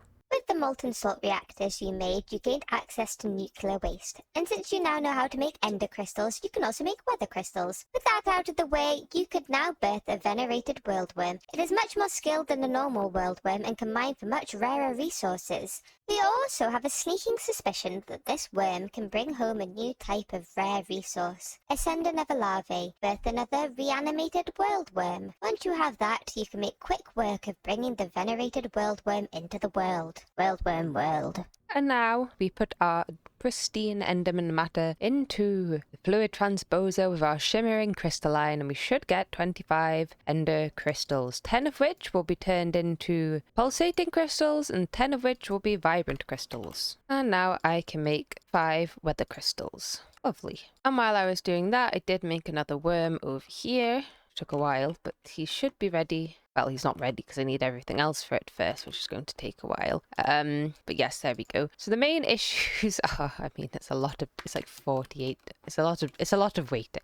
A lot of singularities as well, which is going to be a pain, but we'll see how we go. Probably will have to AFK overnight for this one though. I actually do have enough everything to do this, oddly enough. It's just taking a bit of a while to craft. I was trying to craft the blocks myself. Doesn't really seem to like me doing that. Maybe if I did this and then cancelled it and did it again, it would work. But yeah, I think because it was taking out the compacting drawer, it would just go straight, like just take down the blocks as well. So yeah. So I'll input 2 buckets of nuclear waste like so, and then it should just be, oh, there's still stuff in, oh yes. From the other thing. That should be, there we go, that should make us our worm. Woohoo! And there is our new worm. Woohoo, new worm. And I think you can just go in here, like so. And is he working? He's worming away. And he's making us ores, which I haven't done a process for yet, but whatever.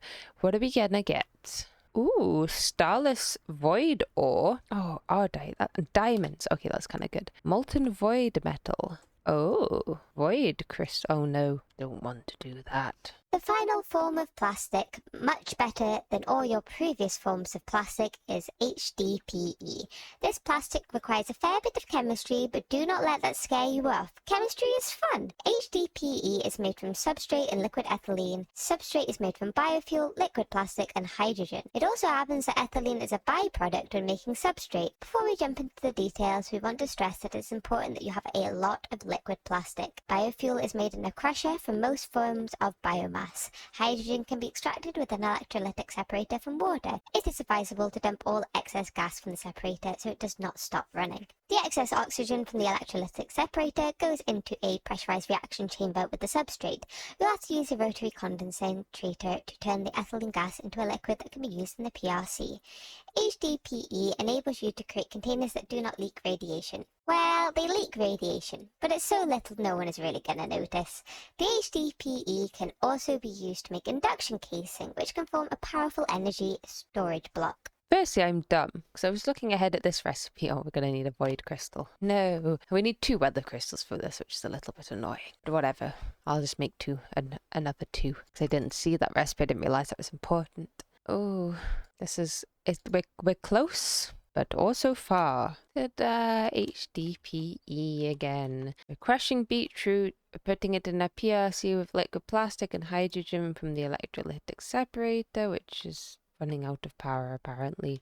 Oxygen and ethylene goes in here with the substrate to make HDPE. It's very slow. Let me link this to another power cell. After some thorough researching of the starless void ore that your venerated worldworm found, we've come to the conclusion that it's suitable for making an incredibly dense metal called neutronium. You will need a new machine that is advanced enough to make it. Use Schematica to construct the dense neutronium collider. It's mostly made out of dark steel blocks and refined obsidian. The tank in the middle has to be filled with nuclear waste. The 3 three primary components of neutronium is void crystals, ion singularities, and quadruple compressed cobblestone. Void crystals are made out of the melted void metal you can procure from starless void ore. You also need a lot of lead crystals. They are made from a chemical process where you dissolve lead ore into sulfuric acid, then that slurry is cleaned and crystallized. Making lead crystals is a fun chemical puzzle. We won't spoil it entirely for you, but you'll need a lot of machines, and I'm sure you'll really enjoy it. Okay, it's been a while later, and we have set up the lead crystals. Once I figured out what I needed, it was fine. I actually don't mind. I just hate having to make all of this stuff when it's expensive, but it's whatever, we did it. We have a chemical oxidizer with sulfur, not sulfuric acid in it, being melted, mixed in a chemical infuser of oxygen, which is coming from this electrolytic separator. It's making hydrogen, but it's on dump excess, so it's fine. We mix the sulfur with the nope, that's the wrong one. Yes, we've done that one. It makes sulfur trioxide. Sulfur trioxide mixes with water vapor, which comes from this rotary condensator, and slowly but surely we get sulfuric acid, which goes in a chemical dissolution chamber with lead ore to get lead slurry, which then goes in a chemical washer with water to be washed and into a crystallizer to get lead crystals. It's slow, but it works. We need way more of this because we need 64 per thing. And I've also made an osmium compressor because we'll need it for the next bit, which is making this guy, which is I don't think it's too bad. So this is just avoid the ore that we already have with 64 lead crystals. The robot is fine. Needed the refined obsidian for that, so that's all right. We need 2 of those. This we've made before. It's not too big a deal. A bit annoying having to get all that terra steel again, but that's fine. A radiated nanocapacitor, again, it's not too bad. We do need a bit more nuclear waste in these things. Oh, and that requires a lot of rubbish. That's fine, we can manage that. Weather crystals we've already made, and once we have all of that, oh yes, and then there's this one. So we need actually 4 of these irradiated nanocapacitors, and we'll also need elite tier installers and irradiated neutronium, which is some more void crystals, some more nuclear waste, quadruple compressed cobblestone, and it should be 8 ion singularities because we only need 2 of those. So all in all, it's not as bad as it looked originally. So let's begin with the robots. There's 1, there's 2. I am melting down 1 starless void ore, which won't do anything because we've still got some of this left over in here. There we go. And if I put that in with 64 lead crystals, we will get our first void crystal. Now I can make some irradiated... Oh no, I need some more capacitors. Whoops. And now we're out of this one. I'll just make these. Now I need to make myself the neutron collider, which we should have everything for. It's mostly refined obsidian. Oh right, I need to put some nuclear waste in the tank. And why did I need that? I needed it to make the irradiated neutronium ingots, which we should actually be able to do fairly easily. And thanks to some AFK time earlier, this wasn't too difficult, and we can make 2, hopefully, of these neutronium things. Did they take a while? Not enough energy. Oh, I'll get a power cell directly on it. Right, well, I couldn't output enough power, so I've made 2 vibrant capacitor banks because they output 50,000. And I filled them up, and I've put this on top as well, which is running out of power. And hopefully we have enough just to make the 2. Almost. So yeah, it's 30,000 RF per tick, and that's the best way I could figure out how to do it. They weren't too bad. A bit annoying, but I guess it's fine. And there we go. So now we should be able... Oh no, I haven't made this yet. There is our irradiated nano PCB, and there is our nanobot kit. When used, it assembles a 15 by 15 above the portal hub area. Okay. Right, I'm in the hub, so I guess we just... Is it... Oh. Okay, is it this? Do I right click on this? Oh yes, I got assembly dust. Wonderful. Oh. Very well done, XE443. Everyone at the command center is very proud of you. Now the real work begins. Just put those grubby little caveman hands to use for a few more days, then we will let you have your freedom. Okay, what's going on up here then? Progress requires sacrifice. Okay. It is time for you to leave the simulation. Help us achieve our grand design and you'll be free forever. You are so close. Your final task will be to construct the black hole containment vessel. When we finally acquire it, our empire will thrive. Oh, that's right, your motivation. Give us the vessel and we will send you the item that will allow you to leave the simulation. We assume that by now you yearn to get your feet planted in reality, so make a final push, you resourceful caveman. As you might have noticed, there is a block at the back of the upper platform called the Nanobot Assembling Unit, NAUO2. You will need to make another Nanobot kit to create the exit portal. Oh, I didn't notice. It is here. Interesting.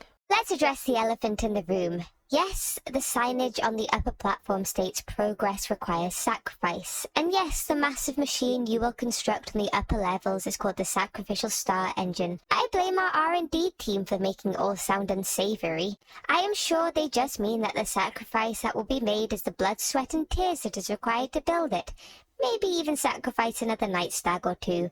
I am confident that it's not worse than that though, so you should put those thoughts out of your mind and get to work. After all, there's a ton of things to do before it will be operational. Mastery tokens are a necessary evil in making both the Sacrificial Star Engine and a few other things in the endgame.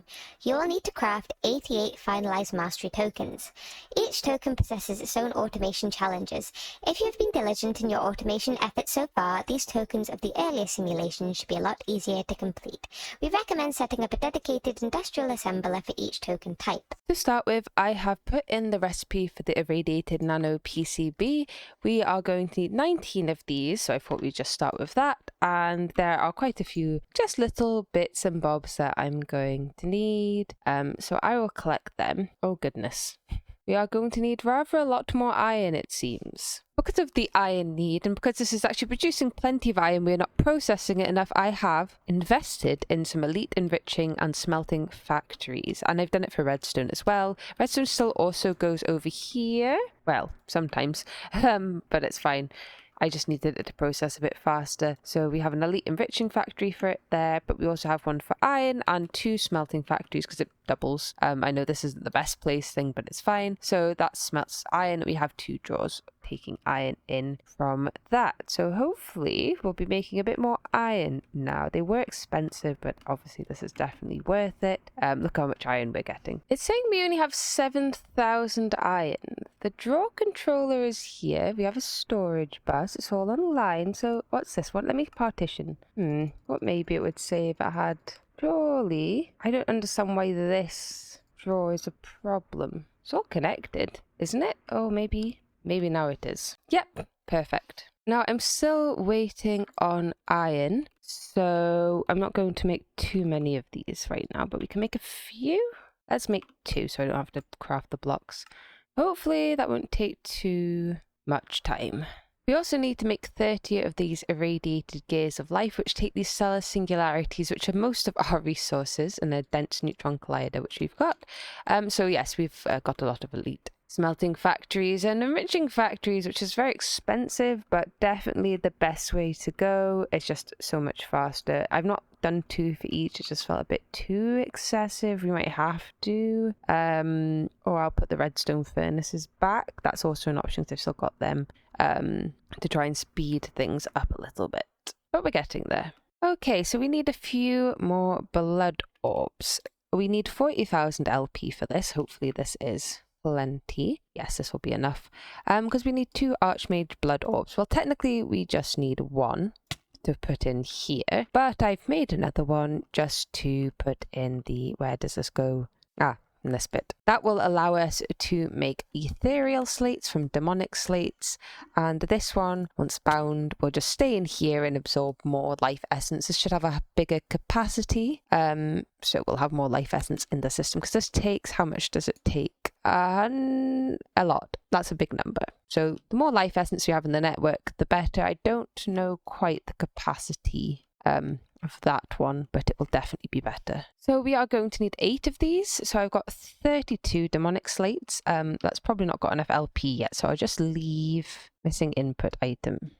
4 demonic slates. I assume it's not got enough LP, I think. Yes, probably not, because I think the other one only had 1 million capacity. So we'll see. I'm just waiting on a few things right now, so I'm just looking ahead.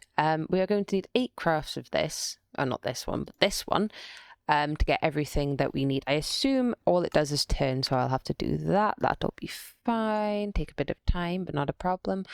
So we should be able to gather most of this fairly easily. Oh, apart from the finalized mastery token. I just sort of forgot about that part. So actually let's work on those for a minute. Okay, I put the mastery tokens in. It is a lot, but I don't think it's too terrible. So I'll work on getting some of this stuff while I wait for my gears to make and see how it goes. Another thing for my unautomated slate ossuary is these mana-infused gears, which are the sort of, what are they, vibrant bimetal gears in a mana pool. So I've made a bunch of them, and I'll just chuck them in here, and hopefully we've got enough blood. Yes, there we go. It's cooking up, and we should be getting, yes, magical gears of mana and life, which will need to be put into the altar of blessings. Oh gosh, that's a lot of blessed life essence. That's fine. I will set this up and you will be able to get it more automatically. And to actually make the gears, I will need some nuclear waste, which we are making up above. Ouch.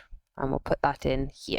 Okay, it's been quite a bit of time later, but I've been able to make the first few of our star engine casing inerts, which is very good. It might take a while to make this. The power's going down quite fast. It's a lot of AFKing, a lot of odd little setups, but it's going pretty well. I'm also getting there with the irradiated gears of mana and life, so that's good. But don't worry, while we wait, there's still plenty to do. For instance, I've made some sanguine metal and some acceleration runes. I've made all of the irradiated nano PCBs. And how many of these are we going to need? 28 of these, which will be fun.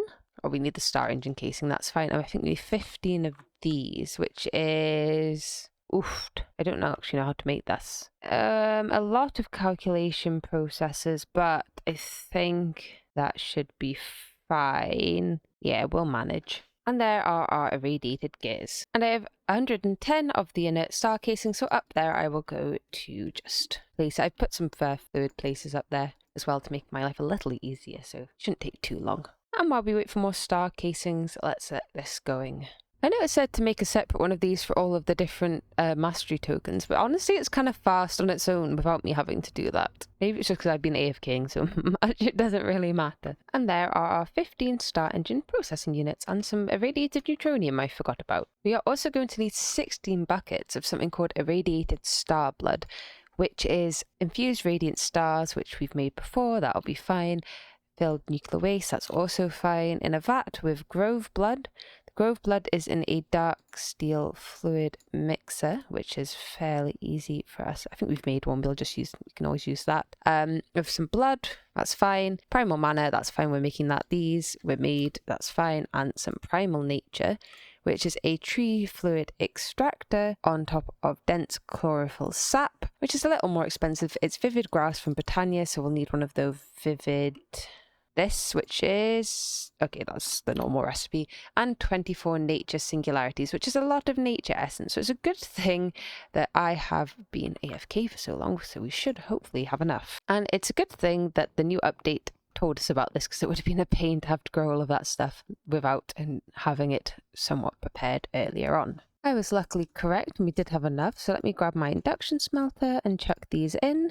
And slowly but surely we will get our dense chlorophyll sap, so we can get our primal nature to make the grove blood, which we will need, how many? So we need 16 buckets. It's a 1 to 2, so we need 8 buckets of grove blood. So we need 8 buckets of primal nature. That should be fine. I've only made 1 tree fluid extractor, but I might make a couple more to speed this up, but we are getting primal nature fairly quickly, which is nice. I used the primal nature to make myself some grove blood, so now I just need to put in these, and slowly but surely we will be getting ourselves the irradiated star blood, which I will export. I don't need to export, I can just right click into a tank. And again, we need to fill 4 of these up. That's 1, and I'll do the other 3. So I finally have everything to make this, what's it called? The sacrificial star engine. So let's see how this goes. It said it needed elevators, so I made them, but I didn't make this nano bit because I think it's because, yeah, I think these are the elevators. Oh, and this must be the basalt. I probably didn't need that either. Oh well. Yeah, that bit. So hopefully this goes all right. I think that's correct. I feel that we're going to have to break some bits. So I assume, because that's lined up with that. So I don't know if I do res print on. Oh, good, it says everything. It starts, yes. I don't know if I need to break things. Probably. This'll be fun.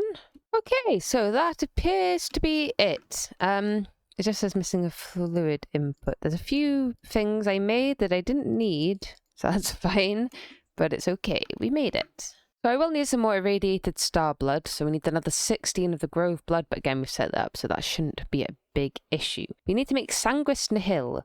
So we need 12 irradiated neutronium, which is fine. More finalized mastery tokens, fine. Block of sanguine metal, fine. And I think these 3 are the new things. Oh no, we've done this. This is just that horse armor thing. Soul crystals we're getting to, and the soul singularity, which seems actually fine. I don't know if we need to make multiple of these or not.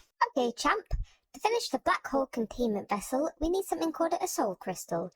The details of how we create them is not all that important, but for now, all you need to know is that you need 8 million LP in your network and a few other things to manufacture a celestial soul tether. Once you have the celestial soul tether, you will need to perform another Mark of the Falling Tower ritual. Activate the ritual with the Awakened Activation Crystal and place the celestial soul tether on the Master Ritual Stone, then stand back. Once the ritual is complete, use your hammer on the bluish crystal blocks that appeared.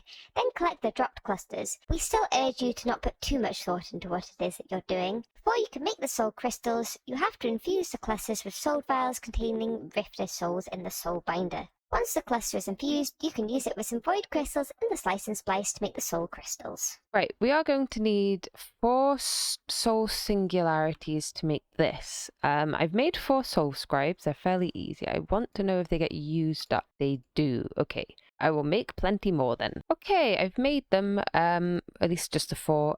This should be enough LP to make this since I've been AFK, so fingers crossed. And there we go. Let me get my, let me check. Does this take? No, it doesn't tell me. Let me grab my activation crystal. Right, so I should just, oh, I don't know if the snow bothers it actually. Okay, I removed the snow just in case. We chuck this down. Oh, okay, it's worked. We stand back. Beautiful. I actually didn't bring a hammer with me. Hammer at the ready. Let's break some of this. Oh, crystallized human souls. That doesn't sound incredibly ethical to me. So we're just going to need the 2 stacks of these to make the soul crystals. So we just need the soul binder with rifters. That's 5. Oh, contains the souls of 7,000 humans. That seems like quite a lot. Anyway, I will go to the midnight and I'll collect a rifter. Not in a soul vial. I will collect him in a mob imprisonment tool and I'll spawn him over there and enchant these. Right, everything collected. This was this recipe, which is fine. It just took me a bit of time to do. And we will start crafting our stack of soul crystals. Okay, some clicking later. Oh, I put it in the chest.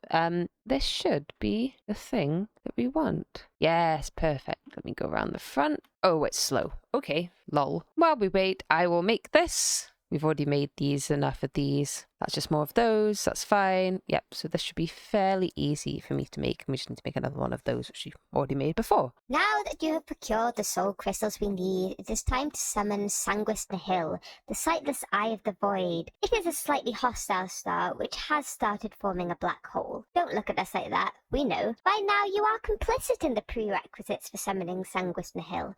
Just whip up some more soul singularities and sacrifice remains that have been anointed, and we will be on our way to harnessing the power of this malevolent star. Once it has been summoned, you should quickly craft a containment vessel. Okie dokie, here it is. A star not born of gravity, but of debt. It burns with the weight of 1 million stolen lives. That's a little scary. Let me take that with me.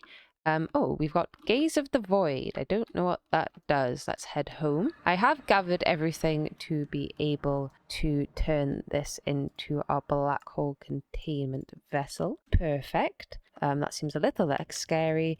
And then we want to chuck it in here with the Amadrin tablet. We want this one, please. Place order. A little guy should come and he should take our thing. There he is. Goodbye. And hopefully bring us back our escape portal. Good thing I made this already, so that's good. Yay! Escape portal. A way out? You yearn to wake up. So we appear to have everything. We need to use this on here.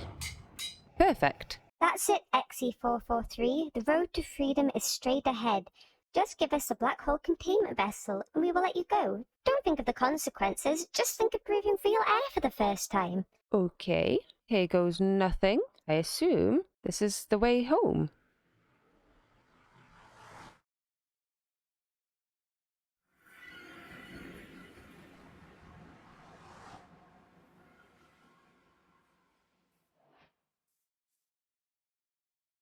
Oh, we did it! We completed the pack, and no one was harmed in the process. You have escaped the clutches of the simulation, and more importantly, Atlas. But was it worth it?